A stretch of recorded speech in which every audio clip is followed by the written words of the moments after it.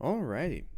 Sorry for starting the stream a little late. I had to go get my license plate renewed that I completely forgot about, which is slightly important since they are not open tomorrow. So, today, we get to finally work on New Link. So far, it's been mostly AD carry. And today, we're going up into the top lane. The land of the area where no one cares about you whatsoever. You're on your own isolated island. Unless it's competitive play. Then you play towards top sometimes. So, let me pull this up. Hey, you know what? It's actually working today. And this time I'm not going to use the transition thing because that screwed me over. So there we go. And here comes the fun part. Hello, Milkshakee. Hello. Alright, let me screen share for you real quick. That's the wrong thing. Aye. There we go. Tell me when you can see everything. Alright, I see it. Perfect. Stream can see it too this time. Yes, awesome. So, what we're going to talk about today is first off the basics of top lane, which consists of where you're standing, why you're doing the things you're doing, basically, for all intents and purposes.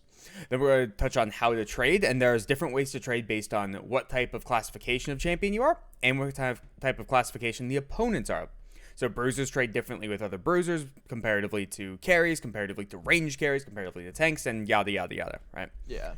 Then we're going to touch on how to expand a league, because most of the time, top lane has the hardest time winning in solo queue.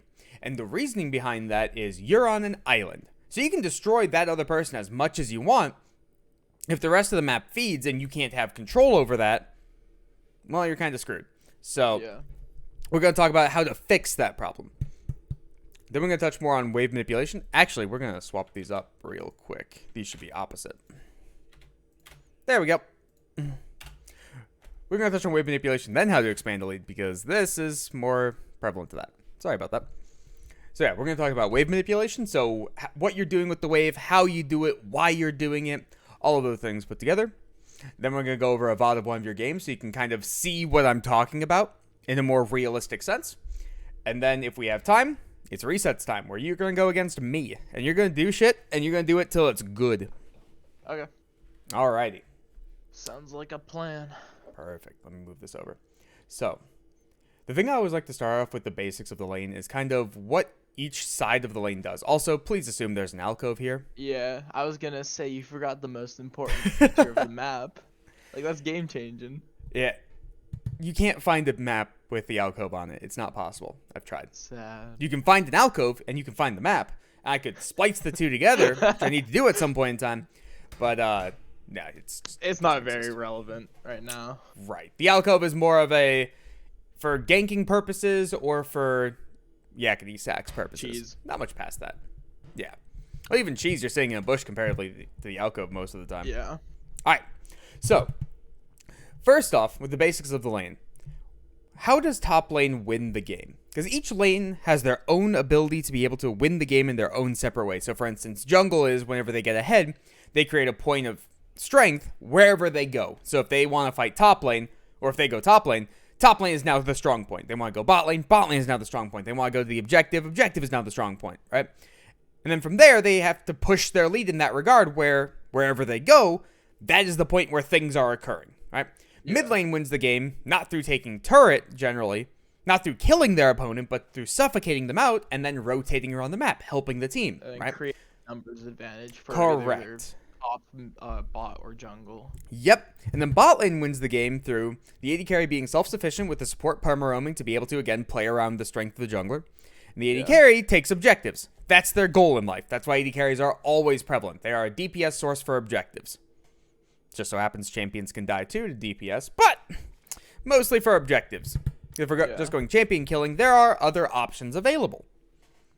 So, how does top lane win the game? Pressure. Okay, what do you mean by that? Expand.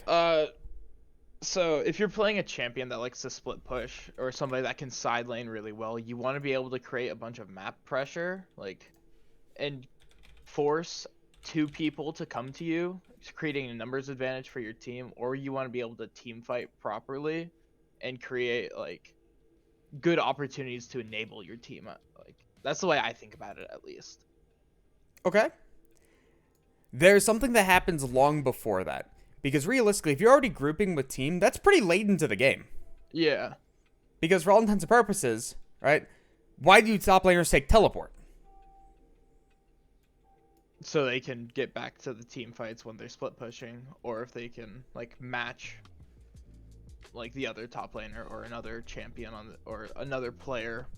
Right. And so they generally, because they have teleport, want to be on the opposite side of the map from where the action's happening. That's the reality. Yeah. So they provide pressure off in the side lane. That's correct.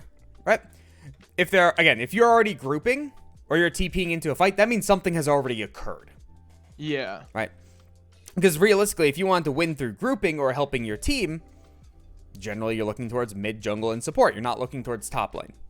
You can get flank TPs in top lane. They can be absolutely massive and devastating, and that can be your purpose in life as the game progresses.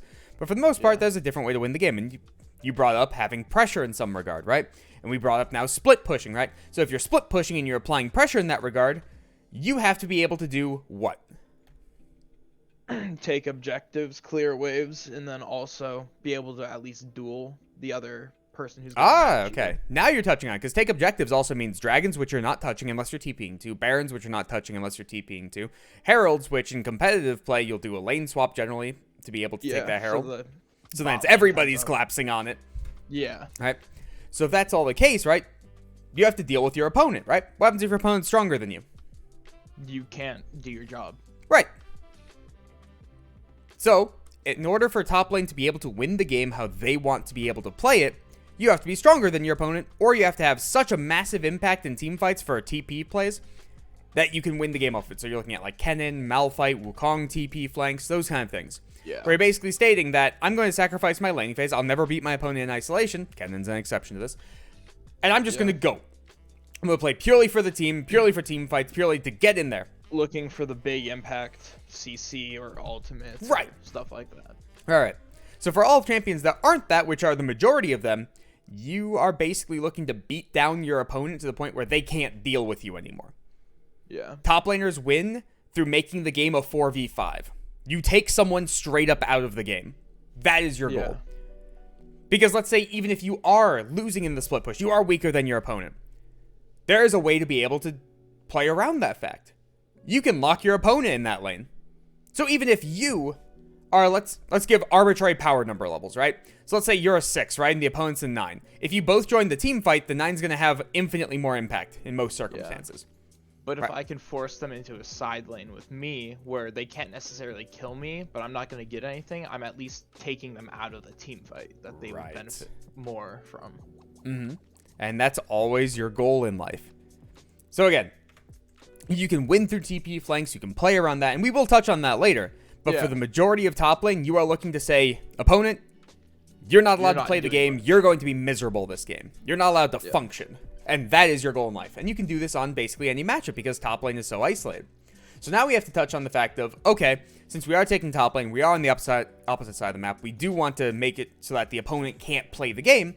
How do we do that? Or let me rephrase that. Why does that happen?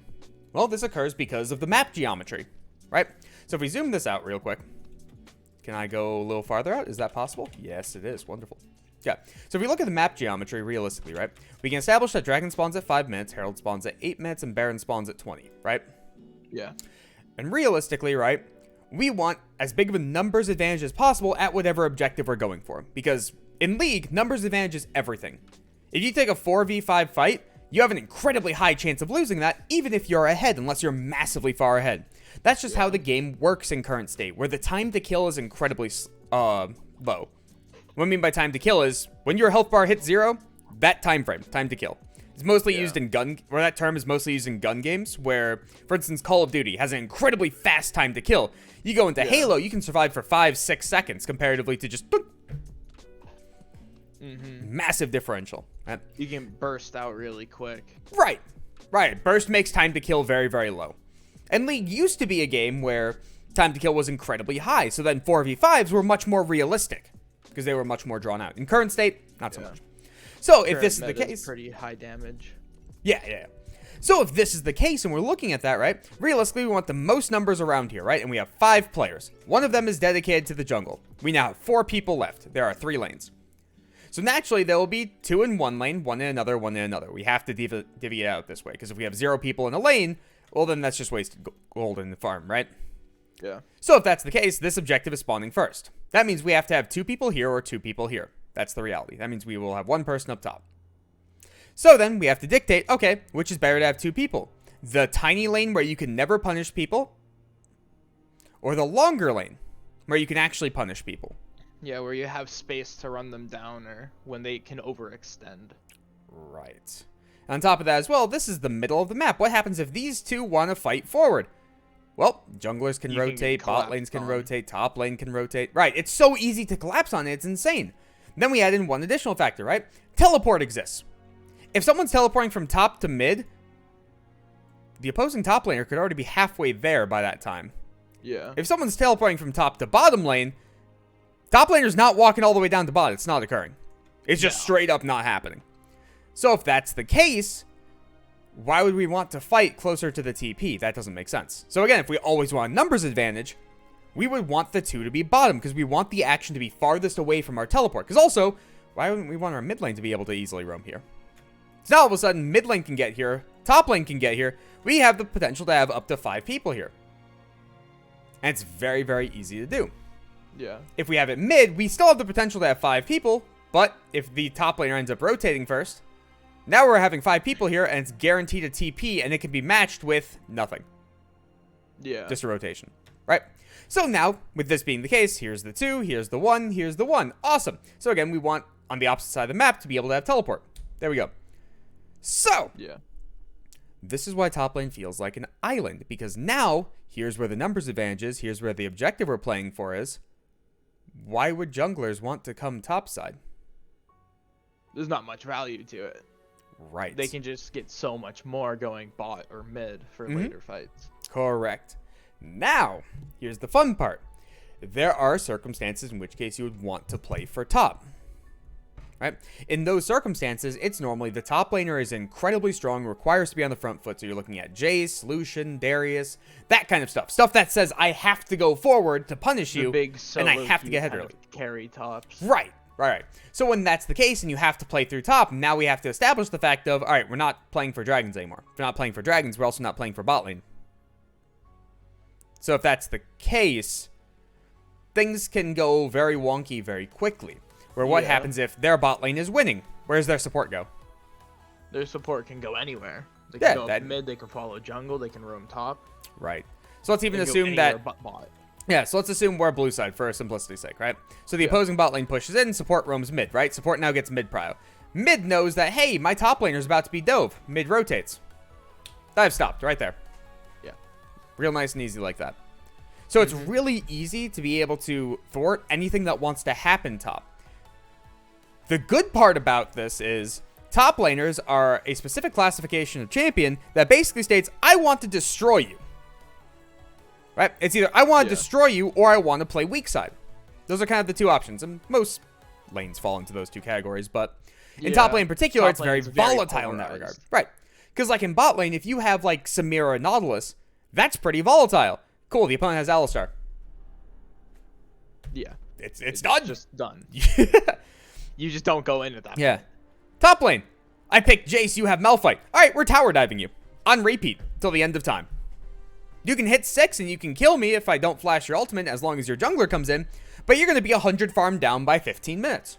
Yeah. There's nothing you can do about it. Enjoy. Right? And it's because there's 1 person up here, 2 people down here. So it's much, much harder to be able to do things down here comparatively. Because even if you have a numbers advantage, what's easier to fight? A 2v1 or a 3v2? 3v2. That's easier to fight? Oh, no, 2v1. Okay. Just making sure on that, right? Yeah. Because there's so many more resources to be able to play defensive, or if 2 people are staring at 1 opponent to be able to kill them, that makes it so that no one on the 3 side can make a single mistake, right? Comparatively to on the flip side, it's very hard for 1 person to kill another person, just straight up, unless they're fed.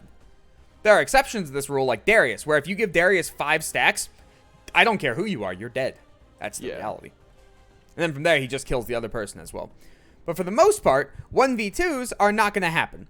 2v3s can disengage, and sometimes can kill, but generally disengage, just because they have a lot more utility and damage output between the two kits to be able to isolate a singular person. And once a singular person gets isolated, now it becomes a 2v2, and people can disengage or try to re-engage off reset of cooldowns and things like that. Alright, so let me real quick pull up the notepad again. Here we go. So, basic explain. Why we run TP.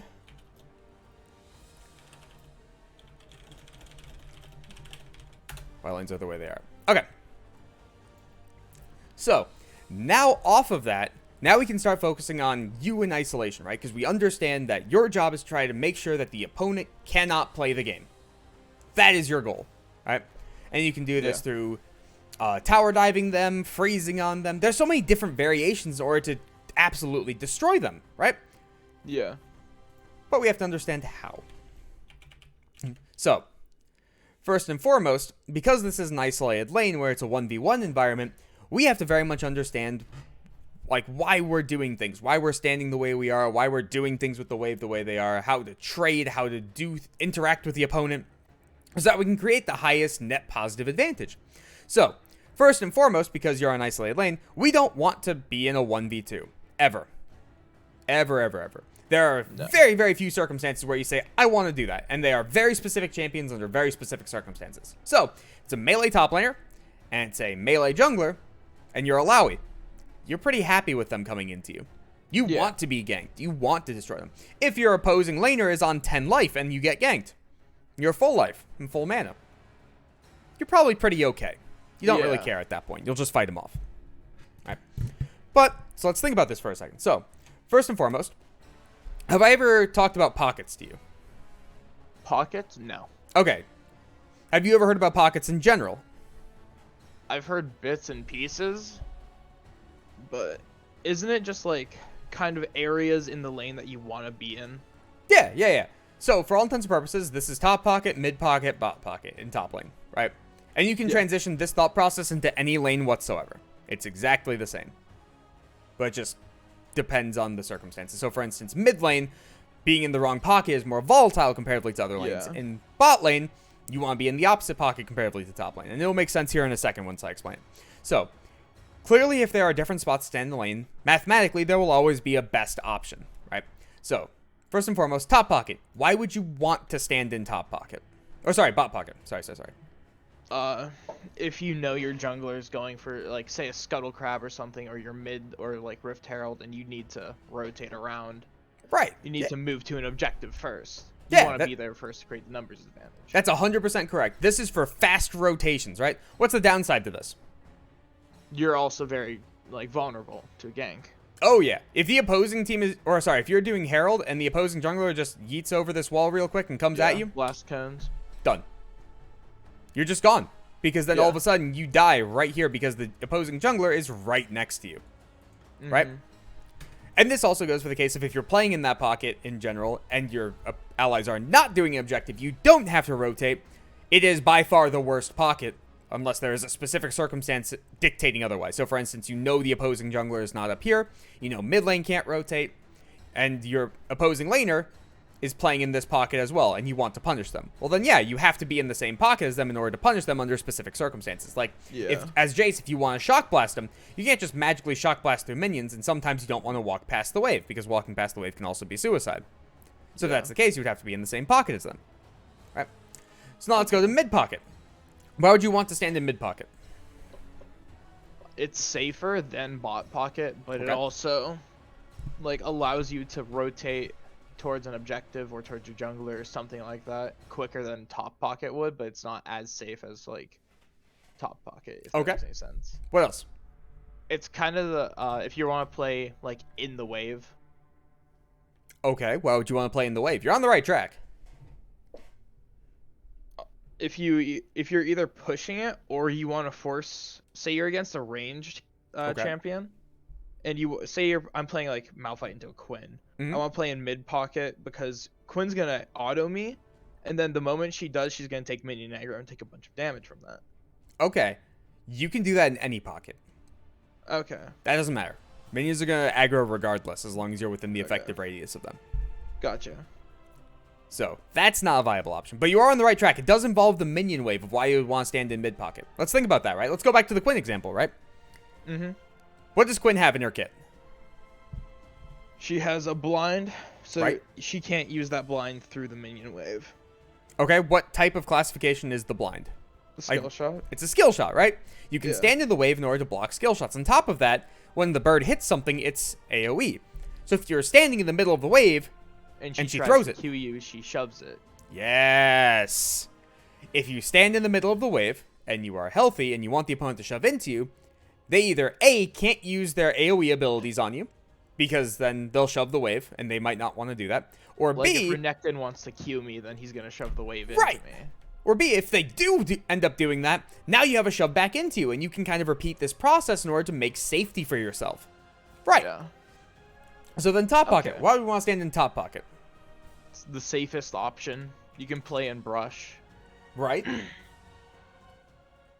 Maybe you want to kind of force your opponent if you want your opponent to like go into you, you can kind of set up for a gank that way, because it creates the largest amount of distance back to their turret.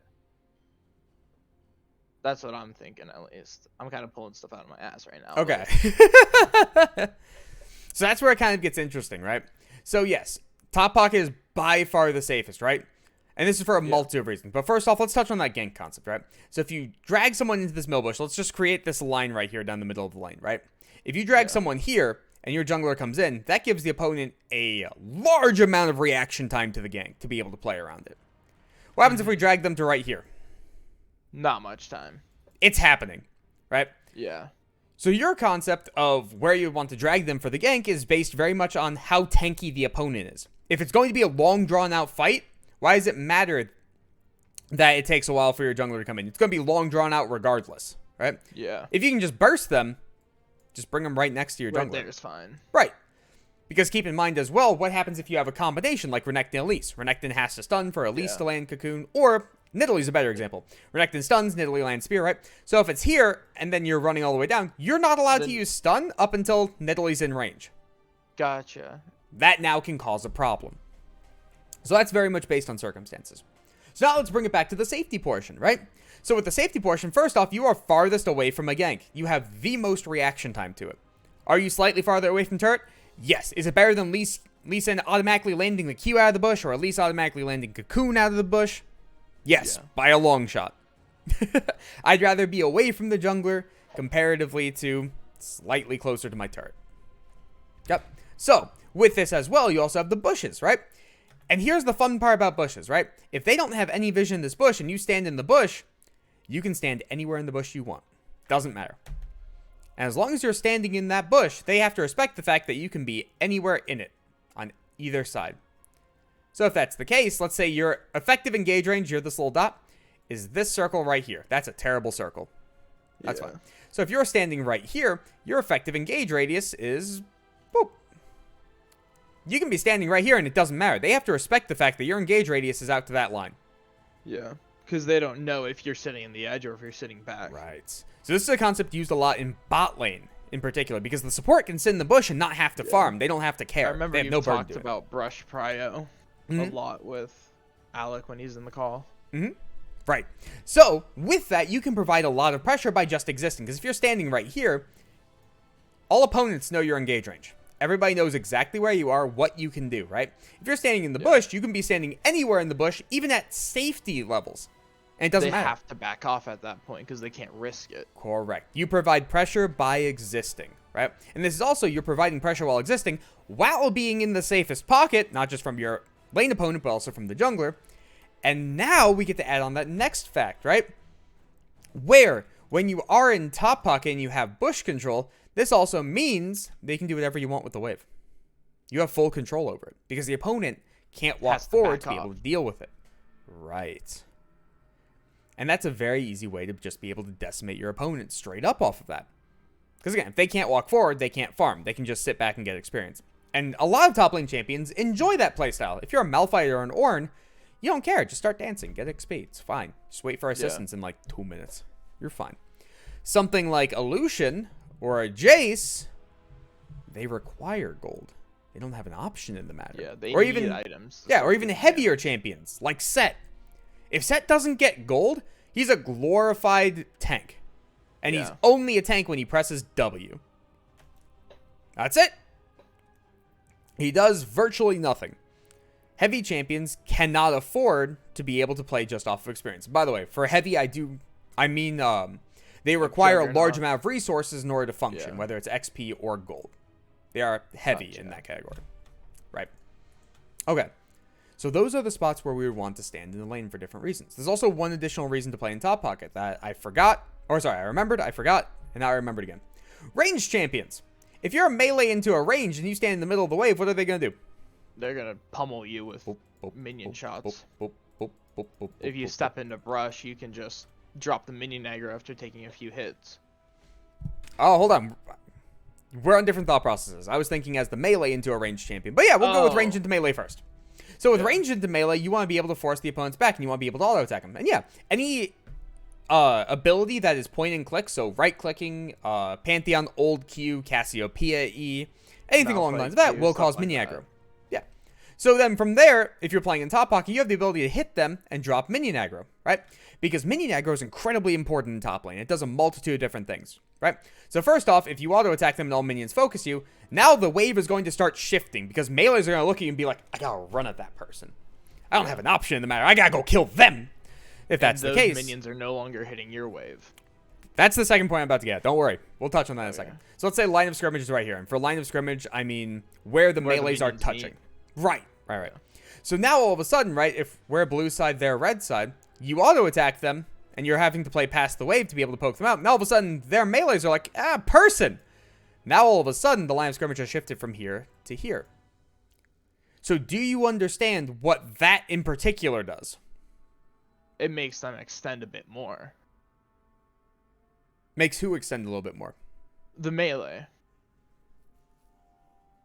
Oh, your melees, yes. Yeah. Well, for all intents and purposes, that is creating the new line of scrimmage. That is what that is. Mm-hmm. It's where the melees meet, right? So this line of scrimmage, comparatively to this one, does something very, very specific. Something has occurred by default. What has occurred? The wave's gonna start pushing towards blue side. Why? Minions are gonna meet closer to red side. It's eventually gonna push out to blue. And why does that matter that minions meet first? Or red side because then the first? wave stacks up first on the red side, so it starts just doing more damage to the wave. Yep. The red side will get an additional auto attack or two off, and then all of a sudden the blue side will have less or a smaller pool of life, and then that process will repeat and repeat and repeat and repeat based on how big the wave is and how the line of scrimmage is. So if the line of scrimmage is here, all of a sudden by the time it gets to here, you're going to have a triple stacked wave. If the line of scrimmage is here, by the time it gets to here, you'll only have 2 waves. For all intents and purposes. Right? Yeah. So that makes a massive difference. So you poking out the opponent, right, has now potentially screwed yourself. Mm-hmm. Because now, that line of scrimmage formation has vastly changed how the minions interact with each other, right? And now we have to go to the next step, right? Where, when you auto-attack an opponent, right, and the minions start attacking you, that means they're not attacking your wave. That's the point that you brought up a second ago, right? Yeah. So when that's the case, now all of a sudden, let's say this side right here, on red side, their minions take 50 damage for all intents and purposes. Random arbitrary number. It's going to be much more than 50. Blue side minions take 0. All of a sudden, red side loses a minion. Blue side has lost nothing. So now all of a sudden when that line of scrimmage changes, unless it's a very drastic change, the wave is now going to be pushing harder into red side, and it's on red side's side of the map. I didn't want to say side twice. I couldn't figure out a better way to phrase it. Right? So now there are 2 reasons as to why the wave is completely screwed and giving your opponent more gold and more XP than they would normally get, because now it's on their side of the map and it's pushing towards them, even though normally would be pushing towards us, but because they have less minions, it's going to be pushing towards them. Now you just gave away more gold and XP to your opponent who's not supposed to have any. You're supposed to starve them out. A great example of this is in mid lane. There's a specific trick called 2-1-1. And this is, for all intents and purposes, blue side is ranged, red side is melee. The 2-1-1 trick is when the wave meets, you auto-attack the first melee minion twice, the second melee minion once, and the first caster minion once. And then you walk immediately past the wave and you dance. Because now, for all intents and purposes, what you have created is a slow push into the opponent, where the minions will die in sequence. This first melee will die first. The second melee will die second. Then the third melee will die. Then this caster minion will die. Then the next caster and the next caster. And these two will be desynced because of how the minion aggro will swap. If they are synced up together, just use an ability real quick to be able to fix that. Right? And then the second wave, you only last hit. And then the third wave, you hard push. Now, all of a sudden, you're level 3 on the third wave comparatively to your opponent's level 1, and they haven't touched a single minion yet. They haven't been allowed to. That's what that trick can do. Does that make sense? Yeah. Okay. When you're doing this trick, the only thing you are not allowed to do is auto-attack your opponent. Why? Because then you'll drag minion aggro, and then the whole wave state will get fucked. Yep. Now, all of a sudden, it'll crash on wave 2 instead of 3. You gained absolutely nothing. They'll hit level 3 first, because when the wave bounces back, it'll be right here. Their minions will smack first and potentially tower shots. So then all of a sudden that melee hits level 3 while you're level 2 and they just kill you. Massive problem. Because once that melee gets ahead, it's going to keep snowballing over and over and over and over and over. And you're screwed. Yeah. So, off of this, the only reason to ever auto-attack them is they have made such a massive mistake that you can destroy their entire economy because they made that mistake. So if they walk up for a minion and you get to auto them 7 times as they're walking from here back to their turret. Then plus they just using don't 2 get to rotation step up abilities. anymore. Right. Then even if they are 3-2, it doesn't matter. Their health pool is destroyed. You let the wave come into you, you freeze right here. They have no way to break it. They have to TP. Because mid lane is all about destroying economy. Yeah. And that's how you get the rotations off. Short story of that. So, similar concept in top lane, right? Where if you are destroying your opponent, you're not allowed to auto-attack them unless it's absolutely worth it. Or, you now have one additional factor that mid lane doesn't have. You have bushes. So if you auto-attack once and then immediately step into the bush, minions will look at you for half a second and be like, he's invisible, and go straight back to auto-attacking your wave. Nothing has changed, nothing is lost, you're good. If you do it correctly. Because also, if casters, for instance, casters are the ones that deal more damage to the wave, by the way. Did you know that? Yeah. Okay. If the casters are in the middle of attacking and finish their attack animation and the projectile is going, then you do this trick, or you auto-attack and hop into the bush, they don't have an auto-attack timer anyways. So you're not missing anything. They can't hit you. Right. It's not even that they can't hit you, it's the fact of they're still going to hit the opposing minion wave at the same time they normally would. Nothing's changed. Yeah. It's the same concept as last hitting when the opposing caster minion projectiles are in midair. Then all of a sudden, if you last hit that minion, they were about to take the damage anyways. Nothing has changed. You haven't impacted the wave whatsoever. It's still exactly as it was, as if you never existed. Right? So now let's swap this concept up, because range characters want to play that way. Melee characters also want to play in this regard, where if the range character is staring directly at you, walk in a bush. How can they auto-attack you? So they can poke you out with abilities. Yeah. They can poke you out with abilities, but that's about it. And here's the next fun part. I talk about this a lot in bot lane. If the opponent does ward, guess what you're typing in chat immediately? Jungle, come here, please. Yeah, why? Because they have no vision, no way to tell where you're coming from. So all of a sudden, anytime you walk at the opponents, they have to be respectful of that. If they're not, they're psychopaths. Yeah. If at any point in time you hold the wave, they're not allowed to walk up. If they do, they're psychopaths. Yeah. They should just die. Now, this also requires a competent jungler, which then kind of changes things a little bit for solo queue. But yeah, generally, if you type out, there are no wards, come for the free kill to a jungler, they'll probably come. Yeah. That's just kind of the reality. Hope. Yeah. So, with that, melees also want to be in the bush to avoid all the auto attacks from the range characters, right? And then how does a range character push them out? Well, one way you just said was warding. If they waste the ward, fantastic. Sit back, do a little dance, call jungler. Done. Yeah. Your job is all set. If they don't have a ward or are unwilling to ward it, they then have to throw skill shots in there to force you out. Because if you constantly take a barrage of poke, you're probably going to leave the bush. That's kind of the reality. So, like, you're against what's a good example? Jace or Quinn. Jace is a bad example because he doesn't have much poke that's not targeted. It's just the Empowered Shock Blast, but the Empowered Shock Blast doesn't do much damage early. Yeah. We'll go with a stupid example. This is a stupid example. Let me emphasize on that. Ezreal top. Q, Yeah. Q. I'm half-life. I need to go. Yeah. That Then kind you of have thing. to burn TP or whatever. Right. And there are other circumstances, like let's say you lost half your life beforehand to the Jace and then you walk in the bush. Well, then, yeah, one empowered Shock Blast would back you off at that point, kind of thing. Yeah. Right. But if they don't have a ward, they don't have the ability to poke you out of the bush, guess what their last two options are? We'll go with one of the two. I'll give you a hint.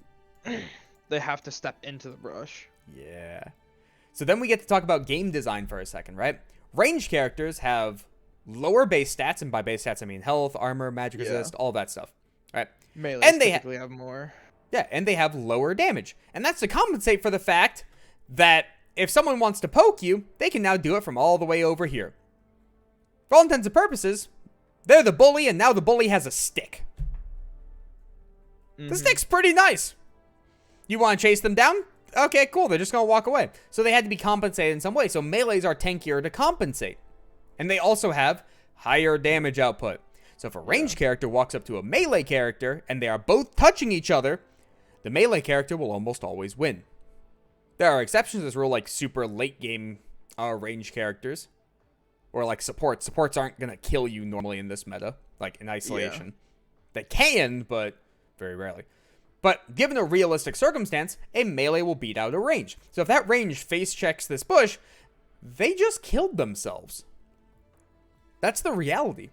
Yeah. Right? So now they're down to one last option in order to fix this, right? Every single person in top lane has a burden of execution to be able to farm. They have to do it at some point in time, or else they just get starved out and they're completely worthless. There are a couple exceptions to this, but even, like, if you're a 0-10 Malphite with 0 farm at, like, 20 minutes, you're an ult bot. And that ult's going to do literally, like, 50 damage. Cool, you're a knockup. Might as well just play a support top kind of thing. People still require gold to function. They still want it, or at least some kind of gold. People can work off of lower economies, but they want gold in some facet. Yeah. So, if that's the case, right? When the wave pushes all the way underneath turret, the opponent can stand right here and say, alright, sit in that bush. You're not going to get farm. And you're going to be thinking, fuck, I need to go get that. So, the opponent's last option to force you out of the bush is push the wave. If they push the wave, you leave the bush and say, haha, yes! I'm happy with this. Now the wave's at your turret. Now you're happy with that. Right. Yeah. They have to force a response out of you in order to get you out of the bush, right? And most of the time it's that. Because let's say the opponent also just leaves the lane to go do something. Cool. Call they're leaving. Whatever play is happening here needs to stop. You can fix the wave during that time frame. Yeah. Not going to just magically walk all the way over. Right? So, those are the ways, or those are the reasons why a melee would want to play around top and kind of how to play around it. So, for instance, if you're a melee and they push the wave, just abandon the bush. Your job, or your goal of being in the bush was to prevent poke so that you're as healthy as possible. Because again, as a melee, you're going to have more utility. You're going to have higher stats, right? You're going to have higher damage. So if that's the case, there has to be some reason why you pick this top laner to exist. So you want, especially if you're in a matchup that's near impossible, so like Volibear into Quinn, where Quinn just flips off of you, and then it just cancels your Q, and then you're screwed. As long as you stay relevant, eventually, jungler will come up, or you'll join a team fight, and you'll still be able to function. If you just take constant poke, get forced out from underneath turret, have to leave waves constantly, and go 3 levels down. Gold, you don't get anything, you don't get XP. Right. Then you're just R button that doesn't even do much. Right. Correct.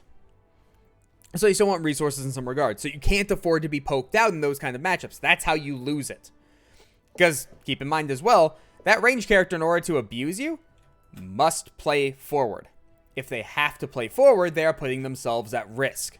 They're putting themselves at risk. All it takes is one quick punish. You're back in the game. Just keep yourself relevant until that point. And then also, once the laning phase is over, if they're split pushing, now they have to walk all the way up to be able to punish you. Now there's a very long lane for them to get back to their turret for safety. Now they can be punished harder in that same regard. Does that make sense? Yep. Awesome. So that's kind of the basics of top lane for why things kind of occur the way they do. Okay? So, now on to the next step. Where's my notepad? There it is. Also, I need to double check on that. Okay. pockets. All right. So now on to the fun part. How to fight the opponent.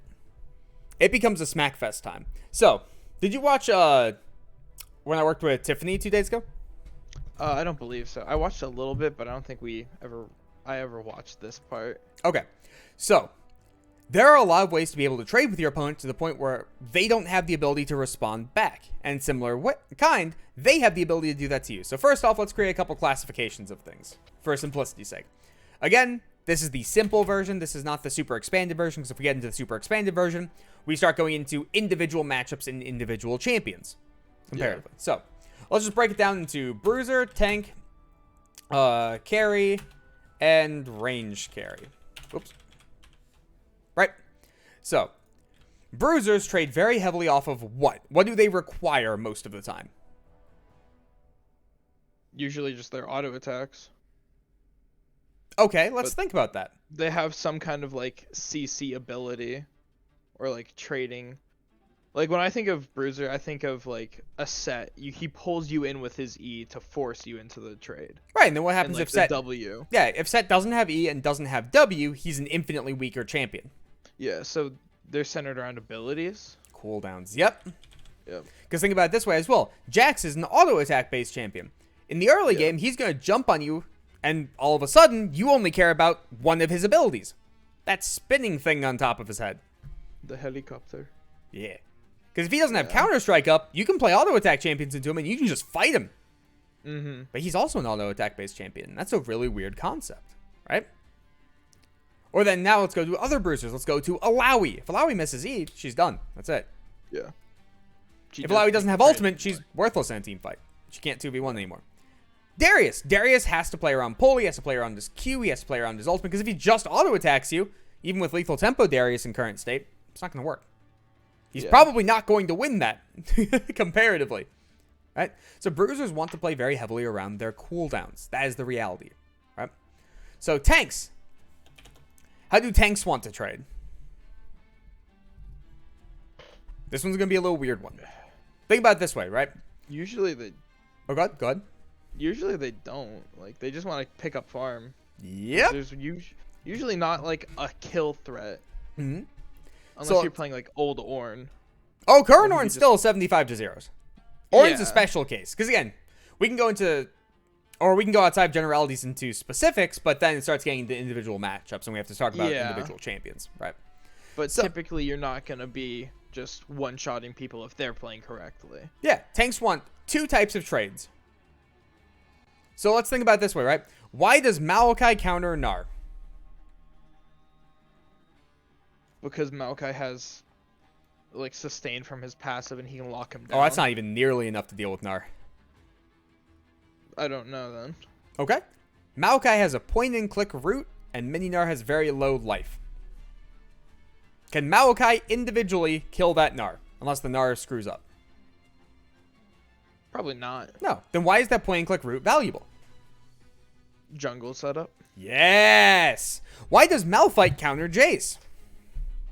Because he's big armor tanky boy, and once he hits 6, he can just go in, not die, and hold him down for the jungler to finish him off. Yeah, he looks at Jace and says, I'm going to slow you and poke you out.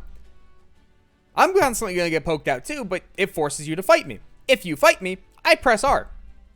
Congratulations. Yeah. You have a low enough base life that I have the potential to kill you if you let me poke you out, which is not normal reality. Or you just die to jungle because I have ult and you have to flash it. And if you flash it, then the jungler just kills you. Repeat process every 60 seconds. Enjoy. So tanks want to trade with an ally. Now there's one other thought process that tanks want to have for fights, right? Let's think about their itemization. What item are tanks currently building? Usually Frostfire or Sunfire, depending on matchups. Yeah, Frostfire is kind of shitty right now. That's just kind of the reality. It's just bad numerically after it got kneecapped. So mostly Sunfire Cape. What does Sunfire Cape do? Gives you AoE, Okay. ticking time, or like ticking damage, and it gives you some magic resist and armor resist. Okay. Let's go a little bit farther into the Immolate passive. So with the Immolate passive, what else does it do? It does damage over time. Yes. Okay, it hits minions. Awesome.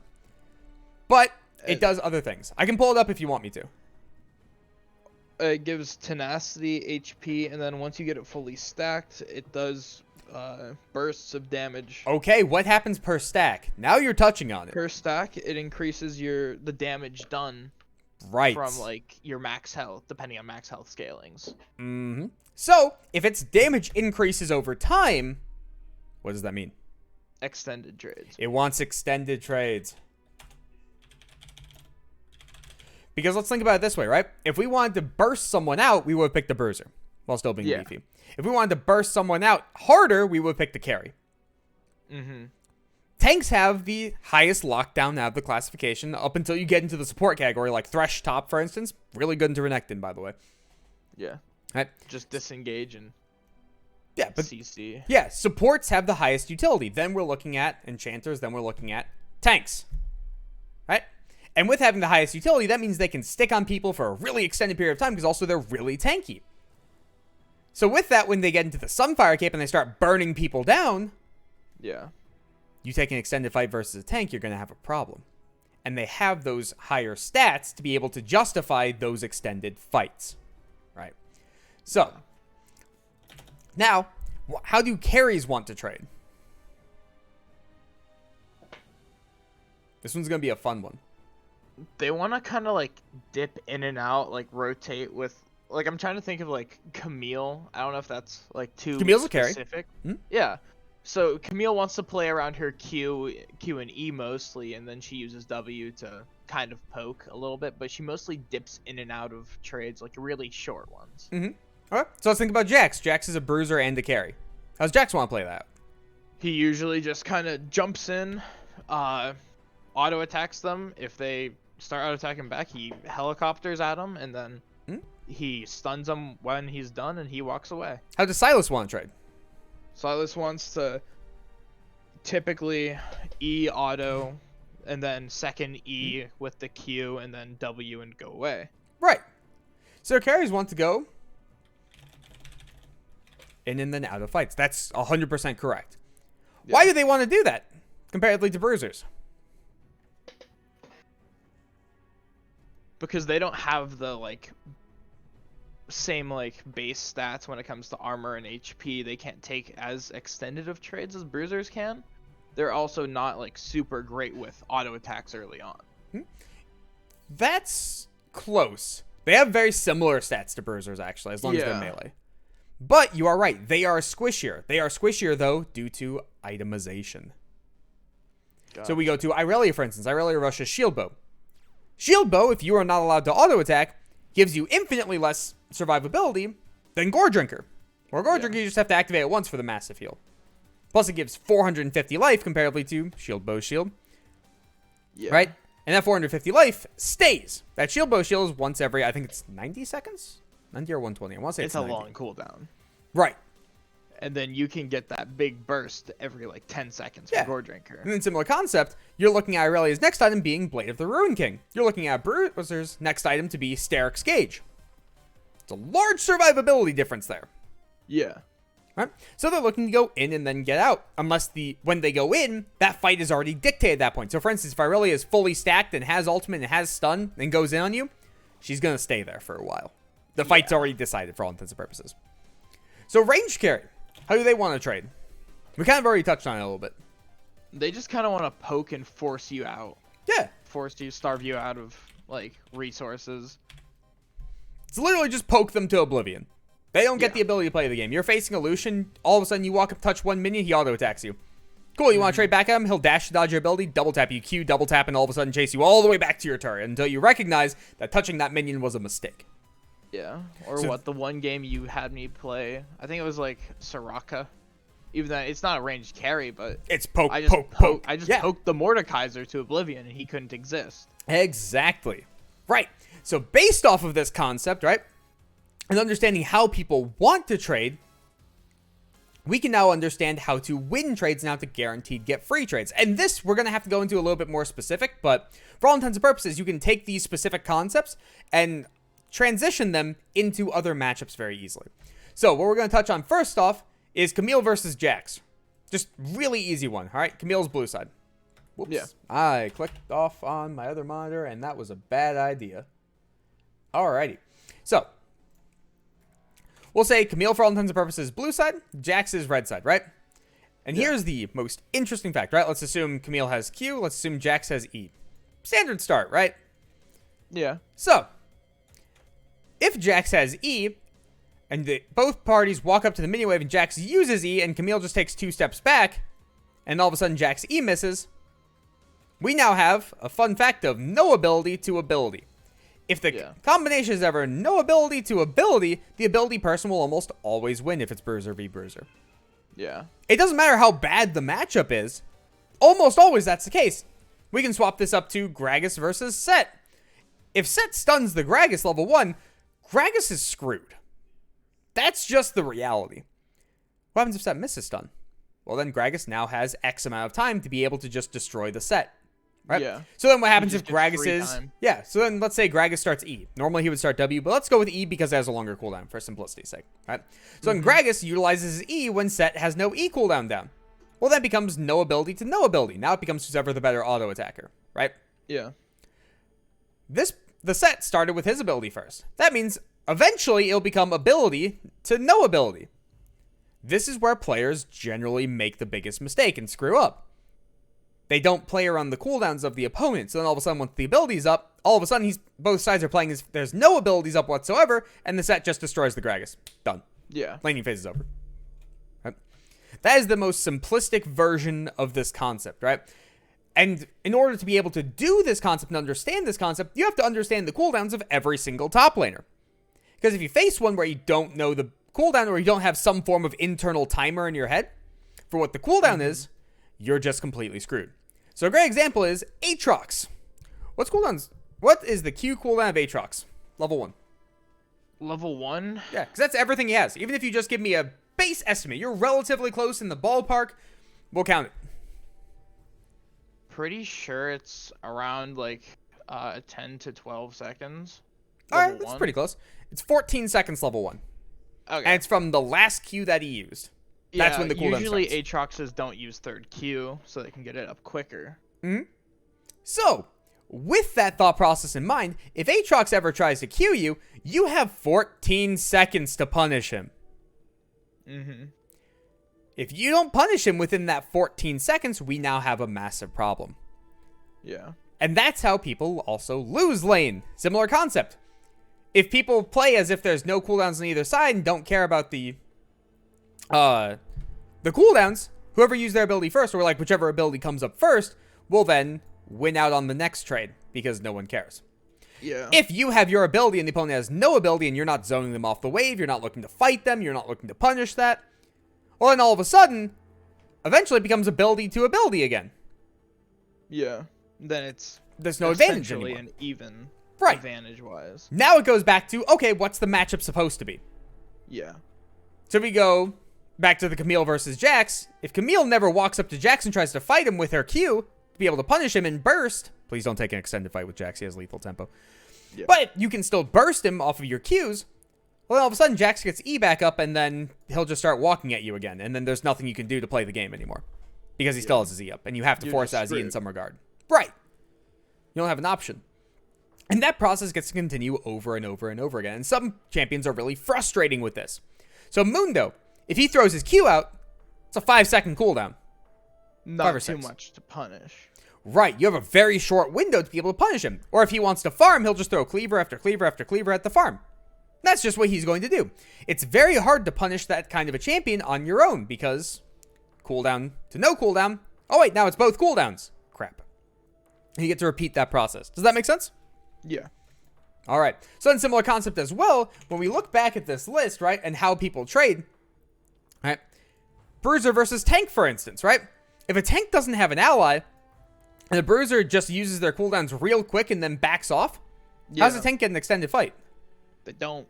Right, so then they just lose. Right? Or what happens with a Bruiser... Really hard. I just screwed up. What happens if it's a Bruiser versus a carry, right? Carries want to go in and out. What happens if the Bruiser's cooldown is you're not allowed to get out? What happens if Camille goes in on a Set and Set pulls him in and it's like, no, you're staying with me. Or Darius pulls the Camille back in. You're staying with me. The carry's kind of just screwed there.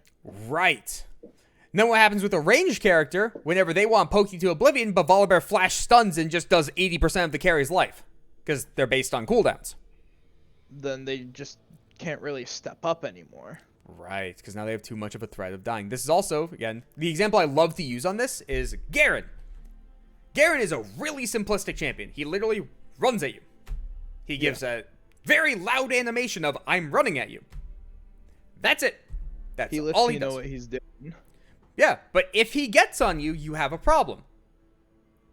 So, let's think about that as well, right? The Bruiser, Garen, has cooldowns to be able to use. They are very obvious, very telegraphed, and very easy to play around. If you don't play around them, Bruiser base numbers come into play, where even one of the worst champions in the entire game, Garen, he gets on you, he'll still one-shot you at 6. Yeah. He's classified as one of the worst champions in the entire game. He will still kill you. That is the difference between melee and range. If a Lucian gets on you, he's not killing you. He'll poke you out. He'll do a pretty decent chunk of damage. If you take a full calling, now he can provide kill threat, but why are you taking a full calling becomes the next question. Yeah. But he's not going to 100-0 you. That Garen absolutely will. And if you play around Garen's cooldowns, he can never play the game. He just can't. Yeah. Right?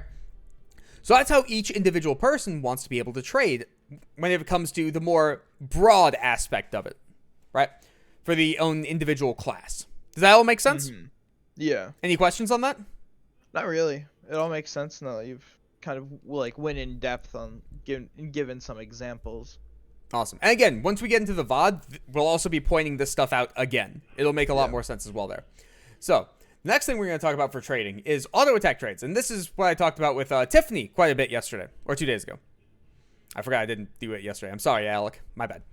So, with how you actively want to trade as well, there's a lot of downtime in this game, right? Where there could be no abilities to no abilities, or ability to ability, but neither side wants to use theirs, because first mistake could screw everything up. So like if Jax uses his E, and Camille walks away and it misses, now he has 16 seconds. It is a 16-second cooldown. Can do what she wants. Right, and that can be 2 to 3 rotations of Camille Q.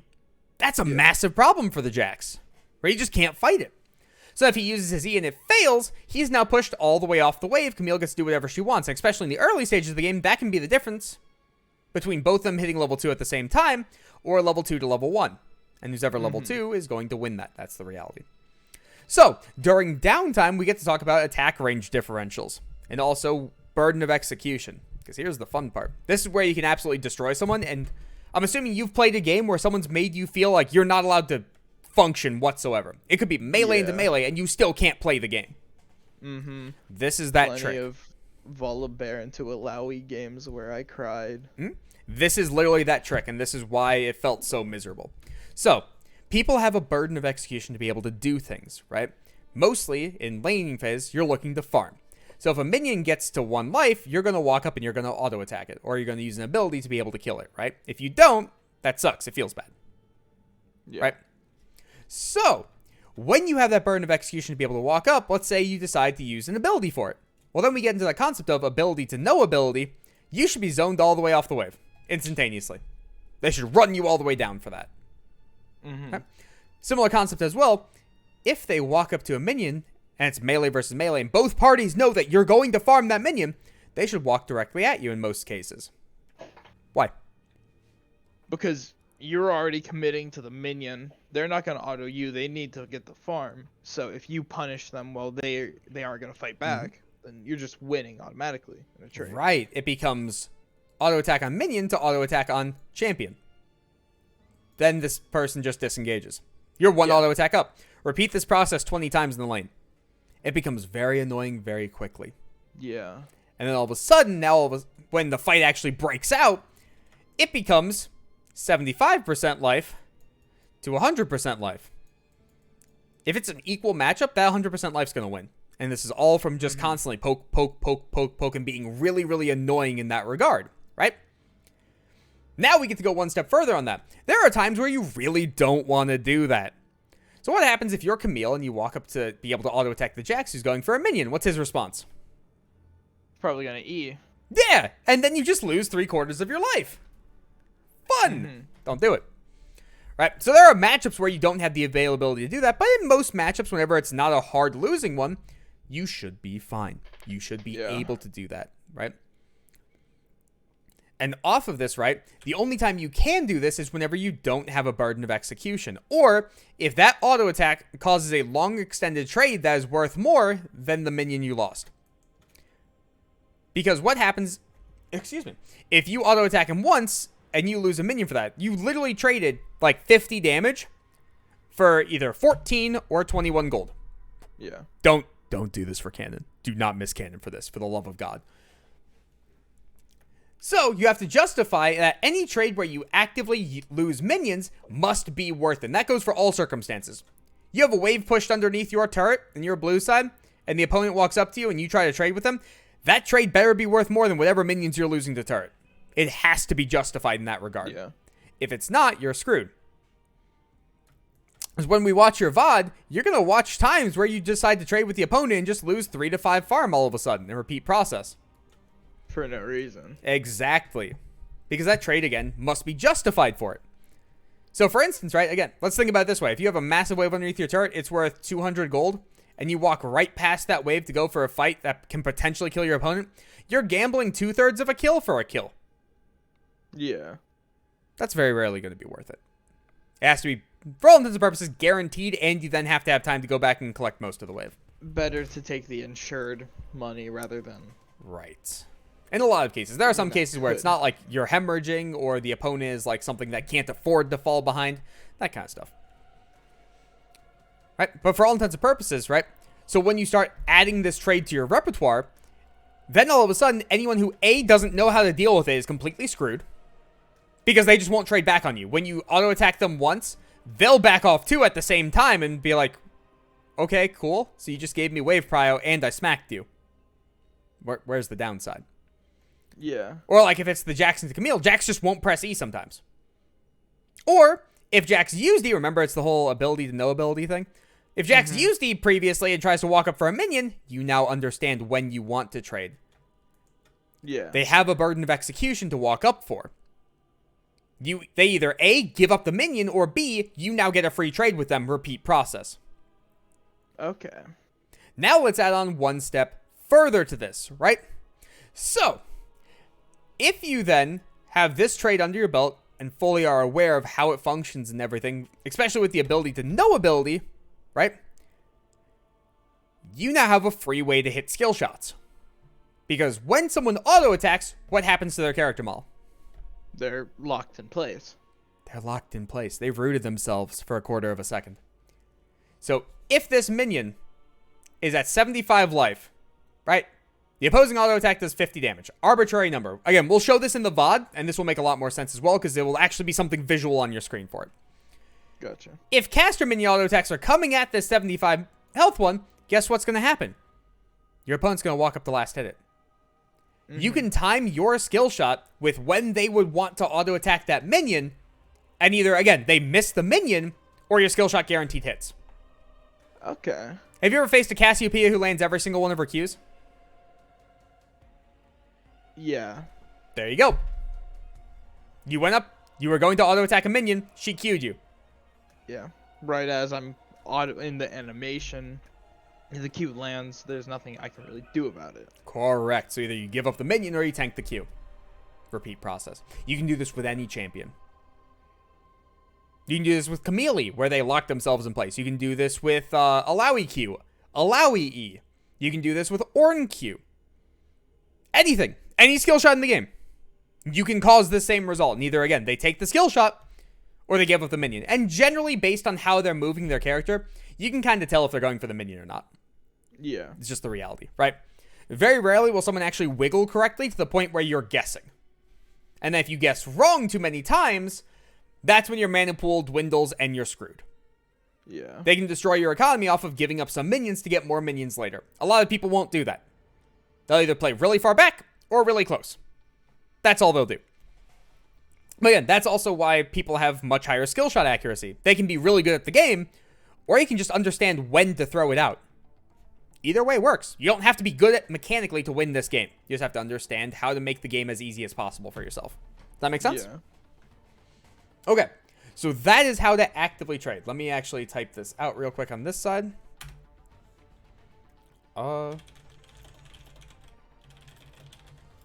Okay.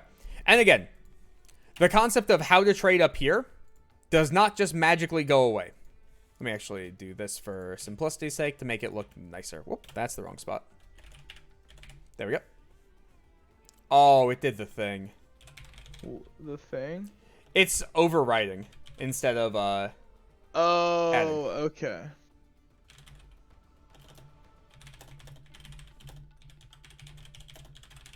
I don't know why it does that, because it didn't do it here. It just did it there. It's weird. Yeah. Okay. So, realistically, right? Just because you have the ability and understanding that, okay, if they go for a minion, I want to trade with them, that doesn't always mean you should. Yeah. And that's all based off of this. So, for instance, when someone goes for a minion and you're a ranged carry... Say that again? It's all dependent on what class of champion they are. Right.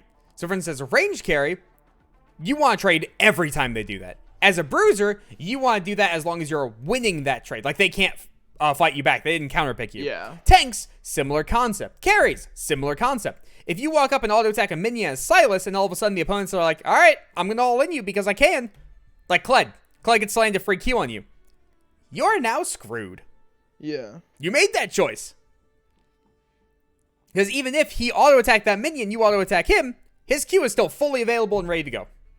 And that's the ability that screws you over. So if his Q is down, go ahead and do that trade. That's perfectly acceptable because the bruiser, Kled, wants to trade off of his cooldowns. You, carry, want to go in and out of a fight. If you have no way out of a fight, you're screwed. Such is the reality. Does that make sense? Yeah. All right. Now we get to go into wave manipulation. This is my funnest part because once people understand wave manipulation, they'll look at stuff and be like, man, why is this person doing what they're doing? They are garbage at the game. Yeah. Because remember what top lane's goal is. It's to make sure that your opponent has zero fun. They don't get to play the game. They don't get to function in any capacity. As long as you can do that, you're going to have a fantastic time up top. Because you can make the game a 4v5 and then get to expand your lead off of that. So, there are a couple things you can do with the wave, right? There is freezing, there is slow pushing, and there is fast pushing. Those are kind of your three options for all intents and purposes. And they are the more broad options, right? And you want to do each one at different time frames. So, first off, let's talk about freezing. So, do you know how to freeze? It's the... I mean, when it's closer to your turret, you want like 4 casters, and as it gets further away, like to set up the freeze, you're going to need like... Pretty sure it's less. Okay. And stuff like that. There's other combinations of minions, but like the most common one I've used is like 4 casters. Okay. Outside of turret range.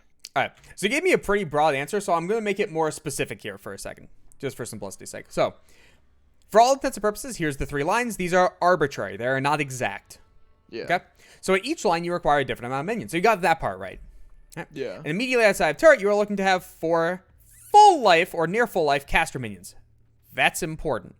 If you have 4 caster minions and one of them is near death, you have 3 for all intents and purposes. Yeah, it's just going to die quick. Now, on top of that, something that wasn't stated a second ago was you need 4 additional caster minions. So, for instance, if your wave is 6 minions, the opposing wave needs to be 10, with 4 of those being caster minions. Full life. And those 4 full life caster minions are the things you're not allowed to touch. Everything else needs to die the second your wave dies.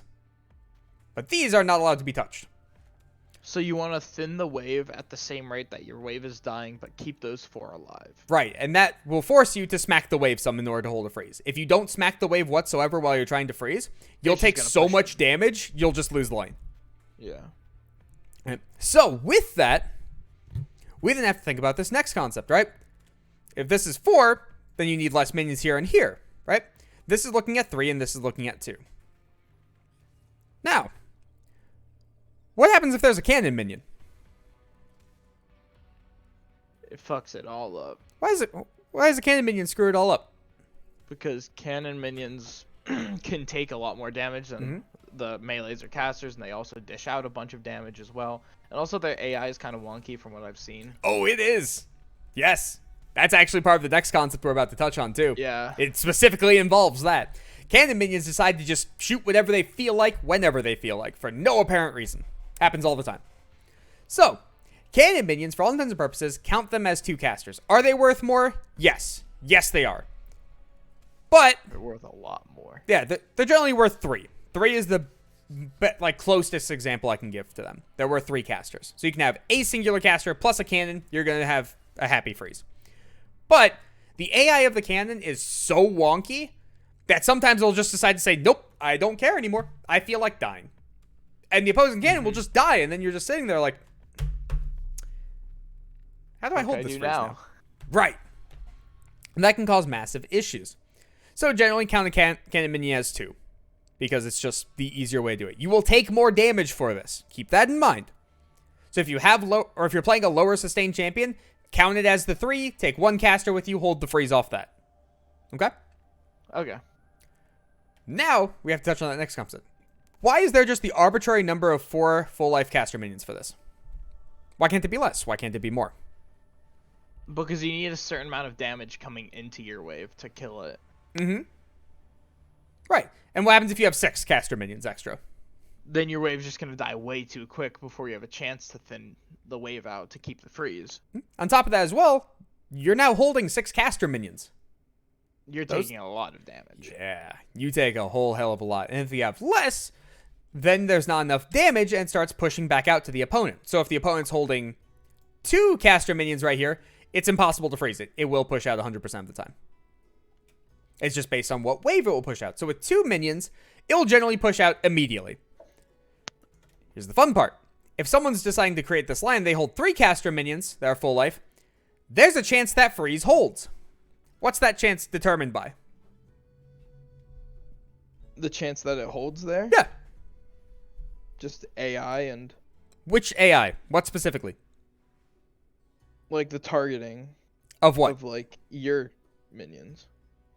Oh, which minion in particular?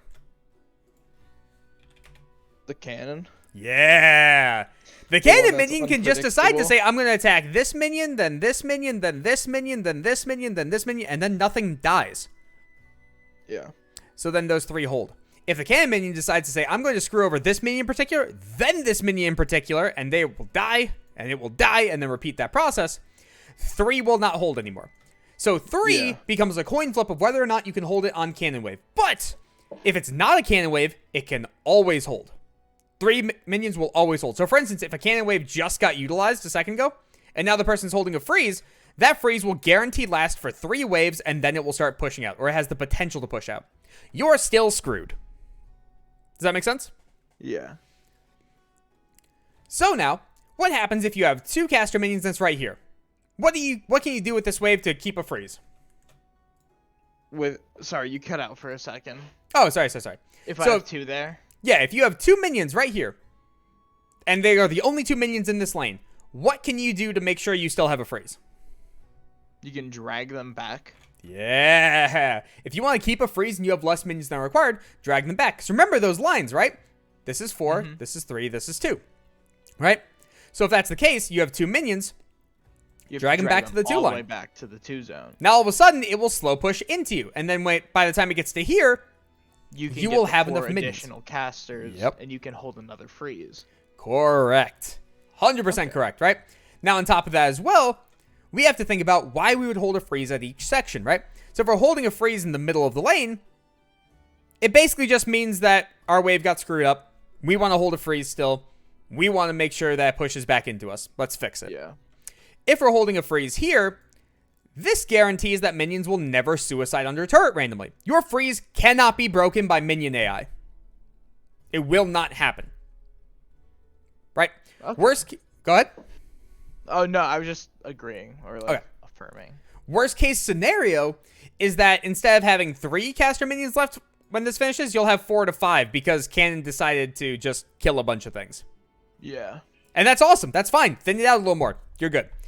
If you're holding the freeze here, this is the most punishing for the opponent. Because it's hardest for the jungler to get in here. It's the farthest distance for the opponent to walk up, so it's easier for your jungler to gank them. But minions have the chance to just kill themselves. And you're now tanking an additional minion. So if that's the case, you're now taking more damage, and it can randomly screw up due to minion AI sometimes. But it's the most punishing to your opponent. Does that make sense? they have to overextend the most for that. Right. So now when we're trying to freeze this wave, we have to think about a couple things, right? First off, why are we freezing? There has to be a purpose behind it. And there are three purposes behind freezing. What are those? You have a current lead and nothing's gonna happen, and you want to like just suffocate them out of farm. Yeah, one is it stops the opponent from being able to walk up as long as you're strong enough. So they can't touch the minion wave. They get 0 farm. Awesome. That's reason 1. What's reason 2? Reason 2, you can set up for a gank. Yeah, if the wave is here and they have to walk up, they will just die. And a lot of people won't play around freezes correctly. They'll just monkey push all the way to here and be like, haha, there's a minion here. There's like 3 of them. I need to kill that. Jungler. Nice and easy. Yeah. Option 3, or reason 3. What do we got? Maybe you just want to lock them in the lane. Nope.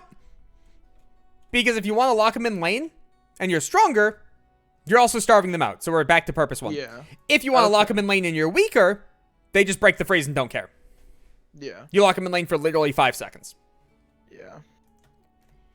So let's think about it, right? If you're standing right here, right? What else do you have? Playing safe. Yes. How does the opposing jungler gank you if you're here? There's one option. They have to tower dive you through there, and then you can just 1v1 them over there. You can either choose to say, I'm going to clear this wave, and then the dive doesn't exist. Or, what happens if you're too strong to get dove? Then you can just, if they just don't do it, or if they try, they end up either dying 2 for 1 or just not even killing you. Yeah. So let's say it's a Lee Sin jungle and Aatrox top, and you're a Malphite with 1 item. They're not killing you. No. It's just not happening. So now you can freeze this wave to guarantee you don't overextend, because if you take an extended fight versus these two where you have to run all the way down the lane, they will kill you in multiple rotations of abilities. With the turret, they can't. So now you've created a safety net for yourself. Yeah. Okay. So Aatrox will be able to crash this wave. He can walk up and just wave clear, and you can't sustain through it. That's fine. But if you know Lee Sin is top, you know he wants to gank you, hold the wave. Now all of a sudden, the wave comes in. Now Lee Sin has to wait for Aatrox to break your freeze. Then he has to wait for the wave to then completely die underneath it. Then he has to wait for the wave to push out from this spot. So he's wasting over a minute of time frame up here doing absolutely nothing because you held the wave. And you forced a response every point. Can take a dragon or gank other lanes or counter jungle. On top of that, like what is Lee Sin gaining for that minute? If you know he's top side looking to gank you. Right. He can't do anything. Because even if he decides to just invade your blue side, cool. When the wave is here, go find him. Push him off. Yeah. The wave's pushing away from you anyways. You're not allowed to walk up to the wave regardless. So go check. Go find him. If he's not here and he's wasted a minute of time frame, cool. Your opposing jungler can go check their blue side. Let me zoom out on the map. Your opposing jungler can check their blue side. Whoop, that's a terrible arrow. And if he's not here and his camps are up, cool. Take his camps. Then as the top laner, just don't walk up. I cannot emphasize that enough. Your jungler just took a metric shit ton on the other side of the map. If you die here, you are worthless. Nothing was gained on your team. You lost more than you gained. If you lose out on minions, get the XP, your jungler takes literally everything, you are thrilled with life. Yeah. The only thing you lose is a bit of gold. Right. Just let it happen. It's okay. But if you walk up and kill yourself, you're screwed. So that is freezing. That is why you want to freeze. So now we have to touch on, okay, how do you break a freeze? There are 3 options. Call the jungler. That's option 1. Call for help. Doesn't matter if it's jungle, mid, support. Don't care. So, by the way, supports are on top really frequently in high elo. Yeah. So you can always just call for help. Awesome. That's one way to break it. What else? Next one's really obvious. Don't think too hard. Just try and force it, like force push it. Using whatever you can, like skill shots or. Yeah, if you're stronger than the opponent, they can't hold it. Yeah. Or a similar concept. If you are going to reset anyways, you push the wave and crash it, you lose 95% of your life, and then you back off recall. Why do you care? Yeah. You're coming back with a full health bar and a full mana bar. Doesn't matter. Plus, you crash the wave, it will always push back into you. Because once you crash the wave, it will always push back. So why do you care? Doesn't matter. Option 3 is the weird one. It is the worst option out of the 3. I have no clue. So they have a freeze. You have no ability to break it. You have no help coming. You just catch XP? Nope, because we're thinking about how to break the freeze. I don't want to say die for it. Die for it kind of consists in the first or the second category. But there are times where you die to break a freeze. If you have no help coming whatsoever, it takes you completely out of the game. Your jungler refuses to come top. In competitive play, someone will always come break it. Always. Yeah. In solo queue, there will be times where you have to die for the freeze. That's to break the freeze. That's a reality. So let's think about it. How many times have you held a freeze and all of a sudden your opponent just fucks off? And your mid laner dies. Very often. And then you lose dragon. And then your bot laner dies. You're holding the freeze and you're happy. The third option is go do something else that creates more value than that freeze. This is the worst option. To an objective or this is the worst option because it's coin flip. Yeah, it's not guaranteed. Right. When your opponents play correctly, then there's nothing that can happen. So, for instance, you decide to roam. The top laner is going to spam ping. He's missing. He's going to gank mid. Do not die. Do not push up. Do not fight. We're going to play 4v5 in the next 5 minutes. Just don't do anything. And if they don't do anything, you're worthless. You then fall off the face of the planet. You are an irrelevancy. There's nothing you can do anymore. And that's because no one came to help you break the freeze. Right? Does that make sense? Yeah. So now, off of that, we understand how to create a freeze, why we want to freeze, and breaking a freeze. Now we have to touch on the next two categories, which are... I didn't write them out. It's fine. Freezing. I should probably move this to the main monitor. I'm guessing it's slow pushing and fast pushing? Yep.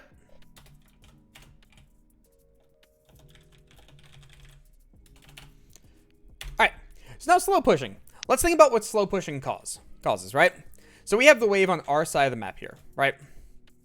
So when we have the wave on our side of the map and we want a slow push, right?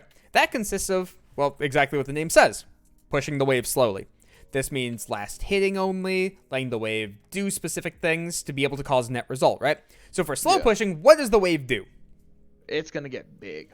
Right. And when it gets big, eventually, because it is pushing, it will always crash. Yeah. If this wave crashes, we now have a couple options in the matter, right? And these options are all dictated by the fact of there is a large wave there. And if there is a large wave there, it's essentially another objective on the map. The opponents must respond to that. They have to take it if they don't take that massive wave. So literally, by the way, if you're slow pushing, you want 2 to 3 waves to be stacked at bare minimum. 3 is the preferable one, right? So if they have to take this, that means you have a couple options. One is go do something.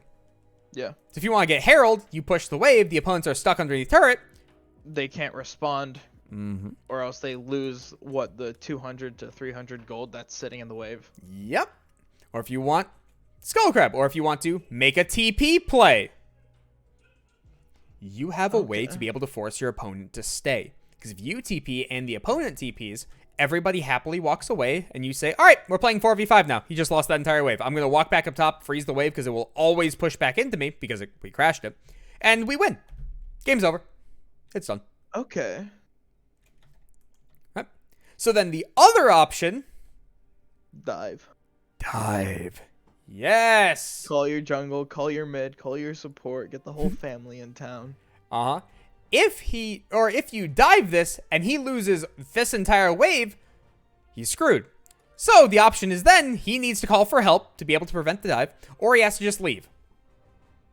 Even if you don't kill your opponent in a dive scenario, if you back them off the turret and they lose the full wave, why do we care? If they don't get golden XP, they're just as far out of the game.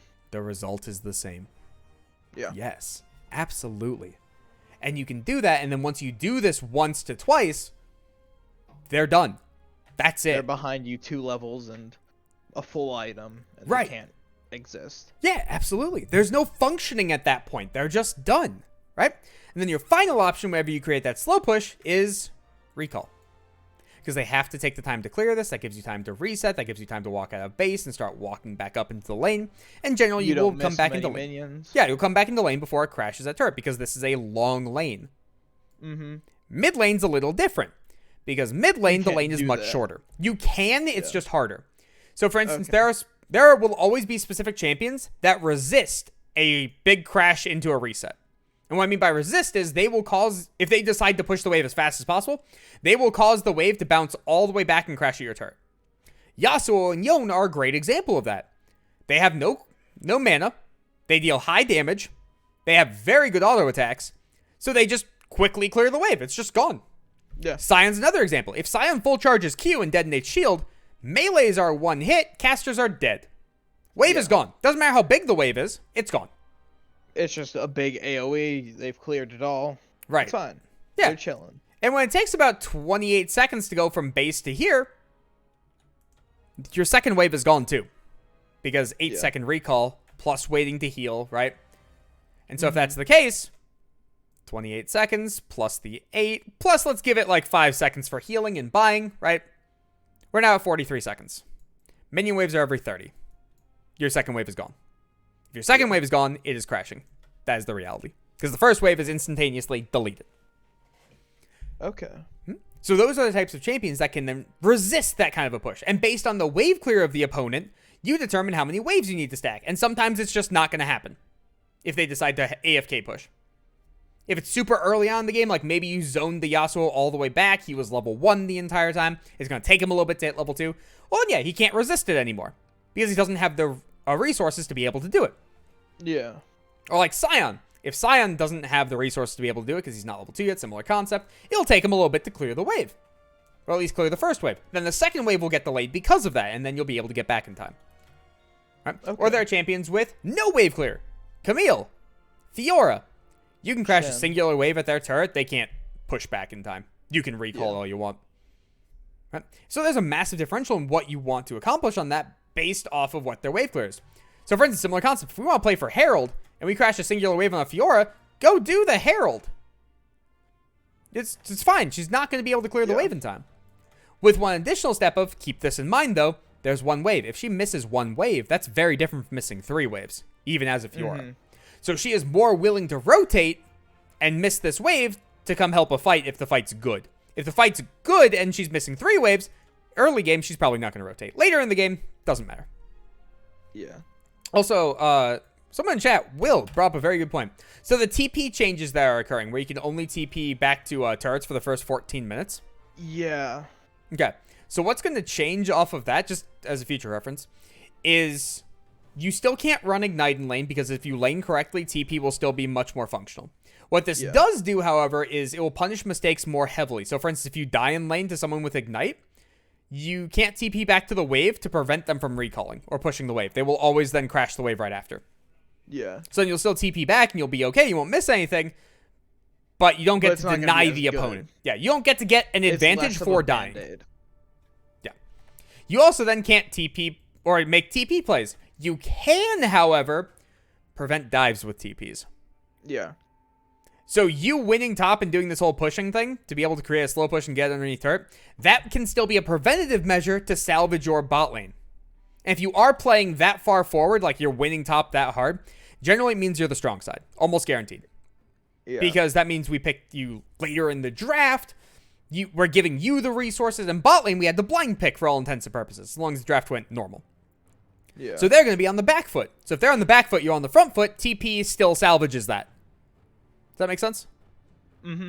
Okay. Because we'll also touch on that later on when we talk about expanding your lead. Okay. So that's why you would want a slow push, right? And you also want to time this slow push, just as one additional fact. You want to time this slow push when the play is occurring. So when you crash this is when we're doing Herald. If you crash this and then 20 seconds later the Herald gets started. The wave's gone. Right. And then the other top laner can just come. Correct. So, similar concept, if you want to stack 2 to 3 waves, if you're on the second wave stack and it's right here and the play's about to happen, just AFK push it. Don't stack a third. Doesn't matter. Yeah. That kind of concept. You always want it to occur at the same time. So, similar concept as well. If you can double stack a wave right here and then your jungler's right here, it's time to push that wave now. Stop waiting for a third. It's dive time. Yeah. There are a few exceptions to that because, again, the game is very fluid. So what happens if the opponent is at low life, they're not recalling, we know the opposing jungler's on the bot side of the map, your jungler has nothing else to do, well, yeah, you have time to stack up a third wave and deny them more. That's an option. Yeah. But for the most part, almost always, and again, it's a much better concept to be able to have, is time your push to be able to crash with the play occurring. Or slightly before, just barely. So you have time to be able to rotate or back off into a bush to be able to TP. Things along the lines of that. Does that make sense? Yeah. Awesome. So, now we're going to talk about fast pushing. And fast pushing is the most basic concept in the world. Why are you fast pushing? I want it to crash. Shit's happening now. This second. We got to do something right now. Yeah. This moment. So, for instance, this tower is down, your blue side, right? Wave is here, dragon spawns in 20 seconds. It's time to go. We don't get to build up a wave anymore unless there's very specific circumstances occurring. We gotta go. They're about to fight, we gotta move. Right? In most cases, you start fast pushing much later on to the game. Or, if you just killed an opponent, you're looking to crash the wave, they don't have TP. It's time to fast push it now. We gotta get it going. Does that make sense? Mm-hmm. There's not really much to it. It's Yeah. literally You things just are happening now. Monkey push it into their turret or onto their side, and then Right. you can just recall or do whatever you have to do. Rotate, recall. Right. Give me uno momento. Okay. So, with that now, we have to think about why we're doing the things as well, right? So one additional factor that we haven't touched on whatsoever is the opposing jungler when it comes to this wave manipulation, right?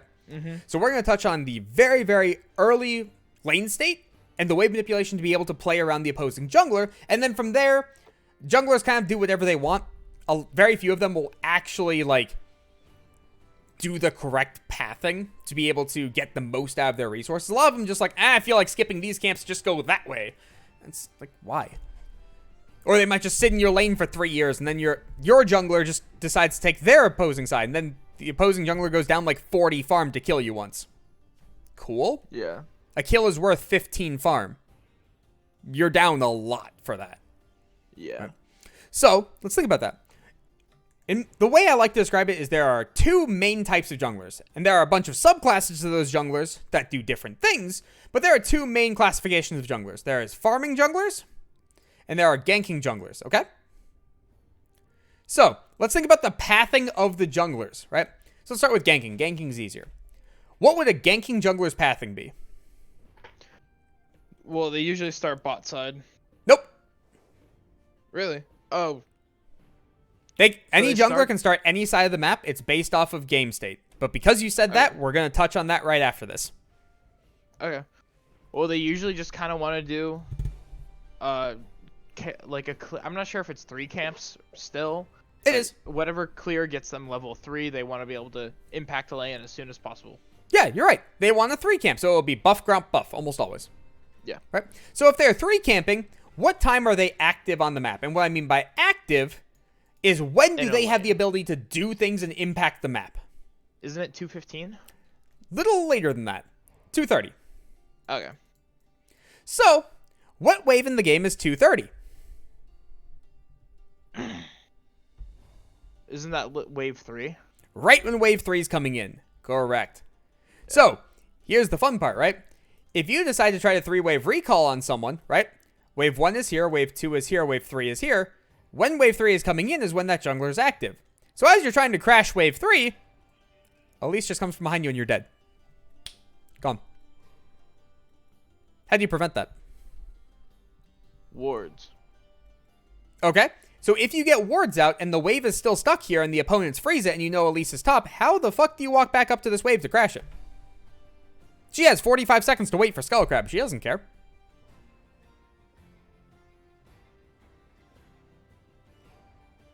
You don't, or you have to wait for your jungler. Ah, okay. You don't. That's the main answer. So, Yeah. there's a way to prevent this, right? So we can establish here you cannot 3-wave recall. It's not an option. So what else can we do with the wave to prevent us from ever dying to that gank? We can fast push it and force it to go back to us. Okay, what wave would we want to crash? Wave 2. There you go. If you crash wave 2, you can now come all the way back here, start dancing. Elise comes up here and starts looking for you, can't find you. And then on top of that, the wave's pushing back into you. Why do you have to walk up? You don't. You don't. So if you don't have to walk up, she can never find a gank on you. If she can never find a gank on you and has nothing else to do because she doesn't want to go back into her own jungle to farm, she has to run mid lane. If she runs mid lane, the mid laner can also crash wave 2. Yeah. Or just play on the opposite pocket, because pockets But are super essentially valuable in she's- mid lane. Long story short, Yeah. if you play an opposite pocket from the jungler, it's near impossible to die in mid lane. That's the reality. Mm-hmm. So, if that's the case, you can now establish versus a ganking jungler who is pathing topside when you have no jungle assistance, you crash wave 2. Done. You're safe. Yeah. Nice, easy, quick option. And there are times where you won't be able to crash that wave, and we'll touch on that in a second. We'll go to farming junglers now. Right? So farming junglers want what pathing? They want 6 camp. They want to get as much gold as possible as quickly as possible. 100%?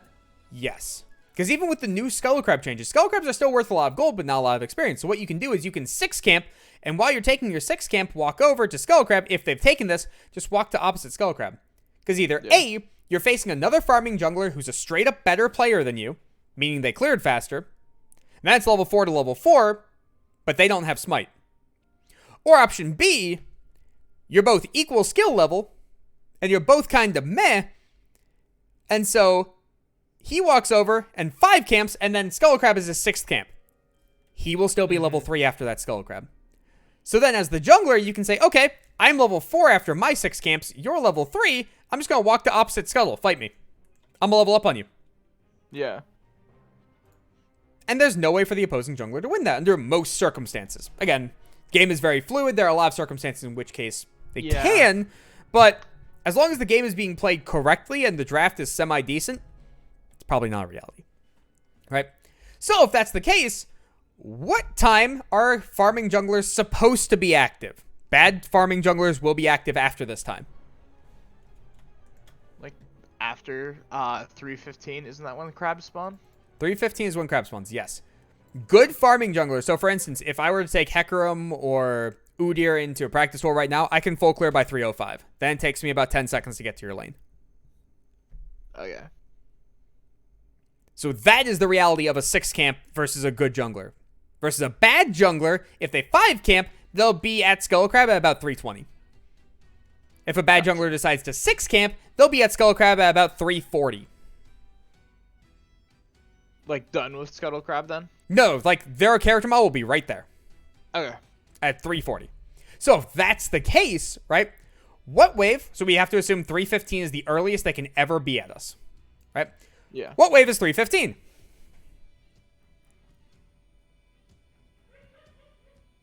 5? No, earlier than that. 4. As 4 is coming in. So what happens if a farming jungler is pathing top lane and you want to 3-wave recall? You have to like stack it up and then fast push, right? Yeah, you crash wave 3. You're good. You get the 3-wave recall. Because Yeah, remember, as you wave go. 4 is coming in, is when the jungler can now come in. You're gone by then. Yeah. Does that make sense? Yeah. So now let's touch on 2 more concepts real quick. First off, why do we want a 3-wave recall? Why do I keep touching on that concept? Why don't we 2-wave recall? Why don't we 4-wave recall? Because isn't wave 3 the cannon wave? Wave 3 is the cannon wave. Why is that valuable? Because cannons tank a lot of turret shots. Yes, it adds a large amount of health to the pool that early game champions, generally, again, there are champions that resist it, Yeah. cannot clear in time before you get back to lane. Right? So then why can't it be a 2-wave recall? Cannon comes after that. The opponents still have to clear it before you get back. But it's not as big a wave that they have to clear. That's actually not the reason. Because remember, they'll still have to clear the cannon wave next wave anyways. So if we crash 2, then wave 3 is here. This is still the cannon. Still got to clear You'll it. have enough gold for like a better item, so you push an There item it is. advantage. If you get 16 farm out of the first 19, there is 19 farm in the first 3 waves, you have 450 gold. If you get 12 farm out of 12 farm, which is 2 waves, you'll have very, very close to 300. 300 can buy you virtually nothing. You can buy boots. Cool. You can get a cloth armor. You get something like that, but Yeah. it's not a whole lot. We could back for a much, much better buy with 1 additional wave. Then we have to think about 1 additional factor, right? Turret shots. Turrets do a % of the minion's life. They deal heavily reduced damage to cannon minions. If you click on a cannon minion and see its buff, it says it's like 50% reduced damage from turrets. It takes 7 turret shots to kill a cannon minion. Yeah. So the fact that the That's a cannon goes under turret makes a large difference. Because it takes much more time for them to clear out the wave that's underneath turret comparatively to instantaneously. Okay. That makes the massive difference. Because they'll be able to clear this cannon and crash it before you get back. Because it's not underneath turret. Okay. Alright. So, now we touch on the final concept, right? We touched on what we would want to crash, right? We're not always going to be in a winning matchup. Such is the reality. Yeah. Right? Well, I guess there's two concepts left to touch on. So first we'll go with this one. Right? So what happens if the wave is pushing into us? So for instance, we know the opposing jungler is ganking, right? And we know they're coming top. If the opposing jungler is ganking and we want to crash a wave, we want to crash wave 2, so we're perfectly safe, right? Yeah. What wave do the opponents want to crash to cause a gank? Two options. So you're asking which one they want to crash? Yeah. Which would they want to crash in order for you to die to a gank? There are two options, and they both serve a different purpose. Oh, geez. They want to crash wave 3 so they can get back with. Why would they want to recall when their jungler's sitting here waiting for a gank? Wait. Saying, hey, I'm here. Do they want to crash wave 2 then? Yeah. Wave 2 2 or crash then 4? causes the wave to bounce back. So the Elise can just go boop, boop, boop, and sit right here, and then you die on wave 3. Okay. Okay? So what other wave could they crash to be able to cause a gank? Would it be 4 then? Nope. Because let's think about it. If we crash, or let's see, wave 1, wave 2, wave 3, and then wave 4. Wave 4 gets really funky because the opponent basically has to either hold it or impact wave 1 in some way to be able to cause this. Okay. So wave 4 gets kind of funky. It's more based on what the opponents do comparatively, or if you zone them off and literally last hit perfectly. Would they Absolutely want perfectly, you slow can get wave push 4. for a wave 5 crash then? Nope. Because remember, your jungler cleared 3 camps and is up here at 230. Okay. So if your jungler is don't up know here in this river at 230, if we wait to wave 5, they are sitting here up until about 4 minutes. Not the happiest time frame for them. So if a jungler is trying to gank you through lane, or gank you through river, right, at 230 on wave 3, there's another option. What if they don't want to gank you through lane? What happens if they want to make your life miserable? What happens if They it's want Renekton proxy? Elise? Jungler would not proxy, no. But they would No. go behind turret for a specific reason. What's that reason? To force my minions under. Well, Or let's, their let's say minions you're under blue my side. turret. This is an easier Yeah. one. You're thinking too hard on this. If the opponent crashes a wave right here, and the opposing jungler is right here, what's about to happen? You're just getting pincered. You have nowhere to go. And then what happens right here? You die. Why? You get I get ganked. dove. Yeah. There we go. See, you're just thinking too hard on it. It's okay. So if the dive wants to occur, wave 2 would crash, and then the wave would just kind of instantaneously die by the time the jungler got here. So no dive can occur. So what wave has to be crashed in order for a dive to occur with a ganking jungler? Wave 1? Wave 1, the jungler is still on the opposite side of the map, taking his buff. If wave 2 So is too early, wave 4 is too late. Oh, wave 3. There I we thought go. I said wave 3 earlier. That's why I was like Gotcha. really Yeah, confused. so the opposing person wants to crash wave 2 if it wants to be a river or lane gank. Or crash wave 3 if they're diving you. And you can tell if it's going to be a dive or not based on the opposing champions. If the opposing champions have the ability to dive you, and they're slow pushing, you're getting dove. Yeah. That is the reality. It's happening. So under most circumstances, it should be pretty obvious they're going to dive you from draft. So that your jungler should 3 camp up top lane and just defend you. Even if they're a farming jungler, they alter their pathing to prevent you from dying. Because if a ganking jungler falls behind, they don't have clear speed, they don't have a late game, they're screwed. They have to kill people. That's why they're a ganking jungler. They have to function in some facet, right? They have to be out on the map affecting lanes Right. as soon as possible. Yeah, because they will fall off the face of the planet and they will never out-farm a farming jungler. Their clear speed is just too slow comparatively, right? So now let's think about that next step, right? If you're facing a farming jungler and they want to dive you, What wave do they crash? With a farming jungler, they want to dive. Mm-hmm. What wave do they want to crash? Put the Wave concepts 5? from the ganking jungler in. Say that again? Was it wave 5? Nope. 4. 4. Right. Because then we want to be able to get the waves to come in, and then it gives their jungler enough time to take Skullcrab and come up. Right? Similar concept. Yeah. If they want to be able to gank you through either river or lane, and there's a farming jungler, what wave do they crash?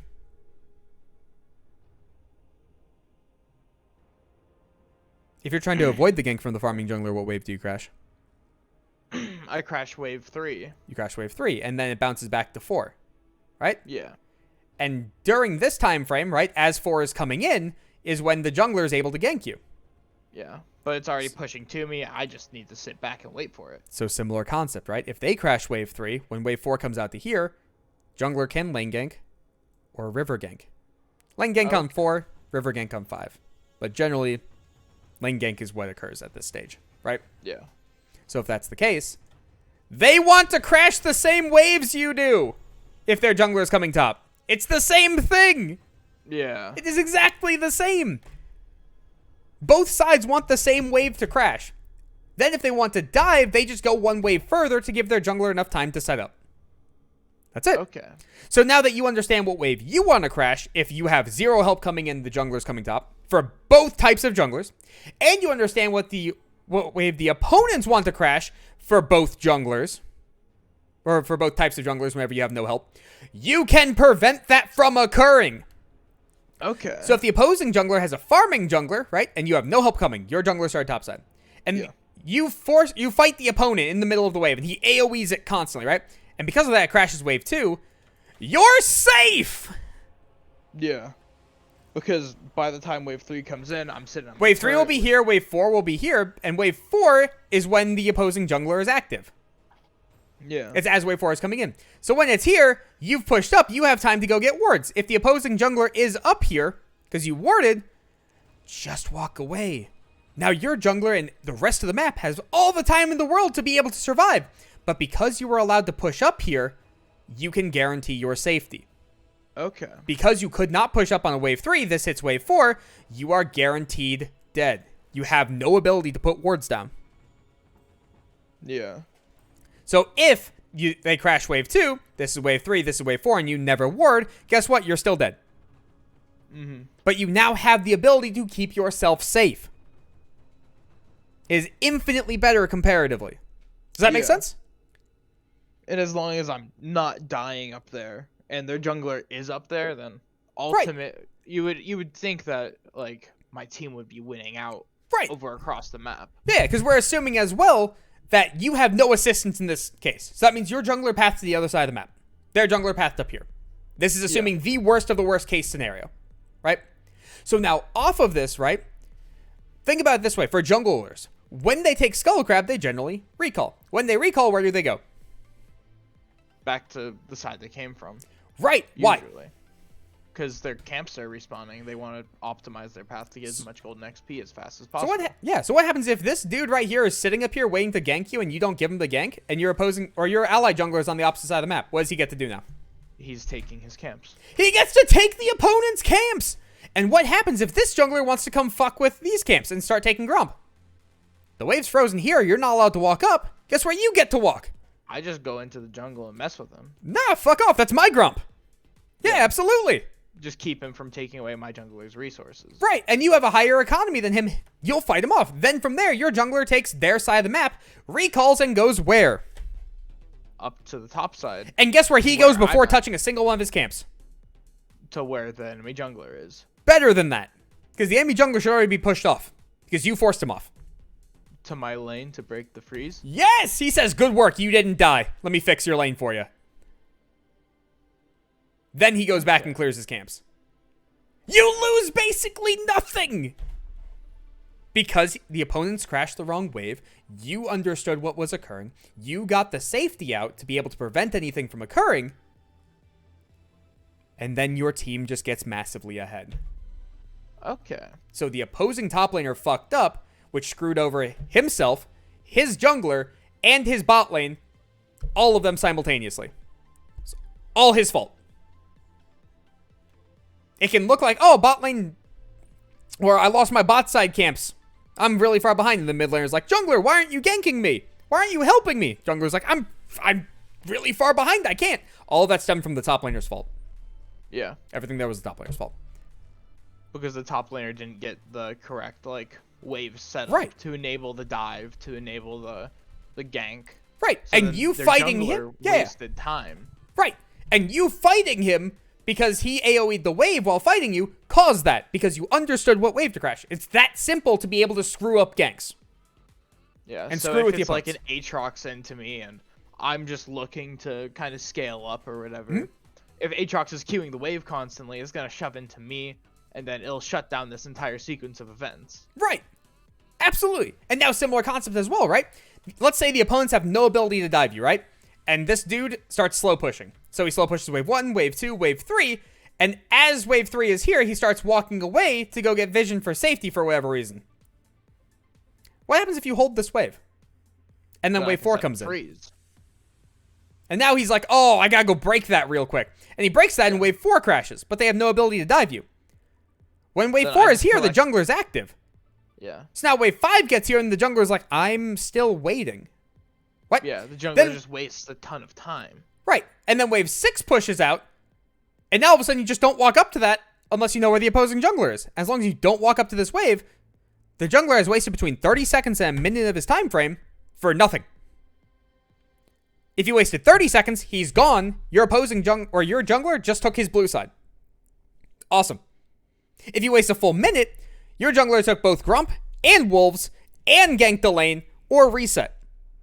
If you reset, that little category right there where there was no available gank whatsoever, everybody's playing really well on the opposing side of the map besides the top laner, he runs his ass straight top and defends you.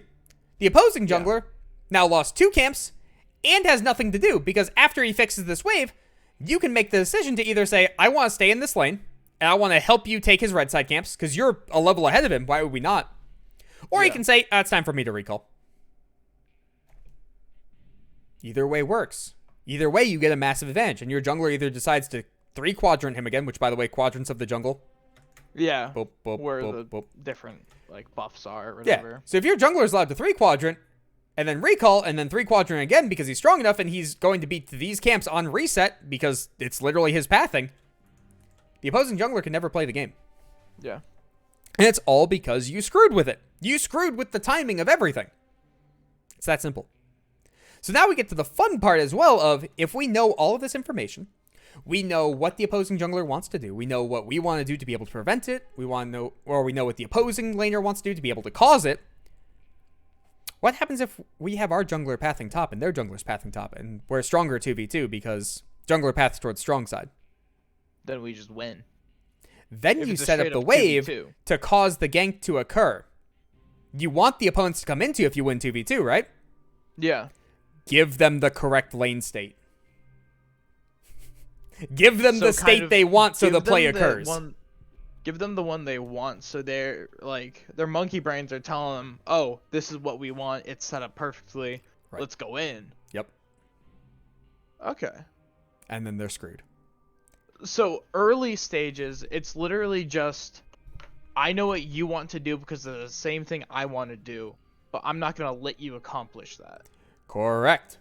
And remember that whole trading concept we had earlier? Mm-hmm. If you trade correctly, or better than your opponent, you get to dictate the state of the game, the state of the lane. And because you dictate the state of the lane, you get to dictate how the junglers interact with each other. And if you're a weak side, you can always guarantee your safety. If you're a strong side, you can always guarantee that the gank is set up and good to go. Yeah.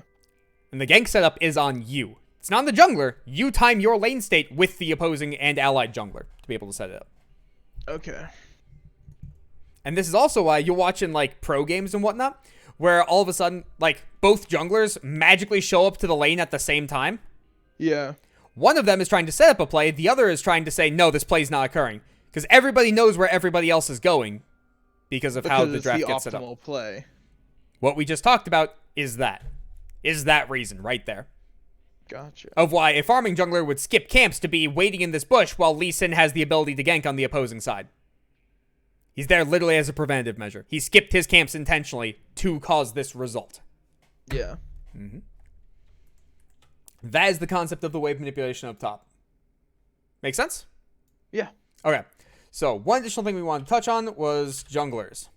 Because you said that junglers always start bottom. And you're not wrong in your elo. They're typically starting bottom. Right. So junglers want to path towards their strong side. So let's think about it this way, right? You are weak side, for all intents and purposes, right? If your jungler decides to path towards top and he gets invaded, how do you rotate? It's very, very difficult for you to. You'll always be on the back foot.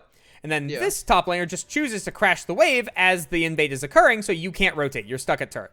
Yeah. If he desyncs it, so let's say this jungler invades at level 2.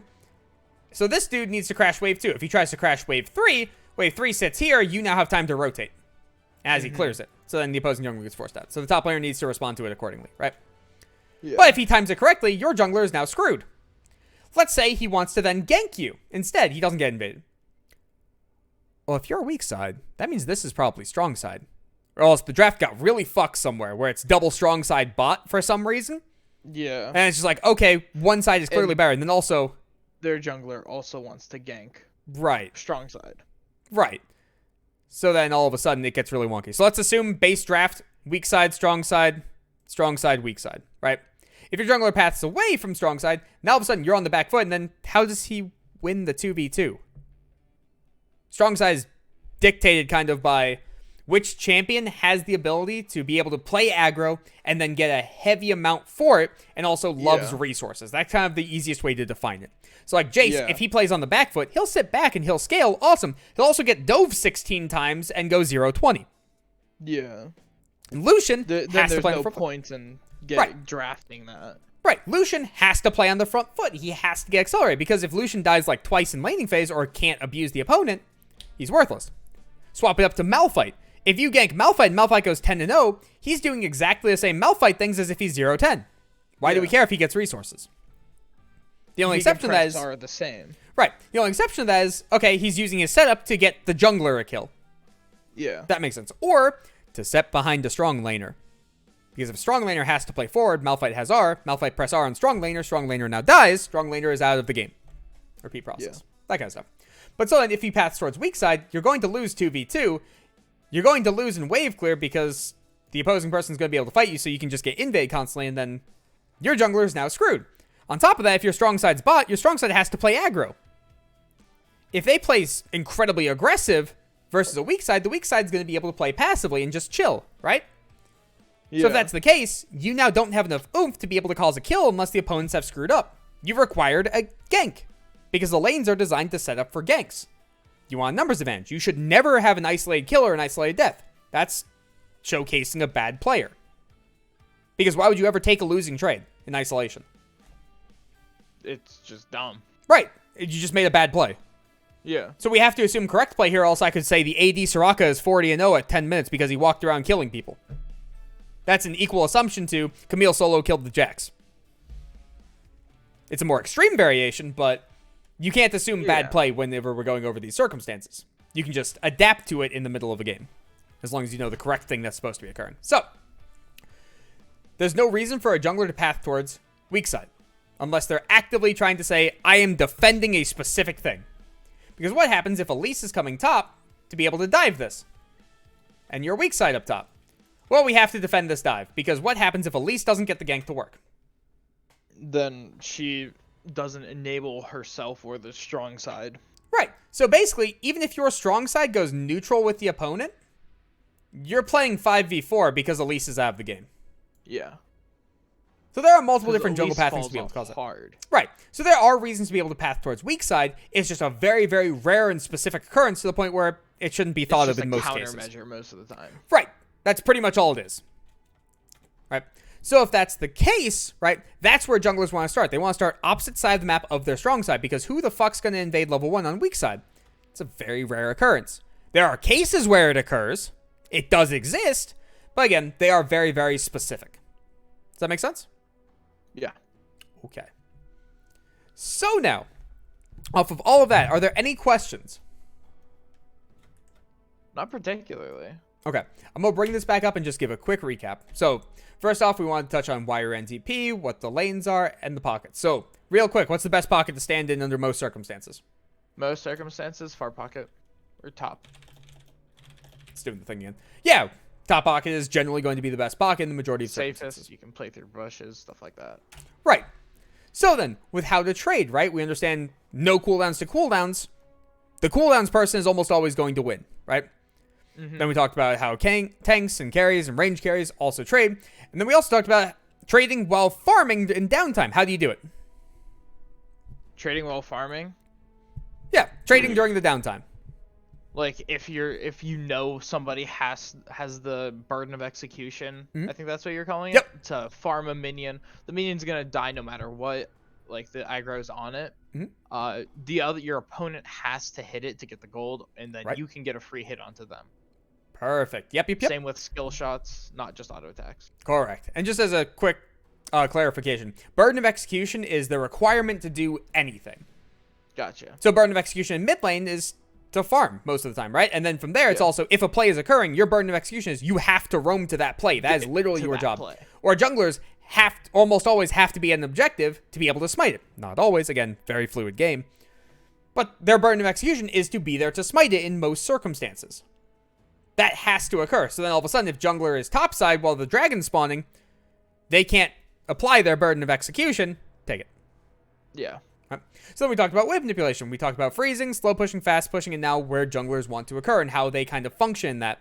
So you know when to push and how to push. One of the things we didn't talk about in wave manipulation that I do actually want to talk about is the minute 30 concept.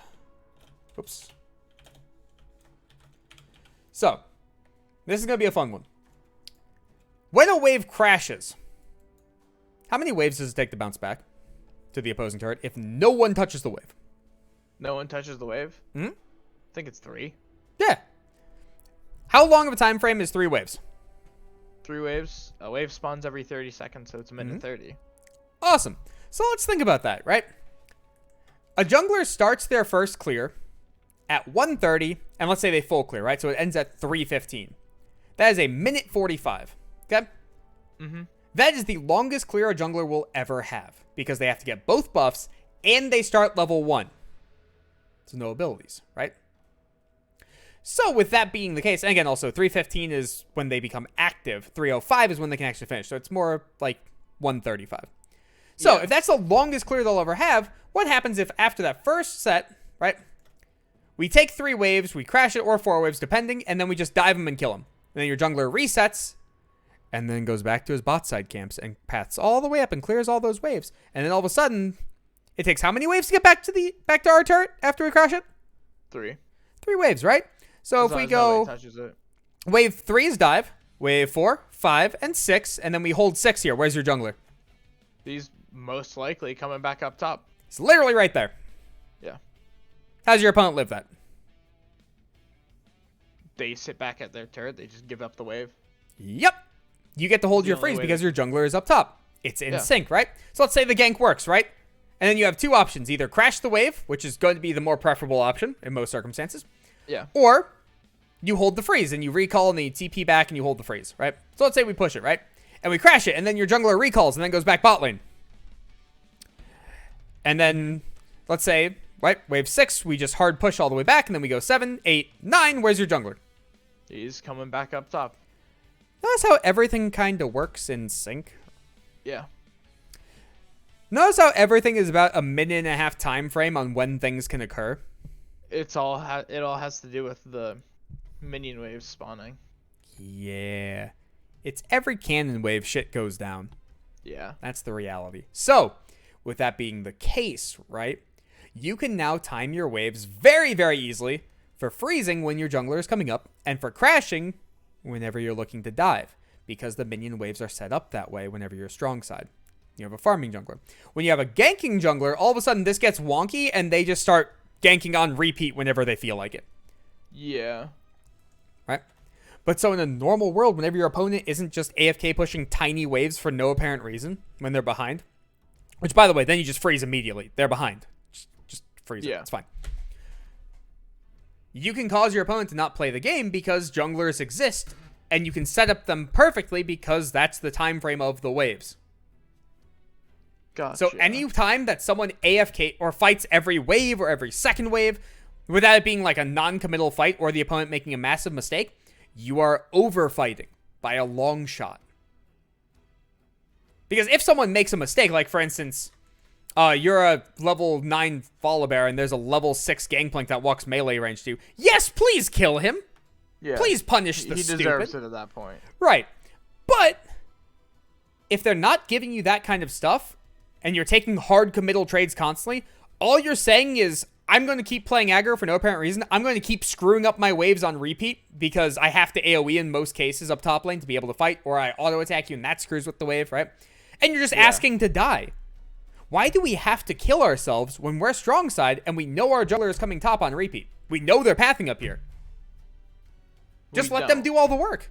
Yeah. If you're up 70 farm by 10 minutes and you're a 2-0, compare that to being 4-0 and equal farm with the opponent. I'd take the 70 farm and up 2-0 any day of the week. Sure. So why don't we cause that? Why don't we play in a controlled measure in order to starve out the opponent so that they're forced into a bad response? The worst thing you can do in this game is to try to hard force the opponent to have a bad response. Because if you hard force it, you are setting yourself up for failure. If you misplay it, if the opponent outplays you in any regard, if there's any circumstance that you didn't account for, mid teleport, mid roam, support roam, jungler is in existence, this play is now destroyed. If you set up a circumstance in which case the opponent only has bad options, then you still get a net positive while there's nothing that they have the ability to do. They are screwed regardless, and you can force they that. Punish you with that. Right. Or not force. You can create that circumstance while doing things in a way that you cannot get screwed over for. So if the worst case scenario, literally the worst, is the jungler alters his pathing to come top to fix the top laner's wave and they share experience and gold, that is the worst of the worst case scenario, you are still getting ahead of your laner. You do that 3 times, you have a level lead on your opponent. You create a level lead with absolutely 0 fights while getting camped. Congratulations. Yeah. So why do we have to fight? Then if you force their laner up, then that also or their jungler up, that also opens up opportunities cross map, right? Correct. Yes. Because your jungler should always be doing things. Or what happens if you have like the Samira Nautilus versus a very passive lane, or you have a Blitzcrank who wants to play aggro in bot lane. Now they can. Now they know they're not going to get ganked. They are safe. Now they're facilitated because I'm doing the right thing. Correct. Even though I'm not directly in their lane, like doing a TP play or something like that, I'm still affecting their lane by removing the jungler or somebody from that lane. Yep. And here's the fun part. You get lackadaisical for half a second and you die to that jungle gank, all of a sudden all your work is gone. Every piece of it. Fun. Top lane is... that goes for all lanes, though. So top lane is very patient, comparatively. And your job is to have fun making other people miserable. You have to be a sadistic person to play top lane. And similar concept, you have to be masochistic as well, because you will have bad matchups. And when you have bad matchups, like, you are Malphite versus that Jace, right? You're waiting for the jungler to come. You're going to get Frozone. You're going to lose farm. You're going to get the dance. If you decide to say, fuck it, I want this wave now, and just die, why? Then there's no point. Right. Why are you giving the Jace more resources to go kill your team later? What's the purpose? Let him have his 10 farm a minute. He was going to have 10 farm a minute regardless in this matchup. You take 5 farm a minute instead of 7 farm a minute, and you press R just the same. Why do you care? Hey, Shy. You can do just as much with less farm in that matchup. Correct. And it all causes the same result. That is the purpose as well of weak side. Right? And that's the entire concept of it. Now also, again, there will be times in solo queue where your jungler will just never come up. So instead of being 7 farm a minute, you go down to 3 farm a minute. That becomes unacceptable. That becomes you have lost too much to function. You have to break that freeze with your face and hope to God you survive. Yeah. It exists sometimes where you have to do that. You don't really have an option. And if that's the case, that's the case. I coach competitive. I don't like coaching solo queue because solo queue is, well, I hope my team's better. There are ways to play around that fact, but for the most part, playing around that fact consists of you just being a better player in the laning phase, getting a lead, and then expanding that lead to the point where you find the opposing fed person and you kill them. Yeah. You can play proxy to break the freeze too. Yeah, if you want a suicide, but we're trying to prevent that circumstance from occurring. Unless you're singed, then it doesn't matter. But mostly, if the opponents are freezing and you're that far behind, you're probably just going to die to a gank from either mid or support or jungle. And then you're screwed, because supports roam top very frequently. Sorry, I was reading chat for a second. Alright, so, now that we talked about that, I just muted my Discord. That was dumb of me. Alright, so now that we've talked about that, let me pull back up the notepad. Here we go. I still have drawing on the screen. There we go. So, now we've talked about the wave manipulation that needs to occur and the minute 30 concept where everything kind of syncs up very, very easily with that, right? Does that make sense? Yeah. Awesome. So, next thing we're going to touch on is how to expand a lead. And this we've already partially touched on, right? One is, of course, you have the ability to freeze. You have the ability to slow push into the opposing turret and then cause different plays to occur, right? Yeah. This is where it gets kind of solo queuey, because in competitive, if you're expanding a lead, you are strong side, you are accelerated. Right? And you are accelerated because you're playing around your jungler and doing the concept that we just talked about. Yeah. If you are weak side and you are accelerated and you're trying to expand the lead, well, guess what? You expand the lead by just not feeding the other person. Yeah. You don't need to kill them. You don't need to do anything. You just pick up XP, pick up gold, and then you have more resources to be able to work with to be able to stay alive. And on top of that as well, if you know for a fact the opposing jungler isn't top, like for instance, you're Gangplank, you're 3-0 all of a sudden versus your opponent, right? Versus a bruiser. If you know the opposing jungler is not top and you have the ability to kill your opponent, now you're a weak side laner that can function and kill the opponent when you know it's safe. If you take that fight not knowing where people are, you're dumb. Don't do it. But if you know where everyone is, you can absolutely take that fight. And that's how you can expand your lead as a weak side, because now you have kill threat where you're not supposed to, or you have the ability to survive when you're not supposed to. So if you're playing versus like Renekton and Elise, and you're an Ornn, or a Malphite, or anything like that. Let's go with Nasus. Nasus is an easier example. And you get accelerated for whatever reason. The Renekton randomly dies level 1. How do they dive you now? You now have a resource you're not supposed to have. And it prevents their playstyle from working. Right. Yeah. So when a weak side beats a strong side for whatever reason, the game for all intents and purposes is over. Because all your resources are getting dictated towards whatever the strong side is. Whether it's, like for instance, if you're a weak side top, it's going towards mid or bot. And then mid is transitioning into bot lane as well. Right? So if that's the case, that side should always be winning. Because it's destined to win. So winning weak side, for whatever reason, is massive. So that's the competitive side to it. The solo queue side to it becomes a little more wonky, because freezing becomes a lot less valuable. So freezing in competitive play, you can actively say, all right, I am holding this wave, mid lane, don't fight, he's gonna roam, just don't. And Fred's your mid laner right now, and he can say, okay, I will not fight and do stupid things. Yeah. Scalich, knows what to do not invade right now. I cannot rotate. I am freezing. He will go do stupid shit. He will fight you at your grump. Yeah. Don't do it. Just if he shows up, walk away. All right, I will walk away from my camps if he shows up. Easy. Nice and easy. And also, with Shysep being in the chat, she is a huge proponent of, if they freeze on me, I will go fuck off somewhere. There have been so many tournament games where all of a sudden, we say, all right, mid don't fight. We froze on Shy. We're good. We're happy. She's really far behind. And then she walks through bot lane and kills our bot laners. Why? I have no idea. But then it works. And because it worked, it brings her back into the game. The freeze becomes irrelevant, right?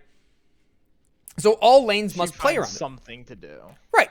All lanes must play around it. Because they think I'm supposed to be top, but I don't have to. Yes, that's exactly it. So literally no lane should be doing anything, but a lane decides to do something, and then she just shows up, and we're screwed.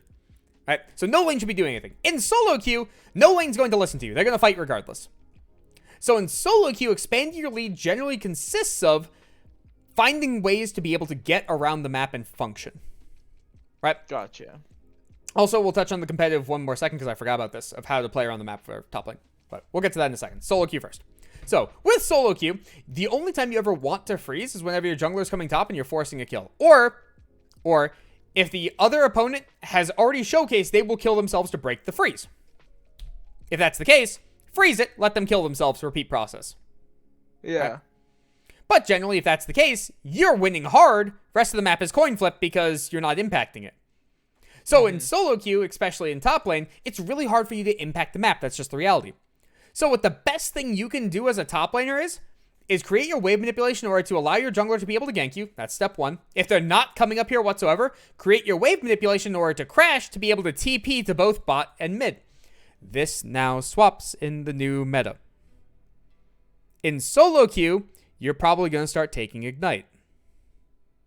Sucks, but that's the reality. Yeah. Because you can't make the aggressive TP plays anymore. Right. Because within competitive, you always have the defensive side. Awesome. On top of that as well, if someone does utilize Ignite correctly, right, and you utilize your TP correctly, you will always win out laning phase. Because you can determine, okay, if they can 50 to 0 me, with Ignite they can 65 to 0 me, I can take a trade and we can both go down to 65% life, right? For all intents and purposes. If that's the case, I recall, or I TP back into lane, now it's 100% life to 65% life. Then we take another trade and she loses, or she, because I was talking about shy stuff. The opposing top laner loses another 35% of their life. So now it becomes 65% life to 30% life. Guess what? If they're going to fight at 30% life and you lose that, you screwed up really bad. Yeah, you should win that in all cases. Right, so then they have to recall. If they recall, you now get to crash the wave. They lose 2 to 3 waves because they took a bad recall, and you get to reset your life. And now it's 100 to 100. And you do this process again when your TP is back up. That's the short version of it. There's a much longer version, but we don't have time for that today. Yeah. But so taking Ignite is not good for laning phase. It's good for whenever people take bad skirmishes or don't understand how to utilize TP. Because also there's a thread from Dopo a while back from Twisted Fate where he would take Ignite and Electrocute in some games. And literally his exact words were, I do not fight up until level 6 because if I die once, I'm out of the game. So there's no point to even risk that fight. So he waits to 6, he TPs on someone with his ultimate, and then he uses his Ignite to be able to cause kill threat. He does not fight pre-6 whenever he takes Ignite. And it's because of that same concept. TP is so much better for lane sustain. Ignite is better in random skirmishes and bad plays. Does that make sense? Yeah. Okay. So in solo queue, you're going to have to expand your lead. Realistically, you can't TP down bot to be able to help them anymore. So you're going to be fighting a lot more, and you're going to be playing for dives and things along the lines of that. Right? On top of that, people won't play around Ignite lethal. They'll assume, okay, if he can 50 to 0 me, he can 50 to 0 me. Ignite exists. He can 75 to 0 me. They ignore that. Yeah. TP up in comp, but you technically never use TP in case they dive you as weak side. Yes! The only time you utilize TP on weak side is to generally fix your own lane. Because they're going to be diving you constantly, because their junglers are going to be coming top to be able to deal with you. So, right, where was I? Oh yeah, with the Ignite thing. So, what you can do as a top laner is one of two things, right? Either A, take your turret and then start rotating around the map. Because once you start rotating around the map, you can have so much more pressure. You can't just sit in that lane. Because also, the second you take this turret, did you know minions push differently based on turret discrepancy? I did not. Okay, this was a Season 4 change. It completely changed how the game got played. So, I never played back then, so. that'll do it. So, minions change how they interact with other minions based on champion level discrepancy. So if your average level is 13, theirs is 12, your minions will push faster. Okay. Then also turret discrepancy in lane. So if this turret is down in top lane, top minions will push faster. That's why it's so easy to hold a freeze back here and impossible to hold a freeze here. Minions will do more damage and take less damage from opposing minions based on that level discrepancy and turret discrepancy. So once you take this turret, the wave will always push into the opponents. If you want to freeze right here, instead of those 4 minions, you're now looking at 6 to 7. Okay. Right. So, with that being the case, once you take this turret, the opponents will always catch up and farm with you. That is the reality. So with that being the case, you now have to accelerate the game very heavily. Your opponent will always come back into the game. So now, when that happens, you now have to group with your team. You have to start taking objectives. You have to accelerate the pace of the game and start killing people. Right? Yeah. That's option 1. Take the turret, start doing things. You have to get around the map. If you keep going top and top and top and you keep pushing the wave out to here and trying to get this tier 2 turret and getting the wave here and trying to get this tier 2 turret, you're going to be worthless. Yeah. Unless you're playing Fiora, you're worthless. So, the second option is don't take this turret. Why wouldn't we take this turret? So then you don't. So like you can still. it's weird to explain. Like you keep them You're right. like in the even, like you keep the minions even. Right. That's what I mean. And it forces the opponent to come back to lane then, right? Yeah. If they're They already can't in just walk around hell the map. and you break that turret, you have gotten them out of hell. Get out of jail free card. If you keep that turret alive, you lock them in a pit of sadness with you, where no help is coming because they're already so far behind. You get to sit there and you get to make their life an everlasting hell. Then from there, when you push minion waves now, instead of trying to take the turret, you can A, proxy, or B, go do something else. Yeah. Why does this turret being alive stop you from going to do other things?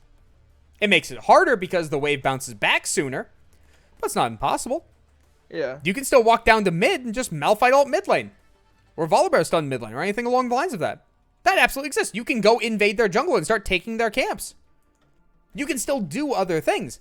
But now the opposing top laner is forced to come back here. Because the wave They is don't here. have the extra time to let the wave stack up as it's pushing into them and then catch it at the second tier, the tier 2. Right. On top of that, this is a more mental thing for players. If their turret is still alive, they'll say, this is my lane, I'm going back to my lane.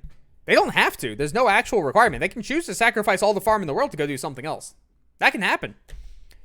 But players will think, this is my lane, I'm going back to my lane, which is not how the game is played. The only reason you're in your lane at the early stages of the game is because there are specific reasons for it. If you don't understand those reasons, you shouldn't be saying it's my lane. Doesn't matter. Because there are many champions that flex into multiple different lanes for multiple different reasons. You can play Cho'Gath in 4 separate roles. So if that's the case, you're only in your lane to be able to serve a specific purpose. You're not serving that purpose anymore, you don't need to be in that lane. So for instance, if Dragon's gone, Rift Herald's up, why would we want our TP top lane in most circumstances? There's no point. You bring the bot lane, the Bot lane ADC up, and support top up lane top. down. Yep. I see that like clockwork whenever I watch LEC. Yep. Well, most of the time it's top laner stays top and then support roams up and AD carry stays bottom. We'll touch on that in a second because that's the part I missed when we were talking about expanding leads for competitive play. So I'll get back to that. All right. But so those are the kind of things you can do once the TP changes come in order to expand your lead. But the majority of it comes from you must smash your lane opponent first. And you can smash your lane opponent through jungle help or through avoiding jungle ganks and then during downtime being a better player than them in solo queue. That's kind of the reality. And all of that comes down to how to trade. Yeah. You have to be able to do this correctly in order to function. If you can't, you're always going to hemorrhage in lane. That's the reality. All right. So, the thing I didn't touch on was how to play competitively, or like how to expand a league competitively. So, there are 2 main objectives on the map that exist. Dragon, Herald, right? For the early stages of the game. Yeah. There are also turrets for the most part, but these are the neutral objectives, right? Mm-hmm. So, here's the fun part. Dragons give you a very small quantity of gold worth of stats. Generally, the stats an individual dragon gives are irrelevant. The Hextech Dragon and the Mountain Dragon are not irrelevant. The other ones in the early stages of the game absolutely are. They don't do anything. Right? So if that's the case, right, why would we want to grab them early? There's an actual answer to this. Dragon stacking. Yeah, if you hit soul, soul is massive regardless of what soul you get. Yeah. Right? Now let's add one step further into this. If we have a weak side bot lane, how do we get dragons? You wait. You just don't get the first ones. Okay. Or you can bring your top down. Yeah, so in the early stages of the game, you can't. The opponents have to mess up for you to do it. We'll touch more on that in a second. So if you're strong side top, turrets up, why would we want to go down to dragon and then allow our opponents back into the game? We wouldn't, right? You don't. Yeah. So and also if we're playing a top laner, most top laners are very heavy. That's the reality of them, right? If they're not heavy, they're weak side. Yeah. Because you really only want one heavy side of the map, because if you have strong side top and strong side bot, where's the jungler dictate resources to? Yeah. Yeah. If the jungler has to direct resources to both sides, that probably means you're just the infinitely better team if you're winning, because you're winning individually. And there's no reason to be solo killing or getting massive leads individually when the opposing jungler should be able to punish you in one side of the map, wherever your jungler's not at, for playing that kind of a style. Right? So then, if we can't get dragons, we can't just magically lose heralds too. So top laners like to play for heralds. And again, you're a very heavy champion, right? So if you're a very heavy champion, you want a lot of gold, you want a lot of experience. 314. Right. So then you generally want to use herald on top turret to be able to get gold. Or you want to use herald on mid turret to be able to open up mid lane for constant dives. Yeah. You do not, however, fun fact, want to take top turret with herald almost ever. Oh, yeah. Because we just established why, right? Yeah. You get them out of hell. You're releasing them from the hell pit that right. you create. So if your turret's at 3 plates, you pop herald, bring it down to 1, that's awesome. If you finish it right before 14, that's fine too. We'll touch on that in a second. But if you destroy mid turret straight up, that's always going to be a net positive. If you destroy bot turret straight up, that's always going to be a net positive. Destroying top turret is actively bad. Because having mid or the bot lane being able to move around the map is just better than top lane. You kind of want to keep top lane in that island. Right. Mid lane, you want to be able to move around, so when you take this turret, you give them more availability because it takes longer for the waves to bounce back. If you take bot turret, this now can state your bot lane's job is to take objectives. So now they can go to another lane with a turret and just say, all right, opposing bot lane, match us when we have more gold and we're stronger than you. You have to. So now we're going to whittle down a new turret and get new plates. Right? You get to repeat that process. So top lane, once you take this turret, it's basically you're looking around trying to find things to do and hoping to God they work while your opponent very quickly catches up to you. It's really bad to take this turret. The only time to take it before 14, for instance, is when we've now said, okay, we are strong enough to say we are taking every fight now. We are fighting for objectives. We are taking the opposing side of the jungle. We are doing things to say it is endgame time. Right? Yeah. And that can be a very valid reasoning to do it. But most of the time, you don't want to take top turret at all. Leave it. Gotcha. So then, right, if this is the case now, if we're playing strong side top and we lose a singular herald, that's a massive problem. Because now what happens if the strong sider randomly dies, and then the weak sider gets a bunch of plates, if not full turret? Then they're just even, and you drafted something that just didn't work. Yep, your entire concept is gone. You are worthless. Because that weak sider is now as strong as you, and the weak sider is going to have more impact than you. Problem. Same concept. If you have a strong bot lane and you're losing dragons, how do you stack up soul now that you've lost a dragon and delayed it by 5 minutes? You don't. Right. Because similar concept. This is strong side. This is strong side. Because there's no reason to draft double strong in multiple spots. It just doesn't work most of the time. Yeah. Right. So now here's the fun part. Under normal circumstances, top lane focus compositions give up the first 2 dragons. The reasoning for this is because they want to get enough gold to be able to come online and hit their power spike. Generally, a bruiser's power spike is 1 to 2 items. And then from there, they start getting weaker as the game progresses. Right? There are some exceptions to that. Jax, Silas, Camille, those kind of things. But they're more in the carry category as well, comparatively to like Set. Set at 2 items is the strongest he's going to be. Yeah, he can get more resistances, but... Right. He can get tankier, he can build more damage output, but in all reality, from that point forward, he's going to be kited out. People have enough damage to deal with him. He has major issues past that point. Right? Yeah. So now, first dragon spawns at 5 minutes, generally taken by 6. Second dragon spawns 5 minutes after that, taken directly at 11. Right? Third dragon... Wait. Dragon timer is 6 minutes. Am I being dumb? I think I'm having a brain fart. Hold on. I thought it was 5 minutes. I'm feeling very stupid right now. I thought dragon timer was... Response for 5 minutes. It is 5 minutes. Okay, so I was saying it correctly the first time. Yeah, okay, we're good. I was saying it correctly the first time. So it's first one's taken at 6 generally, second one's taken at 11, third one's taken at 16. You generally hit your first item at around 14 minutes. So if we heavily accelerate someone, now all of a sudden, by this 16-minute mark, we have an item and a half bruiser. That's massive. And the opposing bruiser is at half an item.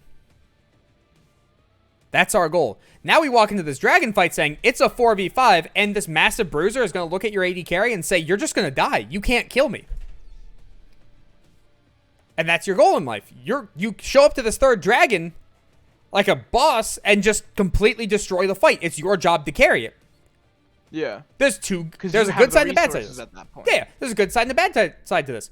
Good side is you take this dragon, you've now stopped them from going after soul for a while, And now you have this massive bruiser just running around the map in a 5v4 scenario, and you just start taking everything. The opposing jungles, turrets. You basically have to heavily accelerate the game, right? Yeah. You kind of take the game into your hands at that point. Then if the game goes later, your weak side bot lane should be your insurance policy. That's your comeback mechanic. So this can be like a Jinx Thresh while you're playing super heavy topside. So when your bruiser falls off, this weak side comes back up. Come online by then. Right, and then similar concept with this strong bot lane, with this weak side top lane, this weak side top laner will be a Malphite, for instance. It will always be relevant. This strong side bot will fall off the face of the planet, so who is this weak side top laner enabling? They've fallen off because they couldn't get soul in time. Yeah.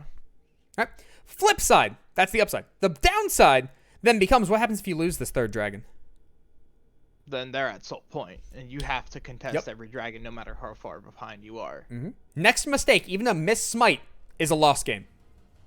Yeah. So top lane compositions are much more volatile than bot lane compositions, because bot lane focused compositions have a lot more wiggle room. Because you don't have to pick like Samira, Nautilus kind of things to have a strong side bot lane. You can pick things that do scale decently to be a strong side. So like Caitlyn Lux, for instance. That's not going to fall off as the game progresses. It just has a weaker mid game. So losing second and third dragon isn't an auto loss for that type of a composition. Right? Excuse me. Okay. So that's where both compositions kind of want to play around. And again, it's all very much based on spikes. In current state right now, and especially when Gore Drinker was broken, it was worthless to play towards bot side. Completely worthless. It doesn't matter if your Ashe is 10-0. It doesn't matter how fed your AD carry is. That Camille's going to walk up and one-shot it. That Gore Drinker Xin Zhao in the jungle is going to one-shot it. Yeah. Nothing matters anymore. And you could outplay them. You could play competitively to be able to protect them. In a perfect world, that composition would beat out the bruisers. Yeah. The burden of execution, though, was so high that it wasn't worth running, though. That's where the problem lied. Yeah. Because the bruisers were just too strong. In current state right now, top lane focused compositions are still better than bot lane focused compositions. And this also goes for another reason as well. What happens if you have a bot lane fight and your top laner is losing? Well, then their top laner TP's down and both your strong side just die. Yeah. You always run into that issue as well on bot side. So once the patch goes through for TP, running bot lane focused compositions will be much more viable. And we'll probably start looking back towards that comparatively to running top lane focused compositions. But right now on this patch, unless your bot lane is much, much better players than your top laner, you should be running top lane focused compositions. Gotcha. That's kind of the reality. Because, again, Gore Drinker and all of that, and Sterix Gate, not Sterix, sorry. I mean, Sterix is stupid right now still. But Triforce, Divine Sunder, those type of champions, they just look at an AD carry and say die, and they die. Then eventually, once that AD carry hits 3 items, they come online. But also, you have hyper carries in bot lane that can be the meta. So you can run topside focused, run a hyper carry in bot lane, let the hyper carry survive by picking a counter pick support. Now you're winning topside, and you go neutral bot side with a hyper carry, so that's winning too. And then all you need is mid prio, so you just need a wave clear person mid. And you win. You can argue bot lane focus, team comps can't really split push to salvage a loss. That's also very true. Bot lane focus compositions are pretty much just team fight. That's very, very true as well. Yes. All right. So, does all of that make sense? Yeah. So, similar concept as well. Let me go. I'm just going to pop that there. Actually, this should be in how to expand the lead. There we go. All right. So, all that make collective sense. Any questions on any of that? Not particularly. Fantastic. All right. So, now here's the final part that we're going to be going over, because I just remembered your computer is absolute trash. Yeah, Also, we're already 2 hours and 36 minutes in, and generally my VODs go for about an hour. Yeah. So we'll be hitting about my max time limit before I start losing my mind. So, we're going to look up some of your games. Fine. I absolutely want to see some of your games. So, let me do that real quick. Oh, this also means I have to open up my client. Have you played ranked recently? Oh, wait. I literally watched your games. Yeah, 2 days ago. Yeah, perfect. Oh, man. We had a really, really bad game this morning. Happens. That's the window I was looking for. I played terribly.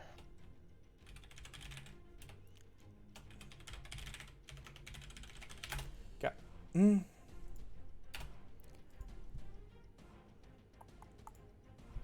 go. That should pop back up here in a second. I just realized I'm still going to have to use monitor capture to be able to draw.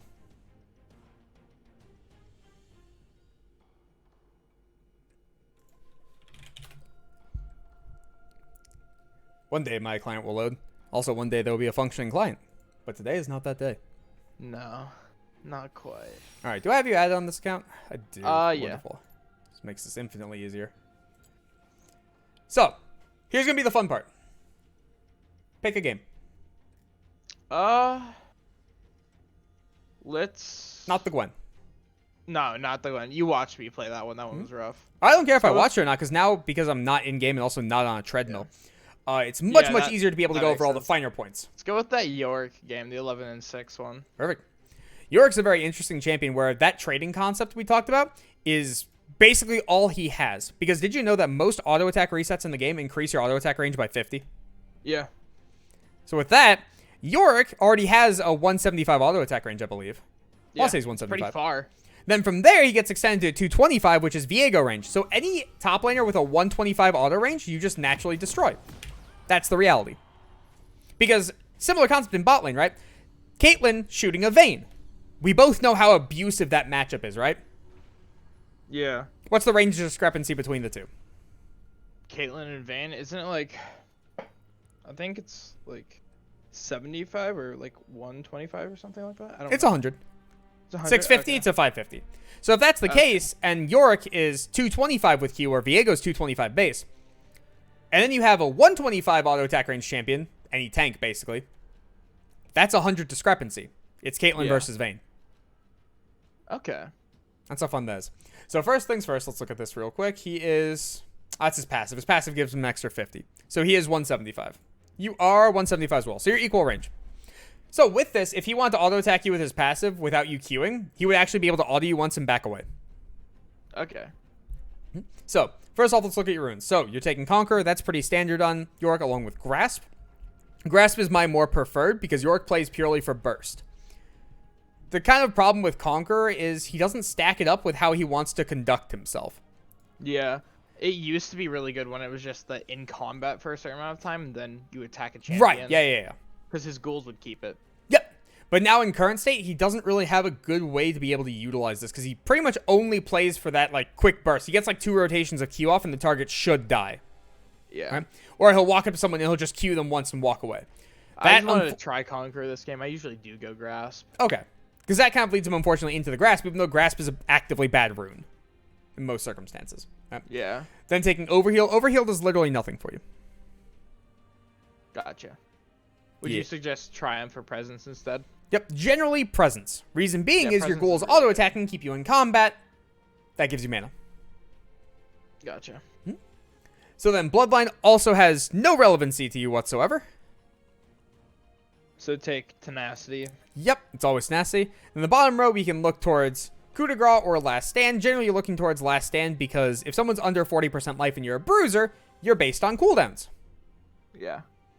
And all of a sudden, it works.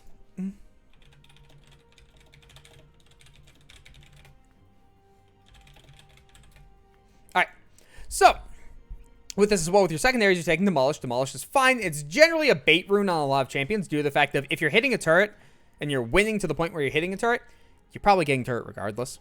Yeah. Doesn't really change that fact as long as you're playing correctly. But when you're a pure split pusher, that little bit of extra damage can make a massive difference. So Yorick, I don't mind Demolish on.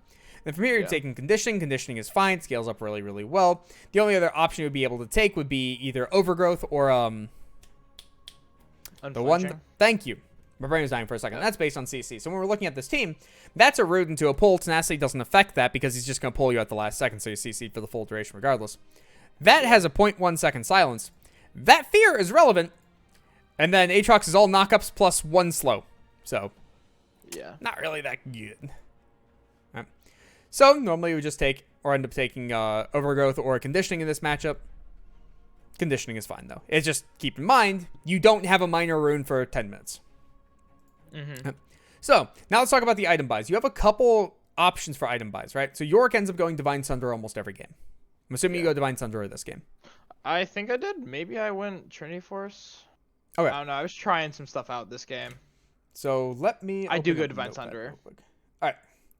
So here's the fun part with buys. Tell me all the options that you could buy on first buy that you would want. Like, ideally, for like first back. Yeah, what would be relevant to you? So for instance, don't say Doran's Ring York. Not for first back, for starting items. For starting items, Yeah. you could go D-Blade, Corrupting Pot, D-Shield. I spelled corrupting wrong. There's 2 R's. Yeah. Nope. I don't know why it's doing that. I need to look at my settings for Notepad. Or maybe if it's You like said a D-Shield. if it's a really, really good matchup for York and you just want to farm it out, you're going to win anyway, you could go Call. Okay, one more option. You could go, like, Longsword into Pots. Yep. It's Longsword plus Refill, or 3-pot. Both serve a purpose. So, when would you go D-Blade? when I'm going to be auto-attacking the wave a lot to sustain up. I have lane pressure all the time. So you have to be able to hit wave, right? But if you have lane pressure all the time, that also means your opponent's not fighting you. So if your opponent's never fighting you, why don't we just start Longsword to go into our first item faster? Okay. They're not fighting you anyways. So what else does D-Blade give that's valuable? 80 health. It gives 80 life. What is 80 life good for? Because also, let's be realistic. 2.5% Omnivamp is worthless. Yeah. 80 life gives you a decent amount. I'm not sure how much Aatrox Q does, but it's at least a few autos. Think about it. What's its purpose, though? Because you can have a potion that gives you 150 life over 15 seconds. That also serves a separate purpose. So what does 80 flat life give you? Is good against X. It's good against, like, flat damage, I guess. Okay. So if I deal 400 damage to you instantaneously, you die. If I deal 400 damage to you over 15 seconds, you can pop a potion and ignore the majority of it. So it's better against, like, burst. It's better against burst. Yes. So it's when you're able to hit the wave and you want to fight the opponent, but you can be bursted. Because that 80 life will actually make a difference in that regard. When would you want to start corrupting? Corrupting is when you have to farm from far with your E. You need a lot of mana. Mana spam. Yep. Real nice and easy. D-Shield. When would you want to take this one? Mostly poke lanes. Stuff like that. Okay, there's an easier way to phrase it because you also take D-Shield versus Darius. Losing matchups. Nope.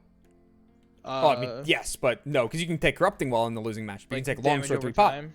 Yes, versus small damage over time. So why do you build it versus Darius? Darius, because the bleed resets the Doran shield passive. If you take 2 every damage and time you it heal for hits. 3, Darius bleed heals you on 1 stack. You can take a Darius Q and heal off of his bleed.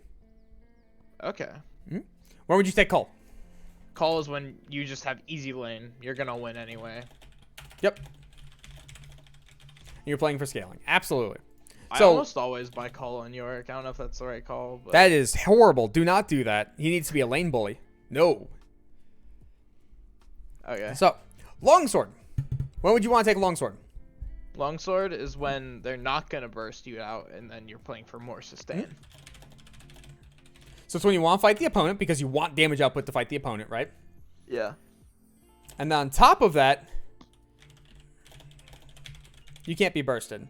Or, final option, you want to get into your first item faster. Okay.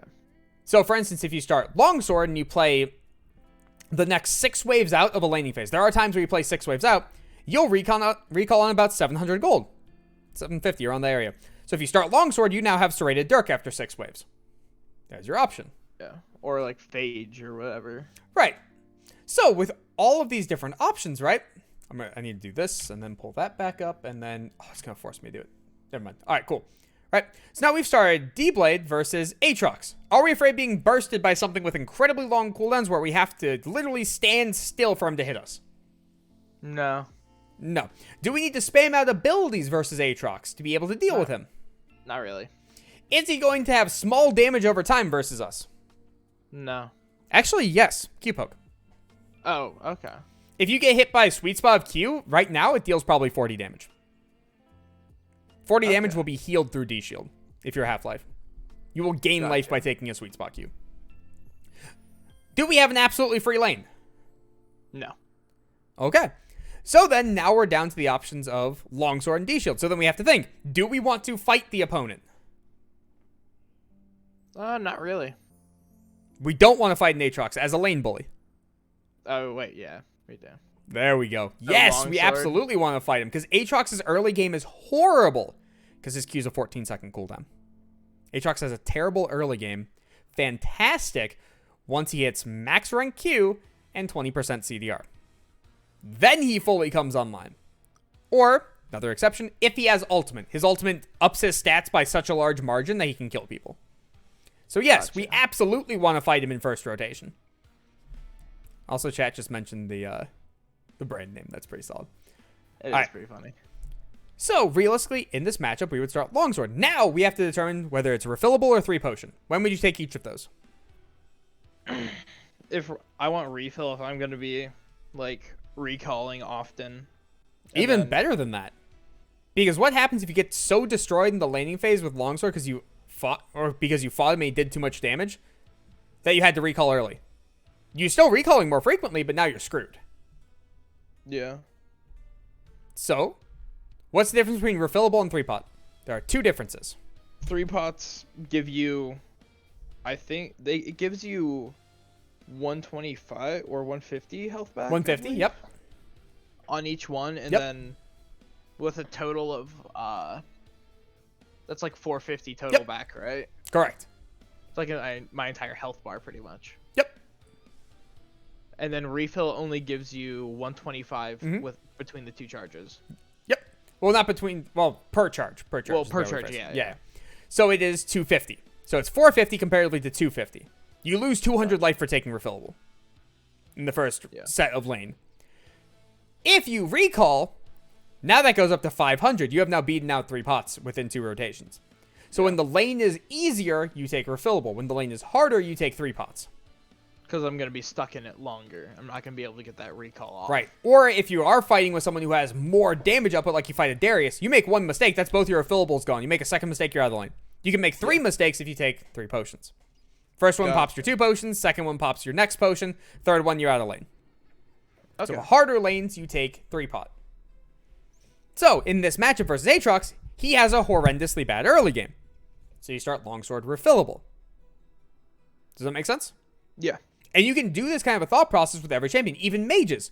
So, Corrupting Potion. You're looking for auto attack and mana spam, right? Because it gives more immediate mana. For D-Ring, it gives you more life and more oomph immediately. Right? That kind of concept. You can keep going between all of those to be able to get everything. And to be able to think about what options are good for starting. Because even Yorick right here, a champion that no one plays whatsoever, you have 5 starting options. Technically 6 if you separate this into 2 sections. Yeah. And they all serve a different purpose and all of them are viable. Does that make sense? Yep. Does it make sense how we came to the conclusion on why these items work the way they do? Yeah. Awesome. So, now we actually get to go into the laning phase, which is real nice. So, remember how we talked about the whole farming and ganking junglers? So, first things first, what type of jungler is Nocturne? Nocturne, pretty sure is a farming. Yeah. What type of jungler is Nunu? Nunu is ganking for sure. Mm-hmm. He's ganking, but he's weird. How does he want to gank? He wants to get big snowball in. Right. How does he get a super speed snowball? He comes from either river or from your lane. Why does coming through river make the snowball faster? Water walking, typically. What else? What else is in river? Crab. Ah, why does crab make the snowball faster?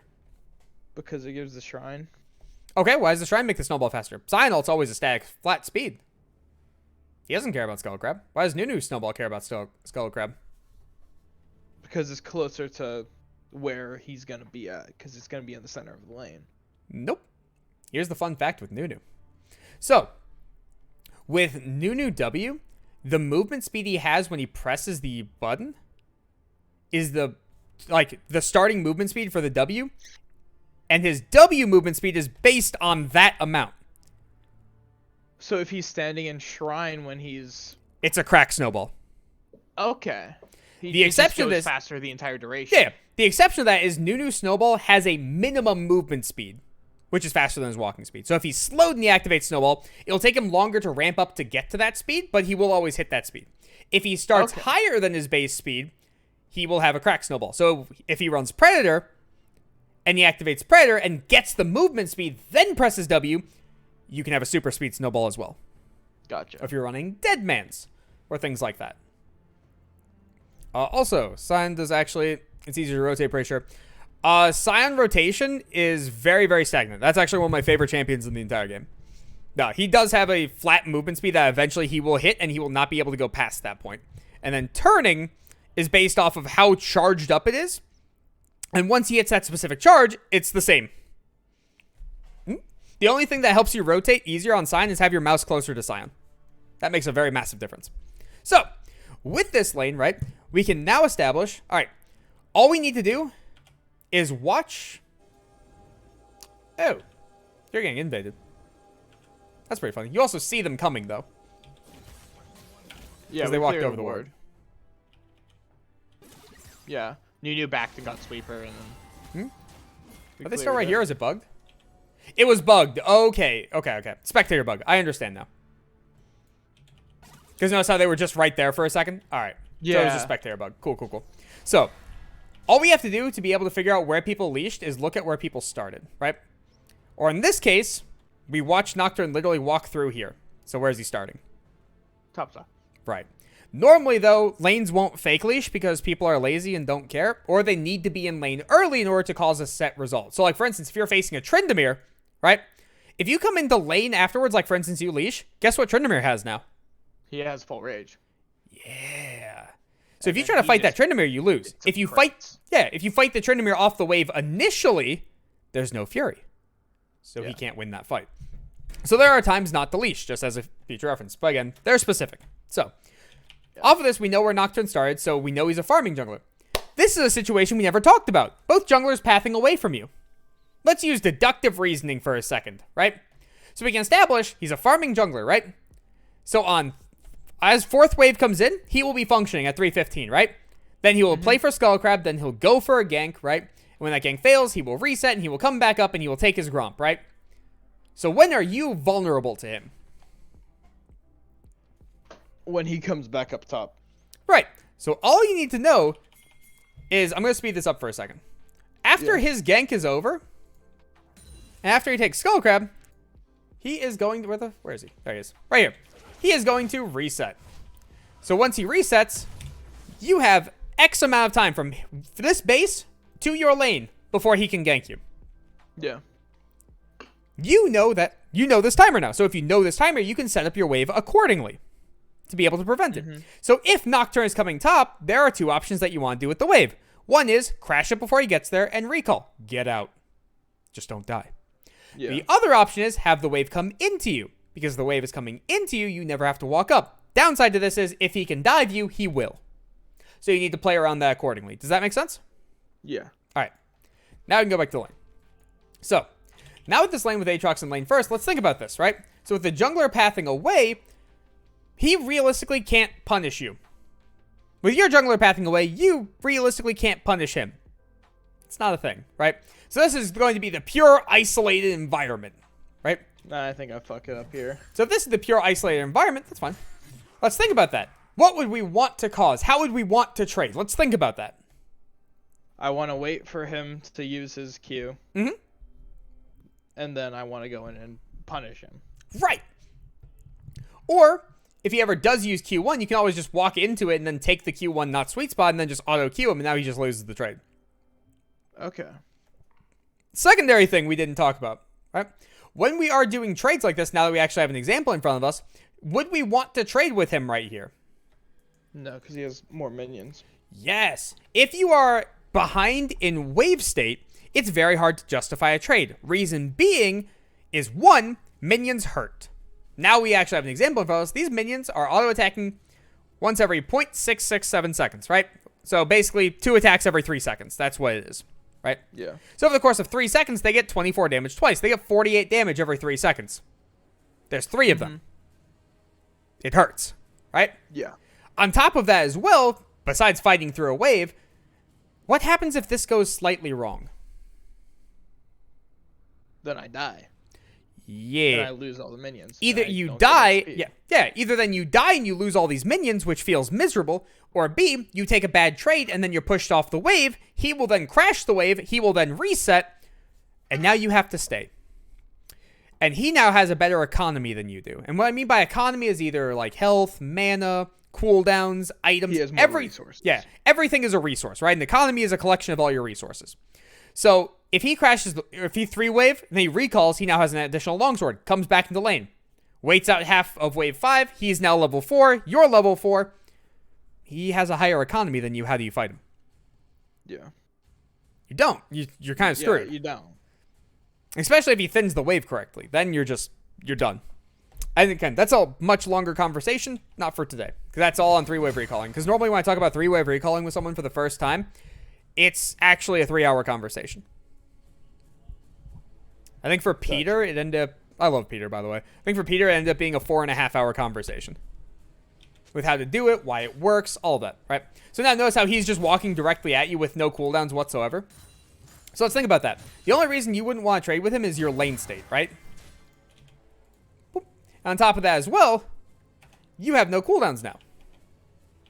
So if you have no cooldowns and he has no cooldowns, it just becomes a smack fight, right? So we have to think who's the stronger character. In this case, it's Aatrox with passive up. That makes your life very hard. So now that we understand this concept of we want to play purely around cooldowns, do you understand how bad that Q was for the entire state of the lane?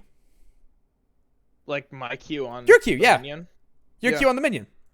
I just can't fight back now. Right, and because you can't fight back, he can guaranteed zone you off. Now let's go to the next step. If he can guaranteed zone you off, when someone hits level 2 and the opponent's level 1, they're supposed to run directly at them and say, no, you don't get to play the game anymore, right? So if that's the case, this Q now guaranteed lost you your level 2. He will be able to zone you off. He will guaranteed be able to get a 3-wave recall. You have now lost the entire laning phase because of that Q, because of a snowball effect. Does that make sense? Yeah. How funny is that and weird is that?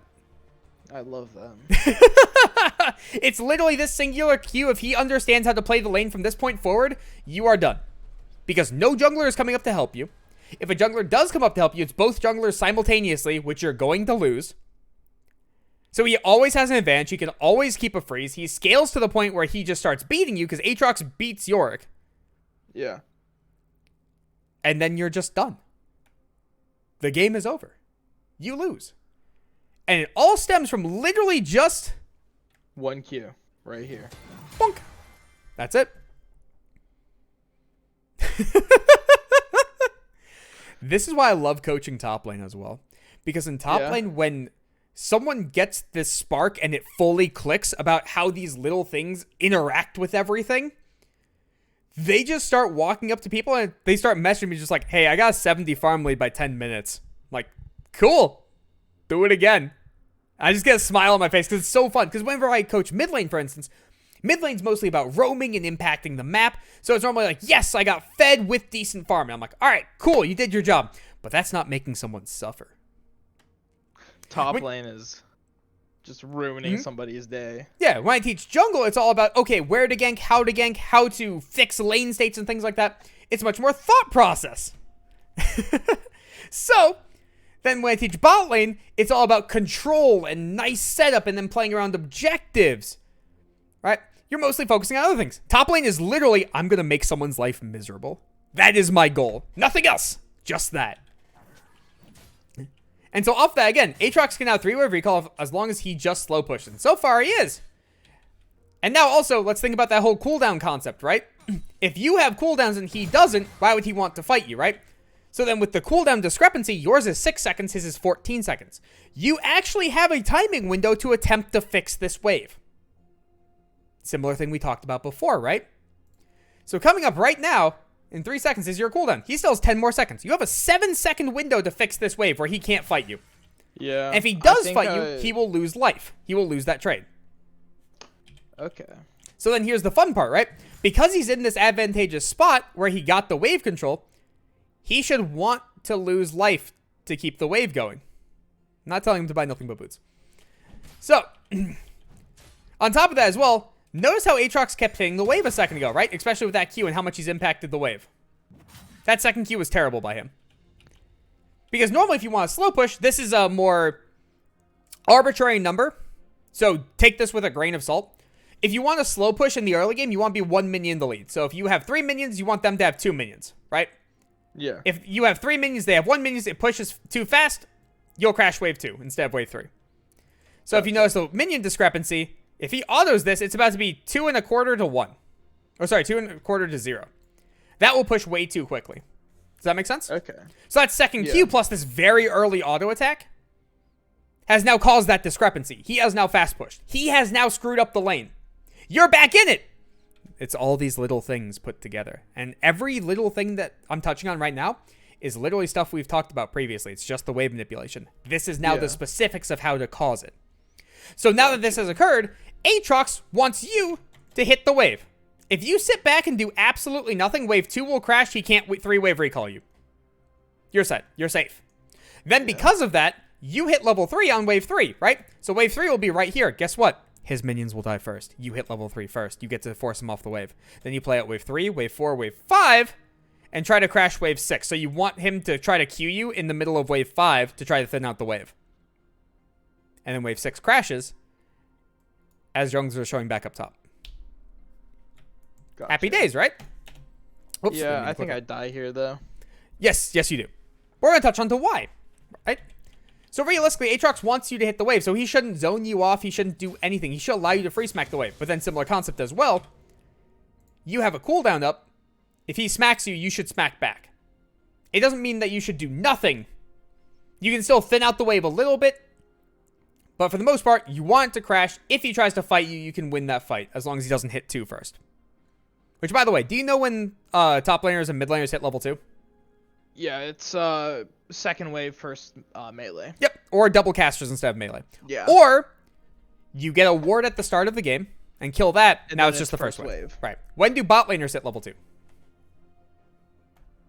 Isn't it second melee of third wave? All 3 melees. Or no, it's all 3 of second wave. Yeah. That's important to note because realistically, in order for you to do your job and for junglers to do their job and mid and bot lane, everybody should understand all roles. So I like to touch on other roles as well. So now Aatrox queuing you and actively fighting you. This is literally the worst thing he could be doing. Because let's establish this right now, right? Let's say you had longsword refillable. You could just sit back and not care. You had D-shield. You could sit back and not care. Notice how little this poke actually is. It's not that much, right? On top of that as well, let's look at your health regen real quick. So you get 8 per 5 seconds, right? Let's assume 10 for simplicity's sake for math. It's just easier that way, right? So if you're missing 200 life and you're healing 2 per second, that's 100 seconds.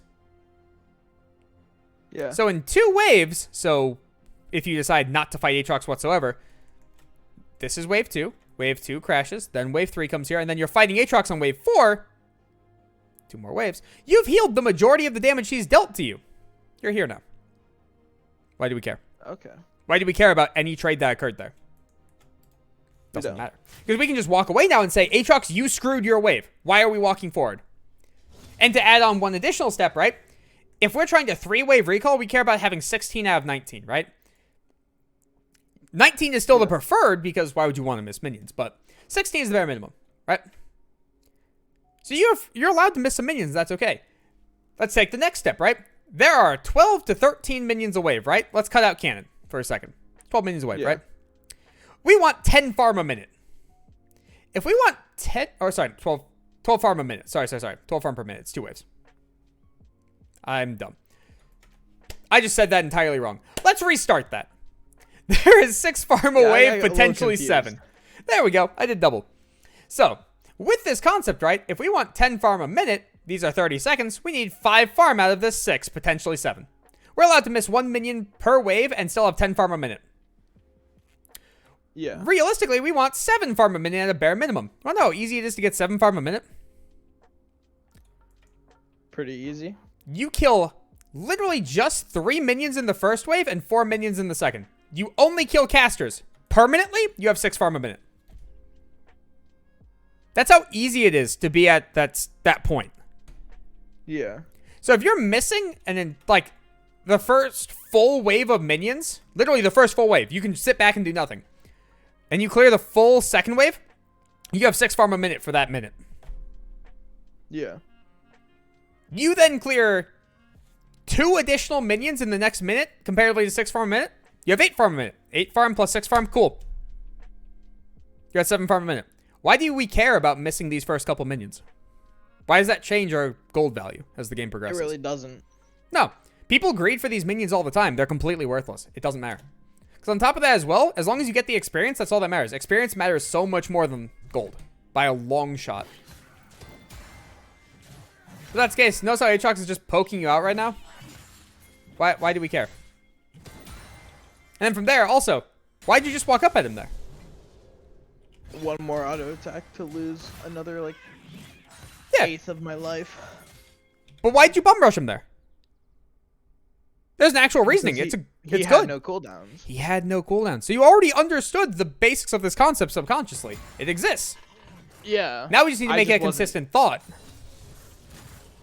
Because on top of that as well, now that you understand the cooldown thing, now you understand the wave manipulation thing, now let's put your feelings into words and thought process, you can start actively thinking about it instead of just being a passenger. Because similar concept, once Aatrox destroyed this first wave, you can understand, okay, It's He coming wants- into me. I just sit back, collect XP. right. He wants to crash wave 3, realistically. There's no assistance coming. He wants to 3-wave recall. He cannot 2-wave recall. It's not a possibility. 2-wave recalling is horrible. Doesn't exist. Yeah. So if that's the case, him hitting the entire wave literally just caused it. Just back away. Why do we care? Why do we care about these minions just playing XP range? And by the way, do you know XP range? I have a vague, like, Okay. So if this idea of minion's it. right here, you can stand about to here and still get XP. Oh shit. Okay. Yeah. It's really far intentionally. It's really hard to zone people off XP.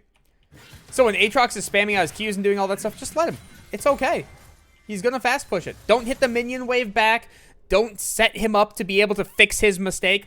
Just let it crash. And similar concept, what happens if they have a ganking jungler who started bot side is pathing top and Aatrox is pushing the wave like that?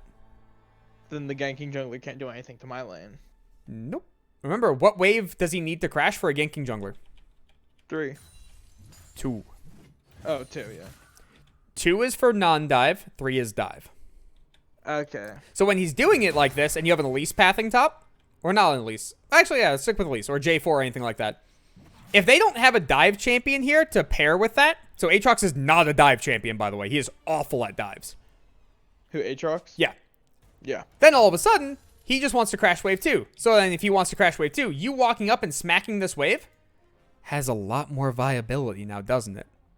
Because when you push this wave back, it can prevent wave 2 from crashing. And if wave 2 doesn't crash, they're forced to dive you. If they can't dive you, you're invincible.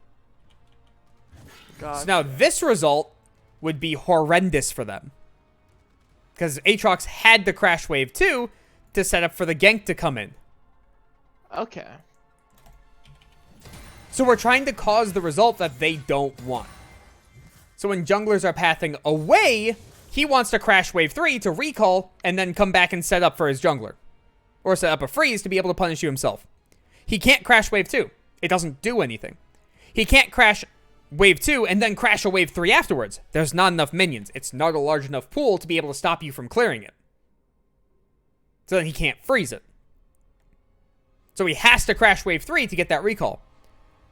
If he wants to play out a more extended laning phase, then he would play to crash wave 3 and then play to crash wave 6 and then recall off of that.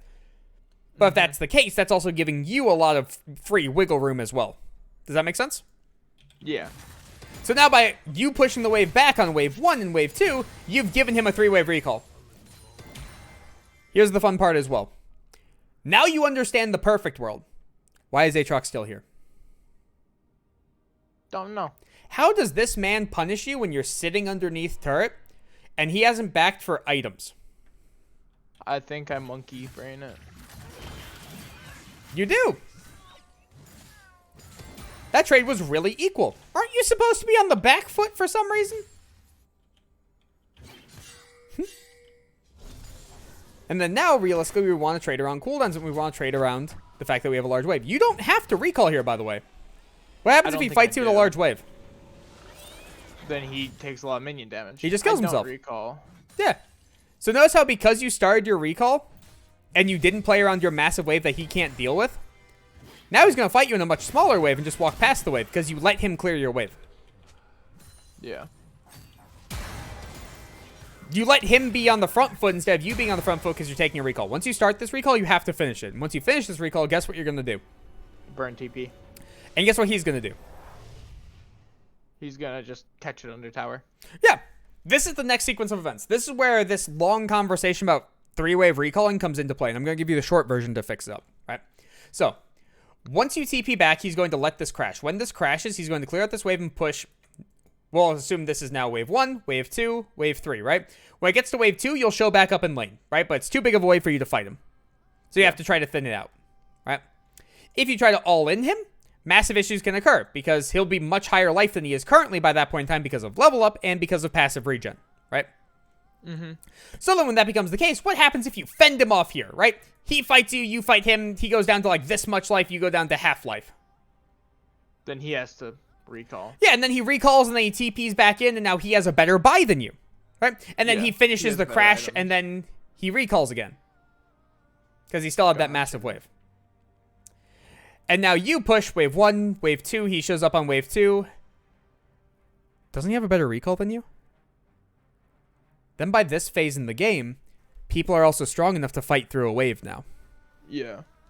So with that being the case, he just fights you through the wave and wins. And I die.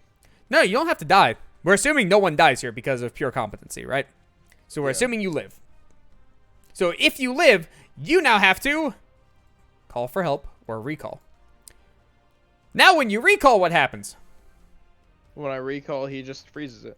He freezes it and he recalls as well. Then we both get back to lane, and it's the same state. I can't do anything, and he's stronger than me. Correct.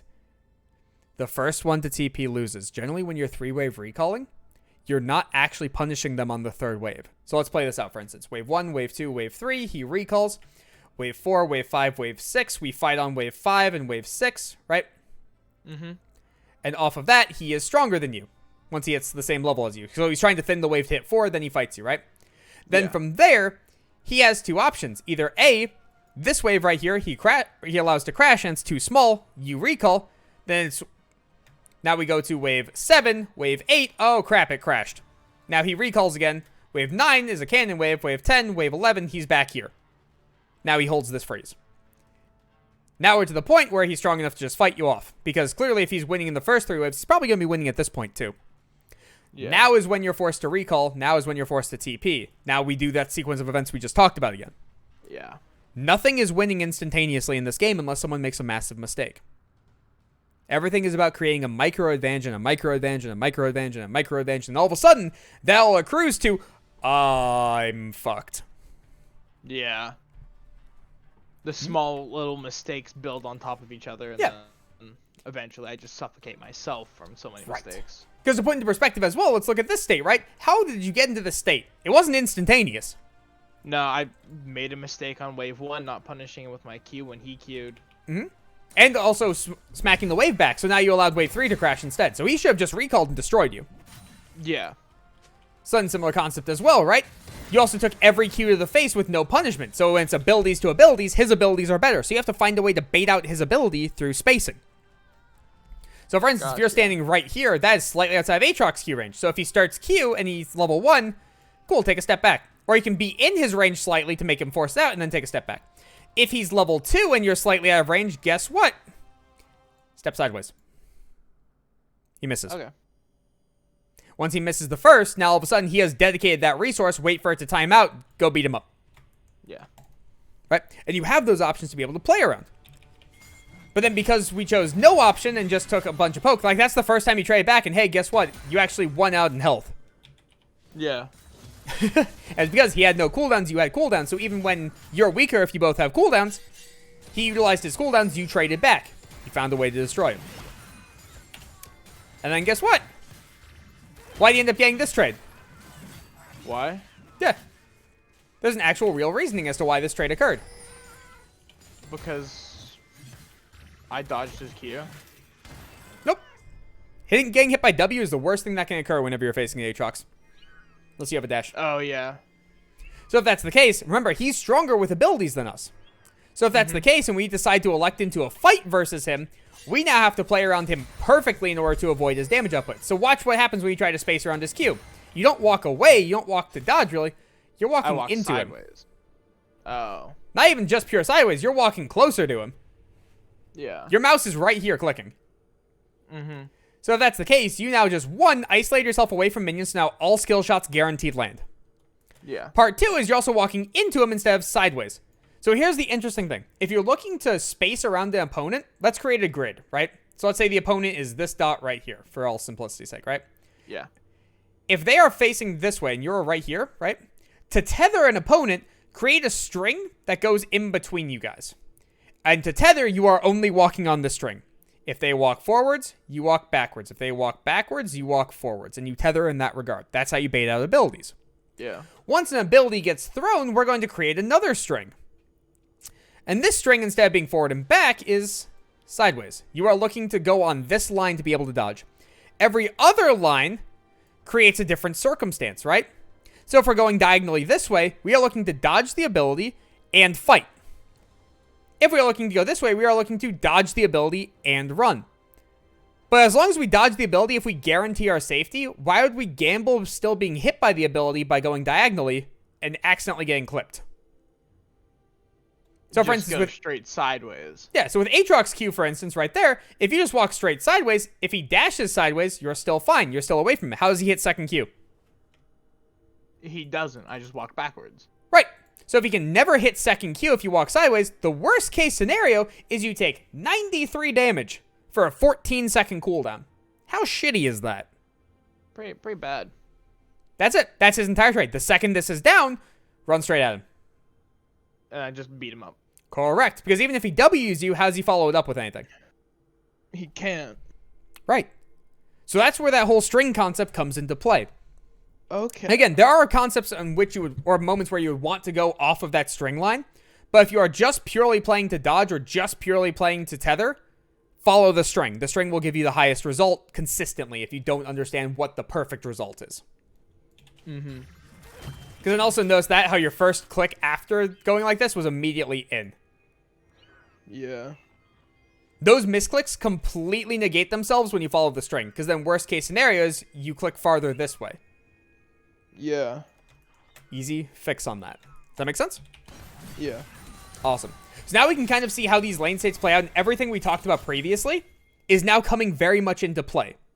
Mm-hmm. Does that all make sense? Yeah. Does it make sense how we're coming to these conclusions as well based on an actual live environment? Yeah. Okay. And does it make sense now as well that these concepts right here, I have not watched this game. I have no idea what happens. I put a lot of hashtags there. This much to talk about in what, 3 minutes? 3 minutes 43 seconds. Mm-hmm. And it's all based on the concepts we previously talked about. Everything stems off of what we've talked about. And these are this is a real situation where it has occurred, where both sides have made mistakes. If you understand the perfect world, you understand what his mistake was, you understand what your mistake was, and you understand how that impacts the entire game. And then from there, you understand how to turn this, or like what someone's mistake was, into what your now perfect world is. And you can keep recreating this process off of their mistakes. You don't have to play perfectly. You just have to understand what the perfect world is. And when they fuck it up, you get to punish that. Okay.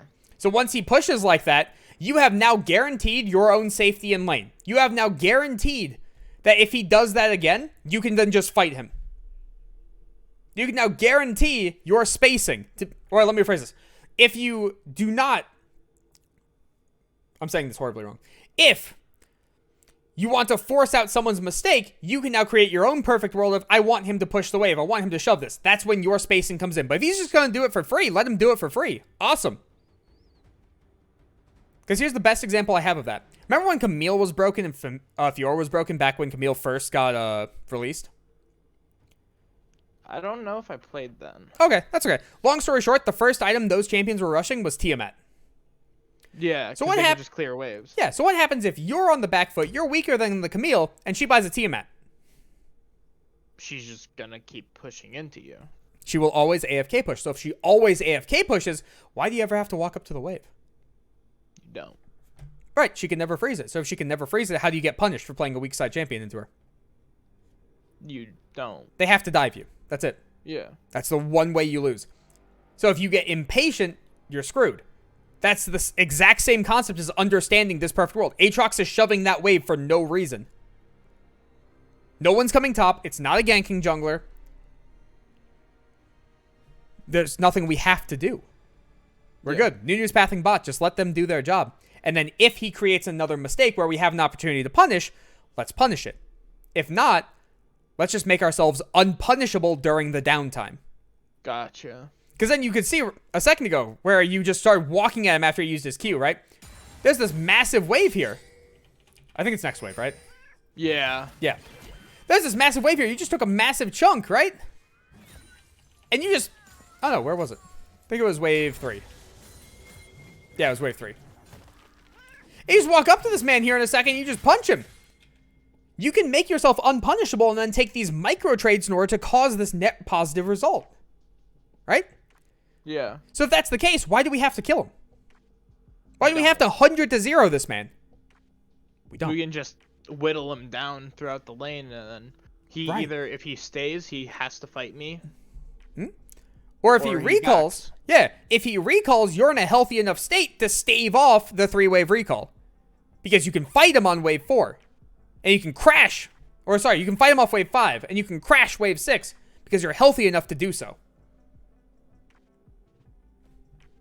There you go. Does that make sense? Yeah. Beautiful. And this, again, goes to all champions. And all you have to do is apply these concepts to literally any champion you play whatsoever. It doesn't matter what champion you play. The concepts are always the same. It's just applying it to different circumstances. Yeah. And this is also why I absolutely despise whenever people teach patterns. So, like, I can teach someone to 3-wave recall all fucking day. All of a sudden, you face one person that understands how to beat a 3-wave recall, you're screwed. Yeah. You face a Scion who understands, oh, I can just out-wave clear it. Then the 3-wave recall is worthless. Patterns will get you to a specific point, and then all of a sudden stop working. Concepts give less immediate progress, but then more progress over time, as long as the person works at it. So, like, for instance, if I'm working with someone whose goal is literally, I want to go from gold to plat. That's their only goal whatsoever. I will teach them a pattern. If their goal is to actively improve as a player and continue to improve in the future and not get hard stuck again, that is where concepts come into play. These are all concepts.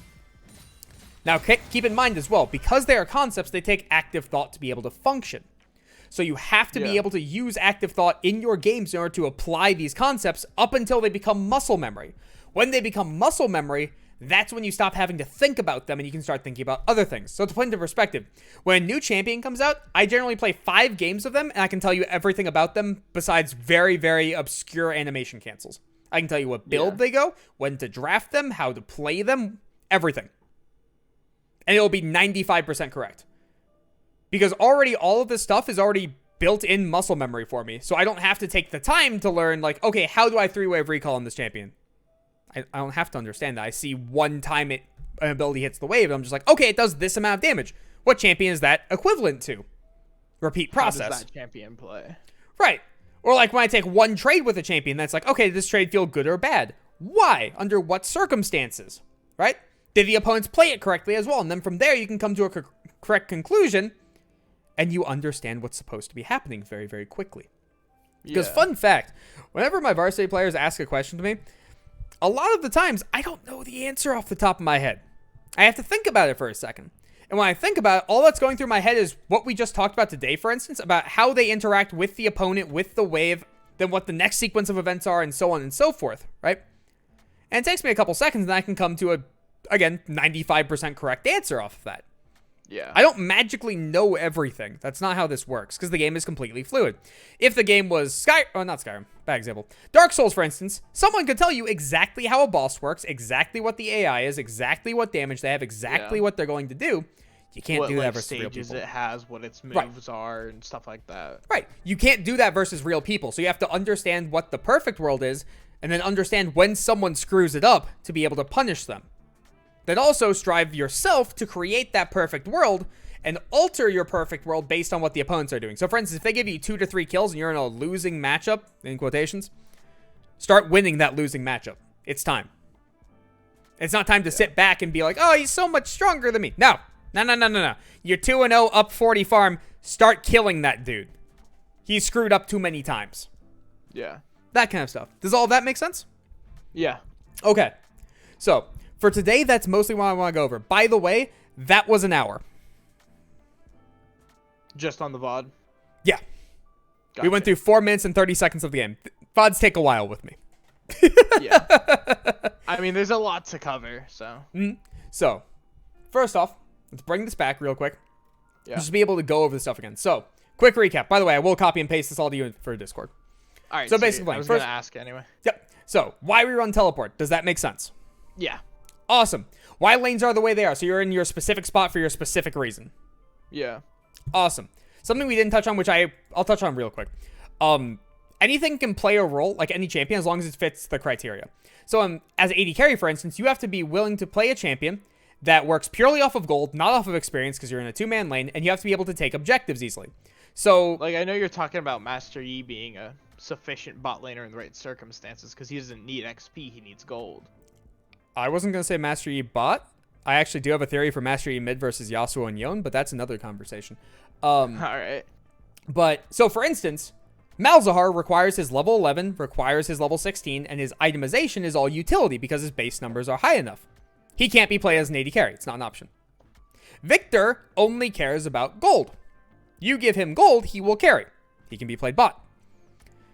On top of that as well, you have to be a good objective taker. So there was a patch a while ago. It was when AD carries were completely dead weight and they were unplayable. You literally did not play any AD carries. Rework like a few years ago?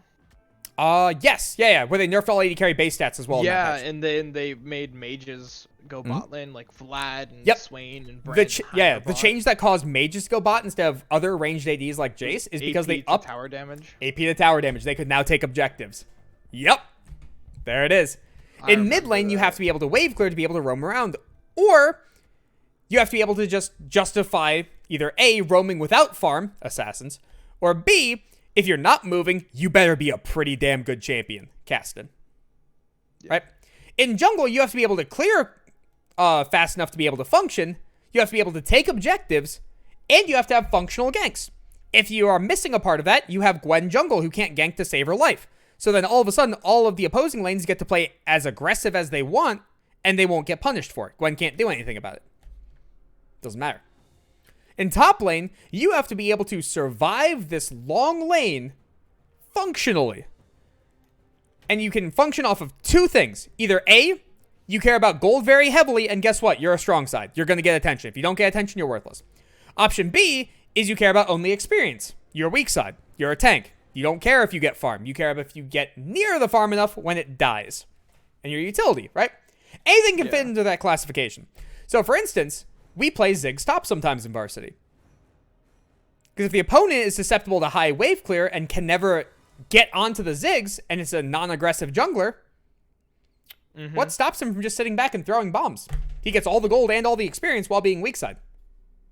There's no punishment. Right. So then we would do that whenever we pick Ziggs, and then we would require a different AD carry in bot lane, so let's say Aphelios, for instance, and then there's a hard assassin mid lane. Cool, we just pick Ornn and throw Ornn mid lane. So it's Ziggs, Ornn, Aphelios, and now all of a sudden we have double protect the AD carry, pick a peel support, pick a high farming peeled jungler like Udyr. You're set. Ziggs top works. Yeah. You can play all this random shit in different roles that no one's willing to play because it's cheese. It's not cheese. It's conceptually different. But as long as it fits the criteria. The status quo. Right. As long as it fits the criteria, you can play it. And there are arguments to be made for a bunch of different champions up top. Like Urgot, for instance. Urgot's not bad. It's just there are better variations of him. So if someone understands a matchup perfectly that is basically a champion that's a better Urgot, you can still pick Urgot if the opponent doesn't understand Urgot. Did that make sense? Yeah. Got it. So you have all of those options. Or like Heimerdinger is an amazing champion. He can absolutely be run. Fiora is a great champion. Camille, everybody plays. But you have a lot of those different options to be able to function off of. So if you're constricting yourself to just basic champion pool, that's not necessarily a bad thing. Because a thing I also like to say quite a bit is, realistically, everybody's bad at this game, but different levels of bad. That's just the reality. So like me, I have old man fingers. I understand the game really, really well. That doesn't mean I can click the buttons well enough anymore. So, with that being the case, there are some champions I just straight up am bad at. I'm bad at Irelia. I also haven't put the practice on her either, but I'm bad at her. I feed really hard. Right? And then the lower elo you go, naturally you want to play more simple champions. Unless you put an excessively large amount of work onto other champions, and then from there, once you learn concepts, that's probably the part you're lacking if your mechanics are insane. Yeah. So if your mechanics aren't insane, you can just play simpler stuff. So like Zig's top might not be for silver players. Probably don't run it. Yeah. So things like that. So that's just another thing that I want to touch on. So why lanes are the way they are. Each one serves a different purpose, and you can pick anything that fits that criteria. Okay. So pockets. Pockets make sense. That's a pretty simplistic concept. Cool. Now also, if you play mid lane, you can understand pockets and never die to a gank. If you know jungler's bot side, play top pocket unless you're jungler's bot side and you're going to fight. Nice and easy. How to trade. So all this how to trade makes sense, right? For like why they would want to trade. Awesome. Trading while farming in downtime. So mostly the opponent has a burden of execution of X thing, whatever it is. You do not have a burden of execution. Punish them for having that burden of execution in some way. Yeah. Awesome. Again, that makes anything with skill shots infinitely easier. You want to play Cassiopeia top? Cool. You'll land every single Q now because people won't play around it. They'll want their farm. All right. So wave manipulation. Freezing makes sense, right? Yeah. Understanding how many minions you need at what spot and to pull minions back makes sense, correct? Yeah. And when to do it. Right. The fact that towers dropping and level discrepancy changes how minions interact with each other makes sense as well, right? Yeah, that was big. Okay. If you, by the way, just look up minion stats league on Google, find the wiki, it'll pop up. It'll be there.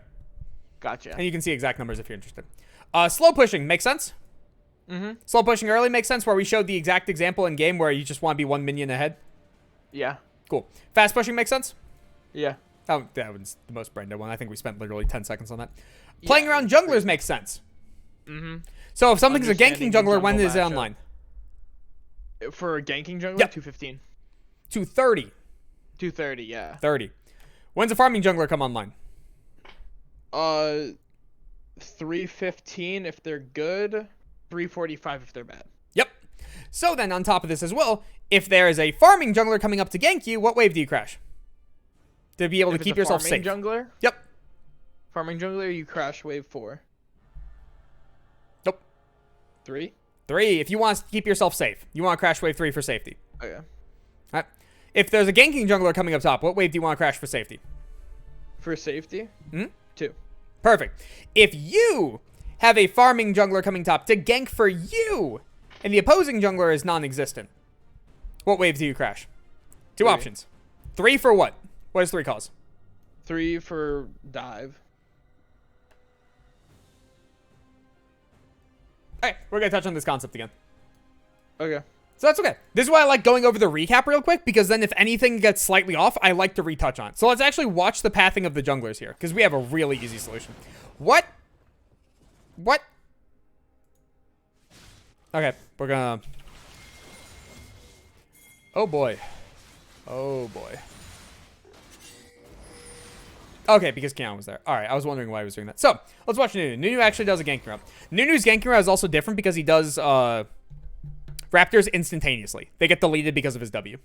Yeah. It's a really weird interaction. So,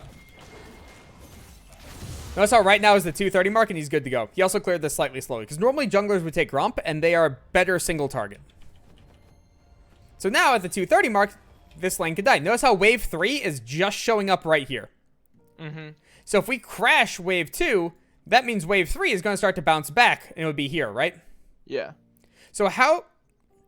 Excuse me. So how would a ganking jungler be able to dive if the wave's right here? Okay, that makes more sense. They just couldn't. Right. So then if we're adding an additional 30 seconds to the timer, which is 1 wave, how does a farming jungler dive when this is where wave 4 is? They don't. Right. So then if a ganking jungler wants to dive, this wave would need to be underneath turret. It would need to be crashing, right? Yeah. Because this is when they can show up. So they want to dive on wave 3. They want to gank whenever you crash wave 2. And for a wave 2 crash, they would want to lane gank, because then they'll be here while the wave is here. Opponent walks up, death. If they decide to river gank on wave 3, so wave 2 crash, wave 3 gets here, how do they gank this clearly unless they're a J4 who can go over a wall or a Fiddlesticks with ult, which is not a reality in this early in the game. It's not going to work, right?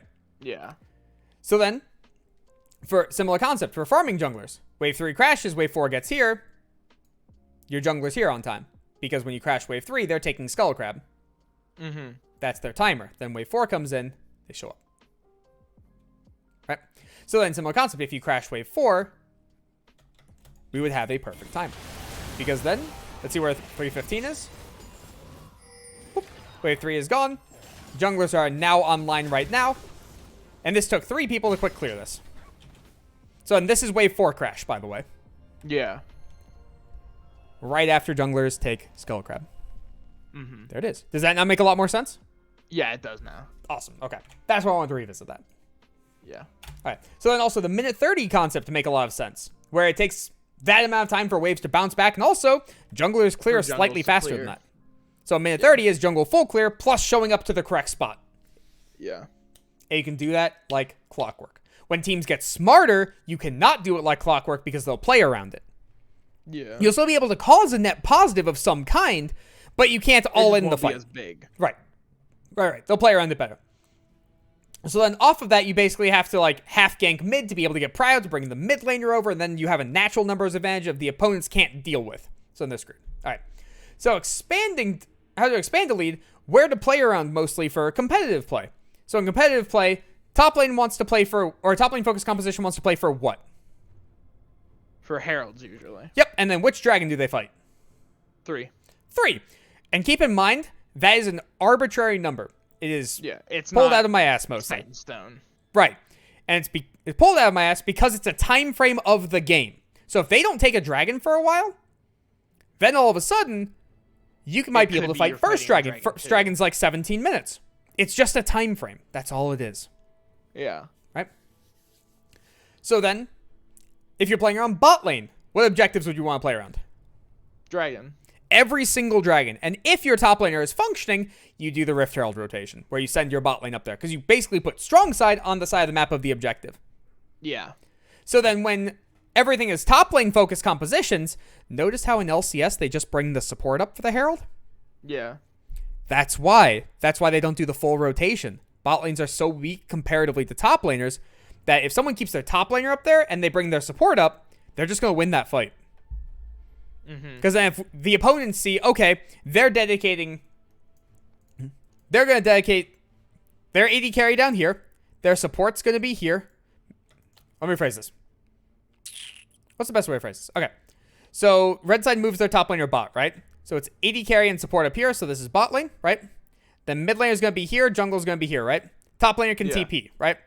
If they have the ability to top lane TP, AD carry versus top laner, who's going to be able to shove that wave?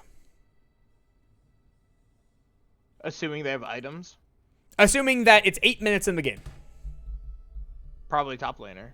So the top laner is going to be able to deal with a ranged AD carry. No.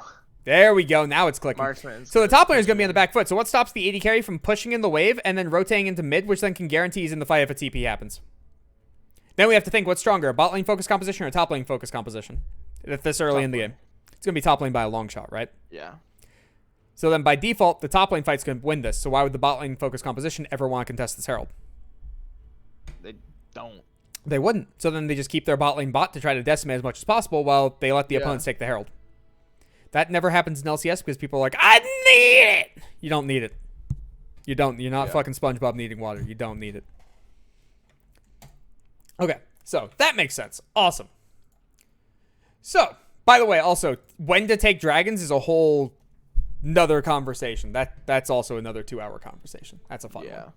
But that's mostly for junglers, so you don't have to worry about that. Then we also showed, like, kind of how all of these processes work in tandem with each other. And today is just focusing on literally the first 6 waves of the game. Because, realistically, once we get through this kind of a concept right here, all of this stuff, now all of a sudden we can apply these concepts as the game progresses and we can start caring about everything else. But realistically, if you screw up the first 6 waves of the game, you're out of the game. That's just the reality, right? Yeah. So if you know how to win the first 6 waves of the game, similar concept. You can just force somebody else out of the game. Correct. And again, it's already taken 4 hours to be able to do just the first 6 waves of the game and the concepts behind why it exists, right? So there's still a lot more information that absolutely exists. But you can still apply these concepts even as the game progresses. It just becomes harder. Because then cooldowns become much shorter to be able to play around. People have much more damage. Junglers are much more active, right? Mid laners are much more active. And then that starts screwing with everything. So past this point, we start getting more heavy into the macro side and the micro side simultaneously, which is why we can't touch on it, because that expands into whole new conversations. Mm-hmm. Okay. So then also, just to finish it off, we also touched on itemization at the start. Does it make sense how there are so many starting itemizations, and all you have to do is put some thought into it, and you can figure out what goes into what? Because it's not like this changes for any AD user. It's the same reasoning. Yeah. All the same reasoning. It's the same, like, thought process as if I were playing, like, Volibear or, like, Set or somebody. Right. Volibear is kind of special because he goes D-ring almost always. He could go D-ring, yeah. Because he just has really, really high AP ratios. Yeah. So he's kind of special in that regard. The kind of weird one that a lot of people fuck up is Tear. So here's the fun part. Tear is a worthless item. Its mana it gives you is basically irrelevant comparatively to old Tear. It sucks. Yeah. With this as well, right? When Tear is completed into whatever item you want, the only two reasons you're ever completing the item are A, you need it to stack faster. So Kai'Sa cannot stack Mirror Mana because she doesn't have fast cooldowns. Or sorry, she can't stack Tear. So when she gets Mirror Mana, the Mirror Mana, auto attack stack. Right. Other... Similar concept. Yeah. The other reason you're finishing it is because the tier is completed and the completed item is insanely good. So like if you complete Winter's Embrace before it turns into Fimbulwinter, Winter's Embrace is a dog shit item. It's garbage. Yeah. There's no point to build it. So generally, if you're building Fimbulwinter as a third item, tanks might not even build tier up until they finish their first item. Because what's the point? If you're building Fimbulwinter as a second item, now we can justify an earlier tier on like First Recall or something like that. Don't start it. First Recall or something like that. So that we have the ability to do that. I think there's only one tank right now that could potentially start tier, and that would be Malphite. Because Malphite can spam Qs in specific I've started matchups. tier with Malphite a few times. It felt okay, but... It has its downsides when you play competitively because you can play around junglers. And then also, you lose a lot of sustain for going tier. You basically kind of half-stack your lane to spam out. So if the opponent's bad, you can get away with it. Because then the poke goes unpunished. You. Right. Does that all make collective sense? Yeah. Okay. Let me copy and paste this over to Discord. So now I send the floor over to you. Are there any questions you have whatsoever about any of this stuff or any additional concepts? Not really. I feel like I just need to like think about the games more in this light when I'm playing. Because a lot of the time, I'll admit, I just go like monkey brain instinct mode whenever I'm playing. It's gotten me to platinum, which is okay, but obviously I'd like to get better. Right, because in plat is where, like, there are two hardest elos in the entire game. It's plat 1 D4 area, and then there's D1 area. And that's because there are so many players of such varying skill capacities that it's insane. So some of them have knowledge but no mechanics. Others have insane mechanics, no knowledge. Some of them just like rage quitting. Yeah. So then if you want to advance, if you have no knowledge and you're very average on mechanics, you will get stuck low plat. That is the reality, which is where you're currently at, which makes sense. Because previously we were just playing Volibear, and Volibear is not a mechanically intensive champion, nor is he very good versus mechanically intensive players. No. So then when you're stuck on that, then none of these concepts were in existence to you previously for a full thought process. Getting stuck makes a lot of sense. You were in a pattern of, I'm going to fight. Remember, patterns will only get you so far up until they stop because people know how to deal with them. Yeah. There you go. All right. So off of this, you are still welcome to message me at any point in time with any questions you have, or if you need any further explanation on any of this stuff. And honestly, whenever I work with someone, especially for like these long extended ones, I expect about 50% of the information to go in one ear and out the other in about an hour. Yeah. And that's fine. That's also why I like creating these lists and sending them to people, because it's a quick refresher on this kind of stuff. So if you forget half this stuff, touch on. right. If you forget half the stuff, it's fine. It's just stuff that has to be addressed before we can move on to the next thing. Yeah. So like, for instance, again, we could have a 4-hour long conversation on 3-wave recalls, but then we have to understand why 3-wave recalls are good, how you create them, and all of that, and then that gets even longer. Yeah, and then there's also the conversation of when to do them, when not to do them, how you can punish them, stuff like that. Correct. So, for instance, when we've gone over all this stuff, right, next time I bring this up, then it's just like, oh, yeah, that concept. I remember that. Even if you don't remember it previous to that or don't implement before that, that's all fine. This is a absolutely large amount of information. And that's okay. Don't worry about it. So again, if you have any questions on that stuff, feel free to bring it up to me. It's all good. So with that, thank you for coming out. And I will probably see you later. Yeah. Have a good night, man. You too. All right. Now I can look more at chat. So I have full intention of putting these VODs up on YouTube as I've been doing. So that's why I interact with chat a lot less comparatively. Because it's going to be a VOD. So then if I start interacting with chat purely, then all of a sudden it takes away from the person I'm working with comparatively. And then also it makes the VOD a little more wonky. So now for chat. So I like doing this last time. Are there any questions you have? Or any comments you have about all of this? Because I do enjoy doing this kind of stuff. It's always very nice.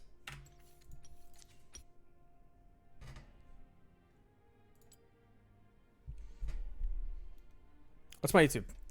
That's a good question, actually. I need to pull it up. Because, unfortunately, up until you get 100 subscribers, it doesn't let you change the actual URL. Let me pull it up. I think I put it in the Twitch description, actually. I did. It's that stupid long link. But I'll post it in chat, too.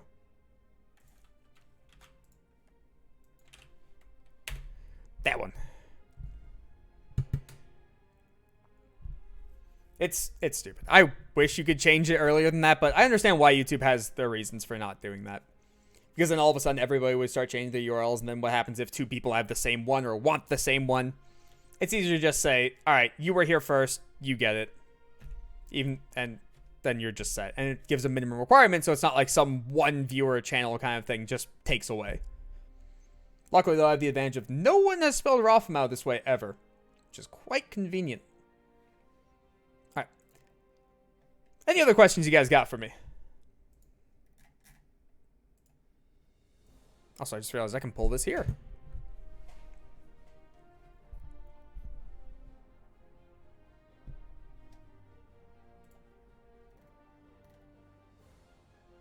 Oh, also, how was having the light music in the background comparatively? Because I did it yesterday, but only in the resets. I want to do it all like throughout the entire VOD today. Comparatively to just, like, me talking with whoever I'm working with. I feel like the soft music worked out well.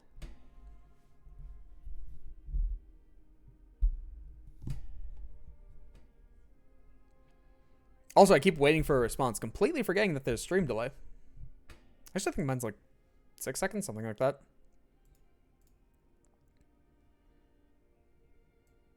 Okay. Also, for the new people out today, thank you for the follows. I do appreciate it. This is going to be my last last coaching session for December, and then I'm going to start adding more days up in January. So there will be a new schedule up in the Discord server for Kent whenever I get around to that. I'm also going to try to post it on Twitter, which Twitter should also be in the description without a terrible link. Yeah, it's a normal link. Still need to fix that. That's in the near future, though. All right. With no additional questions, I'm going to be hopping off, and I'm going to be grabbing some food. So, thank you all for coming out again. I do really appreciate it. I will see you next time.